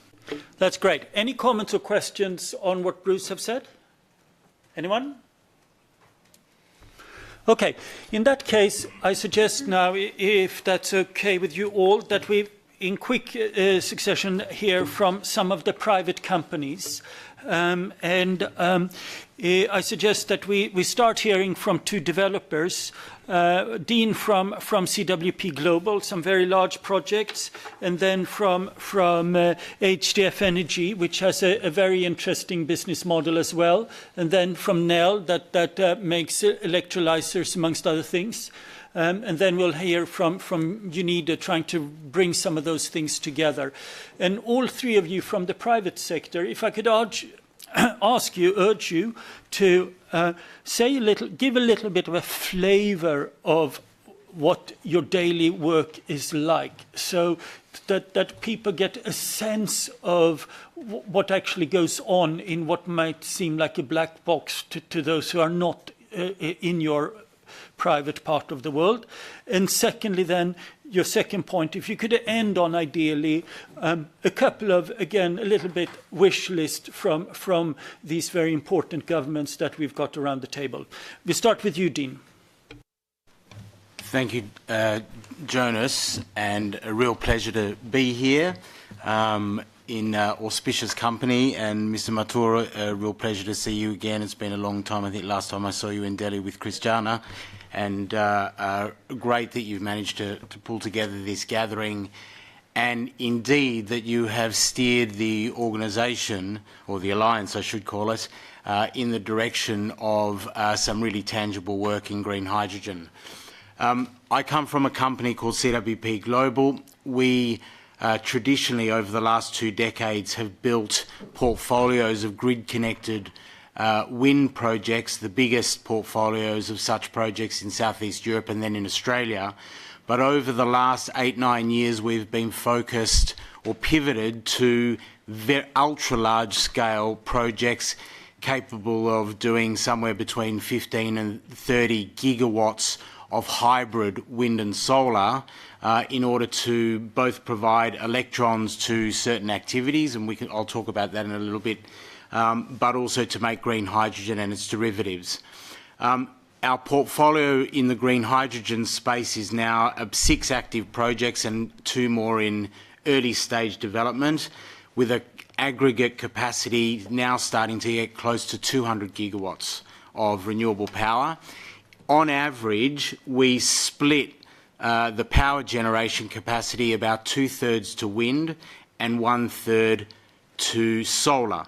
Solar will play a very big part in our projects because typically in the isolated, usually desert coastal areas where we plan our projects, you get very good wind at night, but it tends to drop off in the day, which is exactly when the solar kicks in, and so you end up with what's called a diurnal pattern, which gives you almost, if your site's really good, essentially baseload power with which you can run your electrolyzers at 70% or more capacity, which is the threshold to determine commercial viability of the projects. And so all of our sites have that capacity. I should note also that we've been very careful in picking our sites, not just to be isolated to make green ammonia, say for shipping fuel or other uses, including fertilisers, but actually to co-locate in some situations that very good renewables resource, best in class globally, with minerals in particular iron ore, where we can use our green hydrogen to produce value-add products that deliver more export dollars to the host government. In particular, I'm talking about a project we're doing in Northwest Australia called the Australian Renewable Energy Hub, developed it for 8 years. The big oil and gas company BP has come on now as operator and has 65%. But essentially the rationale there is to put in front of the big oil and gas companies these massive projects which can help them to transition more quickly than they would otherwise. And to do so, you've got to build a very sophisticated project with various revenue streams potentially. And so we look for sites where we can do more than just produce green ammonia, where we can do green iron, where we can do fertiliser, where we can provide electrons down to mining sites so they can decarbonise their mining activities. So from the experience in Northwest Australia, Pilbara, the biggest regional driver of emissions in Australia by some 50%, the mining activities in the Pilbara consume 3 billion litres of diesel a year. So it's a huge decarbonisation opportunity. And we've used that template in a country called Mauritania, which some of you will know, but it is also blessed with world-class renewables, co-located with world-class world-class iron ore, and applying our green hydrogen to that iron ore offers an enormous opportunity for Europe to receive green iron in pelletised form and to use it to produce green steel. Now, just to give you an idea, the steel sector contributes somewhere between 6 and 10% of European emissions. Europe has already provided to European companies about 12 billion in subsidies to promote direct reduced iron, so to have a furnace that can reduce iron into its pelletised form. Some of those projects are going to continue to use fossil fuels, others will use green energy in the future, and this focus mainly in kind of Germany, France and Belgium. But as an example, if the EU was to replace its imports of raw iron ore at the moment with green direct reduced iron that has already applied hydrogen in the source country, such as Mauritania, it would be the equivalent of importing 2.8 million tonnes of hydrogen. That is more than a quarter of the import target by 2030, 10 million tonnes per annum. One concern we have is the current setup of policies and incentives in Europe is in the hydrogen sphere is at the moment very much focused on green fuels. Green ammonia in particular, the infrastructure that's required, for example, cracking technology at the major ports in Rotterdam, Bruges, wherever else.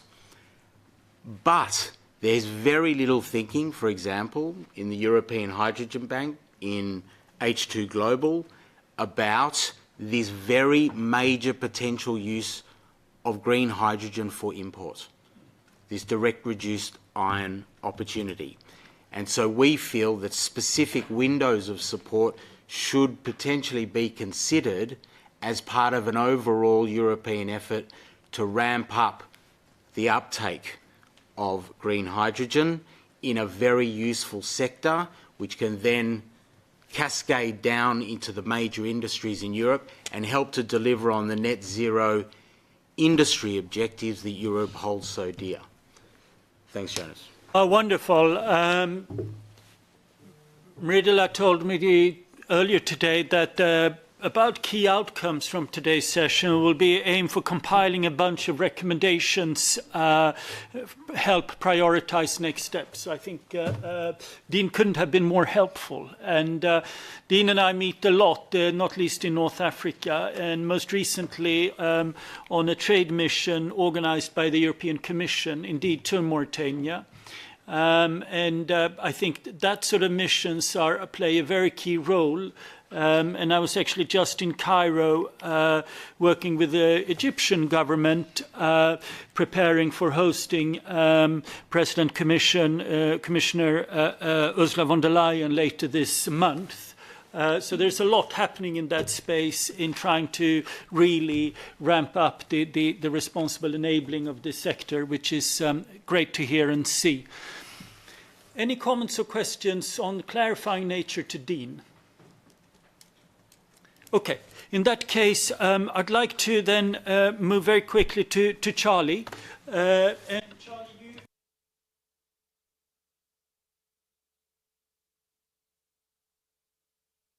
hugely interesting also from a development perspective, and it's been a pleasure to meet your colleagues in Indonesia and elsewhere.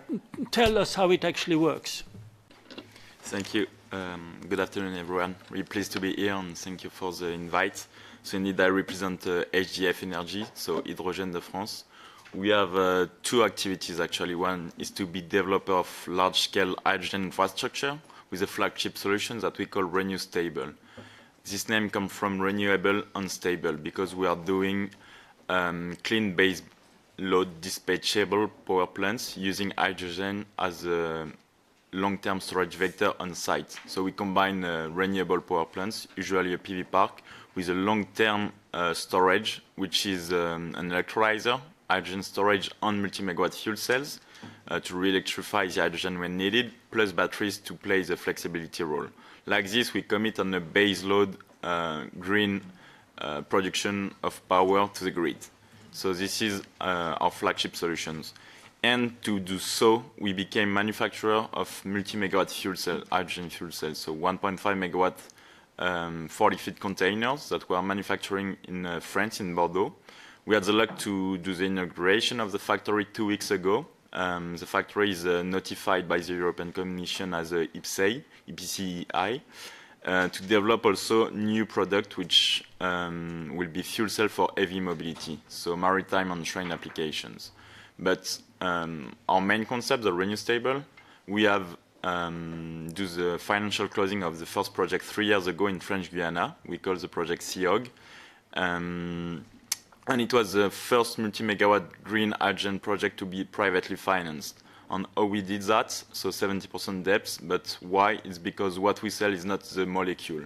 Where we were discussing that the market today for the molecule is slow. You don't have off-taker ready yet, but for power you have a need. And for baseload power you have a need to decarbonize and replace fossil fuel and conventional power plants. In French Guiana, where we have our first project, we are replacing genset. So we are competitive and we are providing baseload, and we delete the need of fossil fuel imports. And we are aiming to duplicate this solution worldwide. So today we have projects in Europe, but the next project that will be announced to reach the financial closing should be in Barbados. And in Europe, I've seen around the table, we have projects in Cyprus, in Italy, in Greece, also in Germany. In Germany, we target the hydrogen-ready and hydrogen tender to produce power from hydrogen. We know that now the strategy is slowing down, but we have a lot of hope for the future. We know that it's leading the way for other European countries. I'm thinking also about Italy, because Italy has a lot of potential through the import routes from North Africa with the pipelines to be able to have hydrogen fuel cell power plants to do the peaking and the capacity need of the country. Charlie, that's brilliant. Thank you so much. So everyone understands this is quite a specific and slightly different thing from what Dean is speaking about. Essentially, am I right in assuming, just so we really understand the notion here, this is mainly where we have smaller grids that are isolated, that may often run on even diesel, which is not just bad for climate, but uber expensive. Here, we can, to overcome the fact that you don't have renewables 24/7, you essentially produce hydrogen on site and use that as a storage battery to provide a stable grid in that vicinity. So from a development perspective, it offers huge amounts of opportunities. Okay, so I guess you want not just ADF, but also other parts of the development system to help close the green premium and make sure that you can really compete away from and replace generators. Is that a fair ask out of a group like this? So the first point is right. It's this solution is ideal for isolated area, but it's also thanks to the fuel cells, so fuel cell power plants, they are needed, and they can highlight the need to use hydrogen as green hydrogen, I mean, to decarbonize on grids. And when you have curtailment, so too much renewables, it makes a lot of sense to produce hydrogen and store it. And then you can use it in the different sectors we mentioned, so the heavy mobility, the industry, but also to repower when needed, so to replace gas turbine, for instance. So we have two main requests. The first, when it's about renew stable, is indeed for European countries to allow new technology, so neutral technology when it's about capacity markets. So to allow power-to-power and hydrogen-to-power technologies to participate on the markets, because it makes a lot of sense. And the second, indeed, is to, if the whole industry and supply chain allow to have fair price of green hydrogen, it will make even a lot more sense to develop hydrogen fuel cell power plants. Fantastic. Breakthrough technology applied in an innovative way. And our colleague from Norway is just staying a tad longer. That's wonderful. Thank you for that. And we'll, because she's got a plane to catch, we'll move straight away to Constantin, who is from Nel Hydrogen, which of course is one of the companies making electrolyzers with very, very strong links to Norway. Let's be clear here about some of the background. We have known how to split water for over 100 years by essentially putting power into water, electrolysis. We've never really done it because we have nearly for free hydrogen as a byproduct from gas reformation or coal reformation in China. Now we need that industry to ramp up super quickly. And an absolute key question then is, are we going to have that industry around the world and in places like Europe, or is it going to be centered around some very big countries? So over to you, Constantin. Thank you very much. Thank you for the invitation here. It's a pleasure to be here. So many governments around the table. My role is Head of Government Affairs and Regulatory Affairs. You asked earlier, what is my day-to-day, to give a flavor. Most of the time it's talking to you or your representatives in the European Parliament, for those coming from Europe at least, and the Commission. Jonas, you already kind of gave a brief introduction to Nel. So we are a Norwegian company with a global footprint. So we are active in manufacturing in Norway and the United States at present, and we recently signed a licensing agreement with Reliance Industries in India that gives us the opportunity to tap into a market that would have otherwise been difficult for us. Now, just a brief history on Nel, because I recognize that this is, the renewable hydrogen value chain is something that we're trying to build up from the bottom up. It's a new sector, but as Jonas said, it's a technology that's been around for a while. Nel is actually one of the oldest startups in the world. We've been around in different shapes and forms since 1927, building electrolyzers back after the First World War to essentially produce hydrogen in the mountains in Norway, to produce ammonia, to create fertilizers to feed the world during the famine. That's on alkaline technology.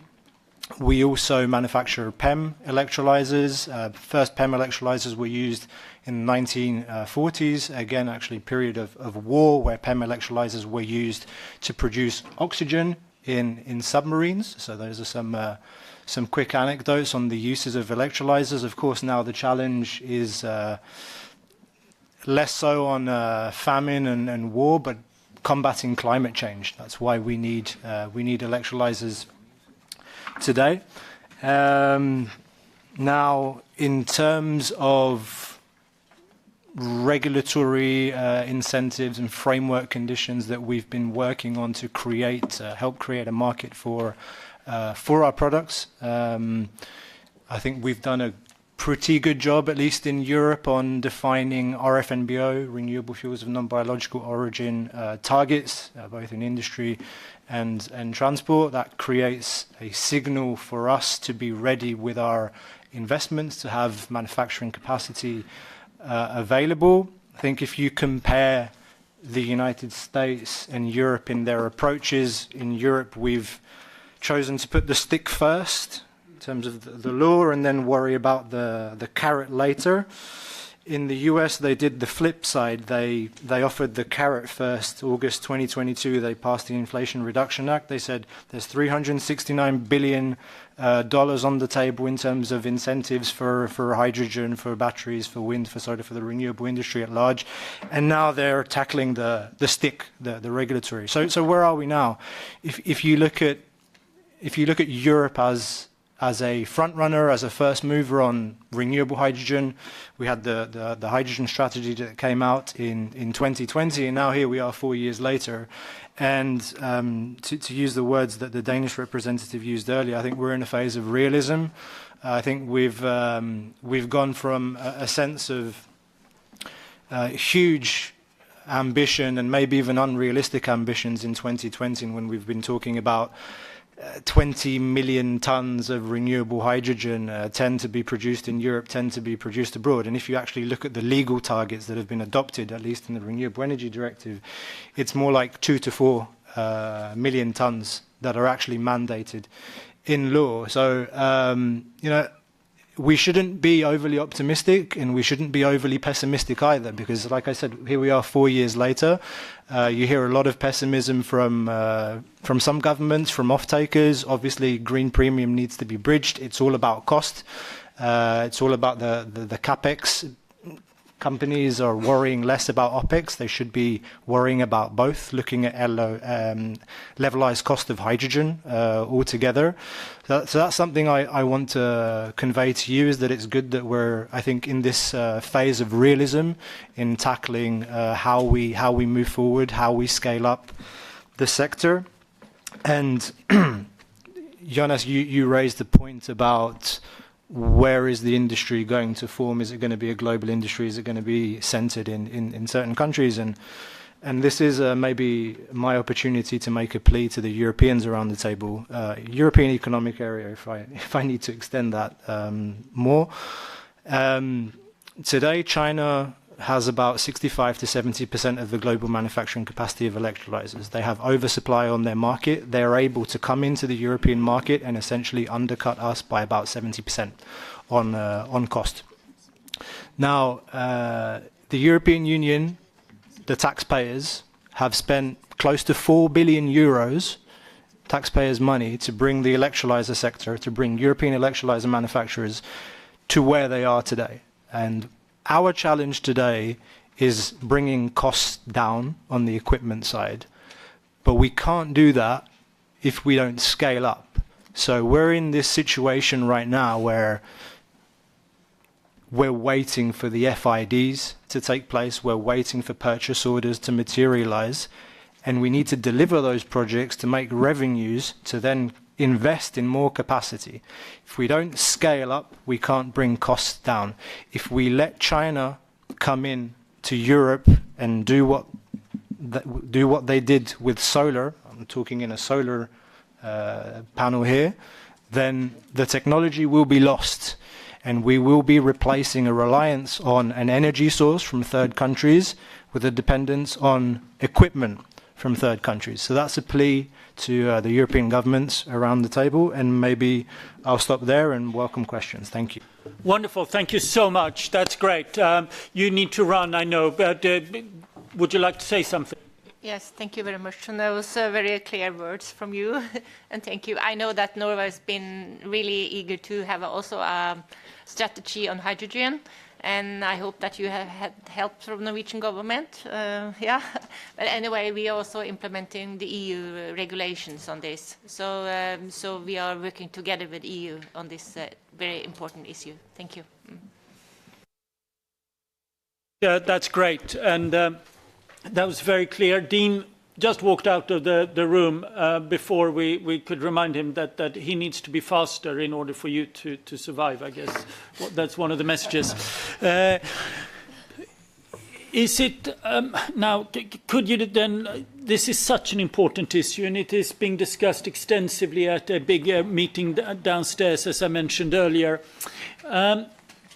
Without being overly protectionist, because frankly we don't like that, but are there other things that on the European side can be done on the enabling of you rather than the negative protecting, if I put it that way? I'm happy to share a paper on that one, because my answer can be long, but I'll try and keep it as short as possible. I think essentially what we're asking for is a level playing field.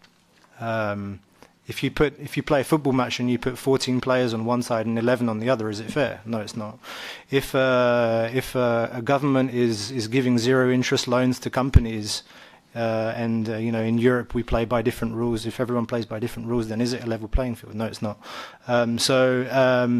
You know, on the one hand, we're asking for everybody that wants to be active in the European market to abide by the same laws and standards, whether it's on environmental practices, whether it's on international labor laws that need to be upheld, that are framed at the UN level. It's not just a European discussion. It's about having a level playing field across the world here. Thank you very much. That's great. And I'm sure we'd love to see your paper. So if you could send it to Mridula or so, we can share it with the whole group. Please, we're going to keep to our time. We have a very important last speaker here, Remy, and Constantin just mentioned the UN system. So you're from UNIDO. Maybe you could tell a little bit what you see as the challenges and how we can try to overcome those together. Hello, thank you very much for having me today. It's a pleasure to represent UNIDO here. I'm Remy Roland, Program Manager on New Policy and Affairs at the UNIDO Brussels office. And so UNIDO stands for the United Nations Industrial Development Organization. We are the UN agency mandated to promote inclusive and sustainable industrial development in developing countries. We work on a variety of topics, as you can imagine, but green hydrogen is a major priority for the organization as part of its climate action.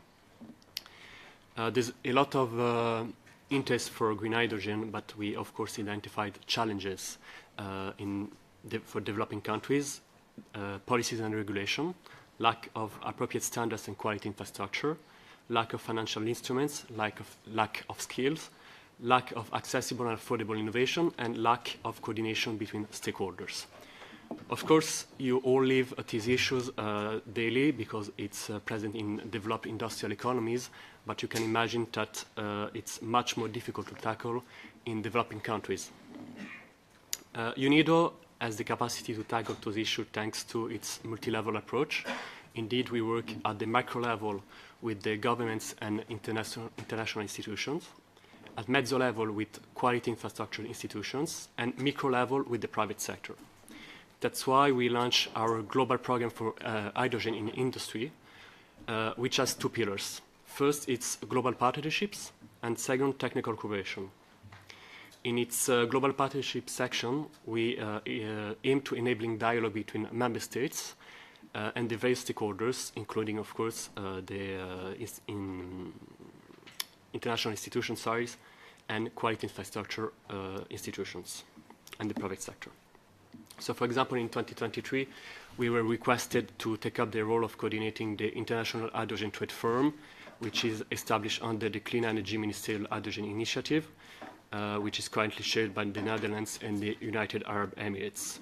But member states are the US, Germany, Japan, Canada, Brazil, Saudi Arabia, Morocco, and many more. UNIDO Green Hydrogen team is always also present at the various COPs, and will be the UN lead for the hydrogen initiative at COP29. And as I said before, we work with international partners like ISO and the World Bank on various topics. But for example, we have published a report with ARENA, which is entitled Green Hydrogen for Sustainable Industrial Development, which is a policy toolkit for developing countries.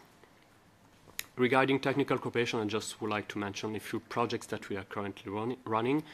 3 of them, the one I'm going to present, are all funded by multilateral donors.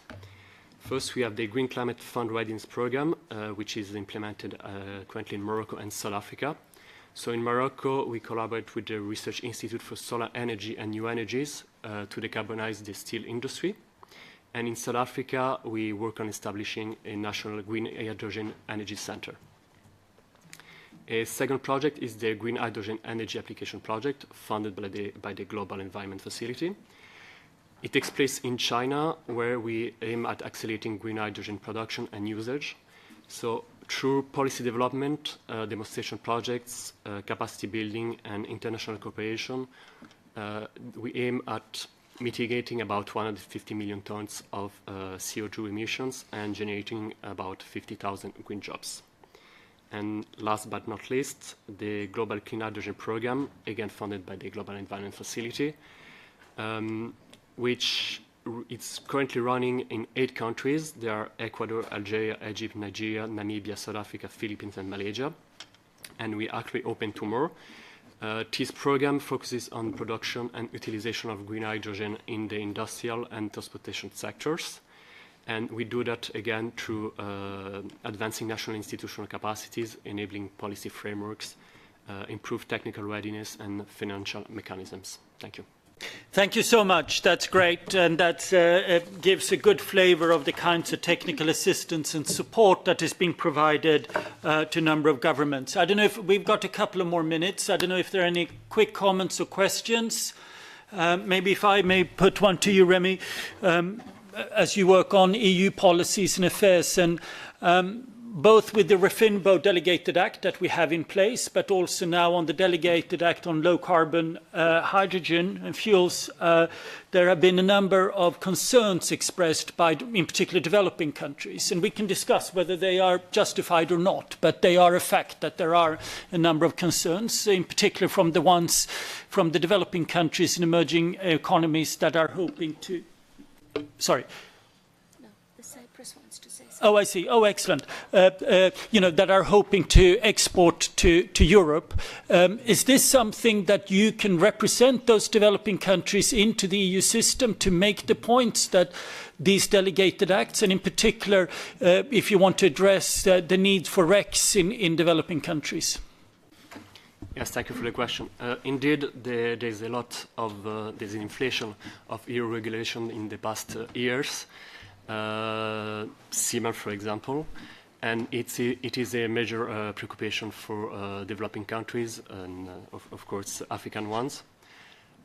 We're trying to add them because they feel a bit lonely and they lack the capacity to sometimes even just understand what the legislation is about. They feel this is often protectionism, which it's not agreed by on the EU side. But in the discussion, yes, with the various embassies here in Brussels, we feel it is a need for our help. And this is something we actually do, we have done for a long time, in particular through via the quality infrastructure and helping those countries to set the norm and standard to the EU regulation. Great, thank you very much. We'll finish very soon. Let's just give people 2 more minutes here. Cyprus. Thank you very much, Chair. First, allow me to extend my thanks to the ISA for facilitating this very fruitful discussion. A couple of questions on my side, open to suggestions by everybody. When we pose the question to the industry of using hydrogen, what kind of prices do you need to stay competitive? We get a number close to 3 euros per kilo. So what we'd like to see, what we'd like to understand is, at this moment, what is the state of play towards this pricing to be competitive? What is the projection according to our business as usual right now? And what is needed to reach that goal? And one more point, if I may add, you've mentioned very clearly the need for fair geographical distribution of this technology, electrolyzers. how far, where are we and how far do we need to get in terms of standardization of components and openness to the technology in order to have this geographical distribution without lock-ins and basically to be able to decentralize. Thank you. Two very distinct questions here. I'll ask Constantin in a moment to pick up on the second one, if you don't mind. I think you're better placed for that. We will need the first one on price is a very big question, and it's a tough one to answer. I think at the moment there is a significant green premium in most markets. And for most use. Not always, but in most. It's still hard to compete. In some places, we're seeing how that green premium one is able to pass it on because it's a different product. We heard earlier this afternoon downstairs from a company that many of you will have heard of, H2 Green Steel in Sweden. They have essentially been able to make the numbers work, take an FID. They have a commercial case. How have they managed to do that? Is it because their green hydrogen that they're going to buy is cost competitive with grey? No, not at all. But they can sell their product for double the price because there are customers in Europe that are prepared to pay for that higher price. So it's a complex question, but I think what is fair to say is subsidies and incentives and support for renewable green hydrogen and its derivatives is still a tiny, tiny fraction of how we subsidize the fossil fuel sector. So we are a long way from, so if we could just start to charge for carbon emissions a little bit more and channel that, or if we could just do that, that would go a long way to start to further shrink that green premium. I'm sorry I can't be more precise. I mean, you heard a number of $3 per kilo. I think we will reasonably soon head down towards that. Remember, everyone, we're not growing our sector. We're starting a new sector. It's not that we're going from virtually nil renewable hydrogen and green ammonia and so on being produced to quite significant amounts. So there are so many uncertainties that makes it hard to predict. Over to you, Constantin, then I'm afraid we need to close. Yeah, thank you. I would invite the representative from Cyprus and everybody else to have a look at the European Commission's results from the first pilot auction of the Hydrogen Bank. So some interesting figures that were shared there, both in terms of price in industry and transport, ranging from €5 per kilo in industry all the way up to 8 in transport. So I would suggest you have a look at that. But also on the point about attractiveness of different markets. Greece was the most attractive market in the hydrogen bank from a levelized cost of hydrogen perspective. What am I trying to tell you? Electrolyzer manufacturers, we follow electricity prices. Electricity price being 70% of the cost of renewable hydrogen overall. So bearing in mind Greece and Cyprus's geographical characteristics, I think you have something there. I don't know if any Cypriot projects bid into the hydrogen bank, but that's something to take into consideration. Maybe quickly on the standardization point, it really depends what kind of projects you're talking about. That will depend on the technology choice, whether it's PEM, alkaline, solid oxide. It varies from project to project and from manufacturer to manufacturer. Thank you. I was slightly pointed towards the European Commission, so I'm afraid I do think we need to give them, in fairness, the last word. So over to you. First of all, thanks to the International Solar Alliance for the organization of this super interesting event, and to the colleagues in DG Ener who have facilitated this. I work for DG Trade, but we cover the net zero industry sectors, particularly energy, etc. would be interested in having a snapshot or a quick reply to two questions, which of course are short but would cover important aspects. The gentleman from NEL touched upon a very important topic, which is resilience of the supply chains, and particularly with regard to electrolysis, would be interested in understanding if there are further elements to add on the current situation in terms of potential dependency from a third country. We will not name which one, because so far we haven't seen specific data showing, let's say, a dependence in terms of more than X%, I would say 50%, consider the benchmark of the Net Zero Industry Act, from a third country. But so would be interested in if these data are available, and then what type of measures should be taken to address such issues on the resiliency of the supply chain.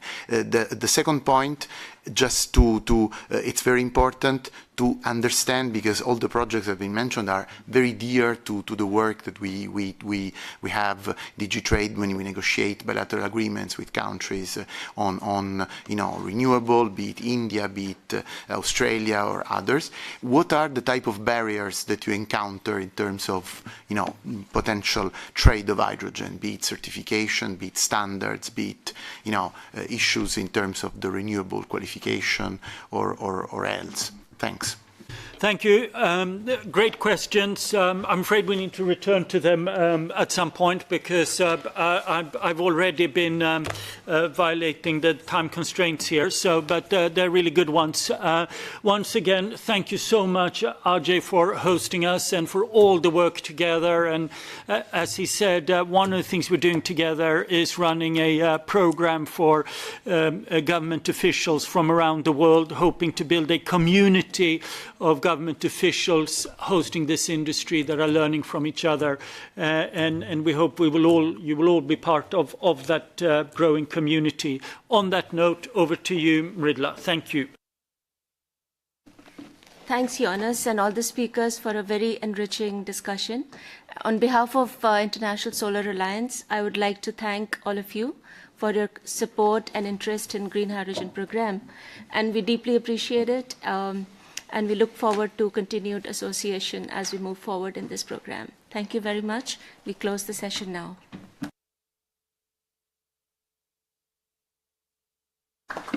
Excellencies, ladies and gentlemen, there is some coffee waiting for you outside with the very famous waffles. Please do join us for a hot cup of coffee. At the same time, we would like to renew to you an invitation to join us for dinner this evening at 6, right next doors at the rooftop of the Sofitel Europe, Brussels. Thank you so much, and looking forward to having you all there.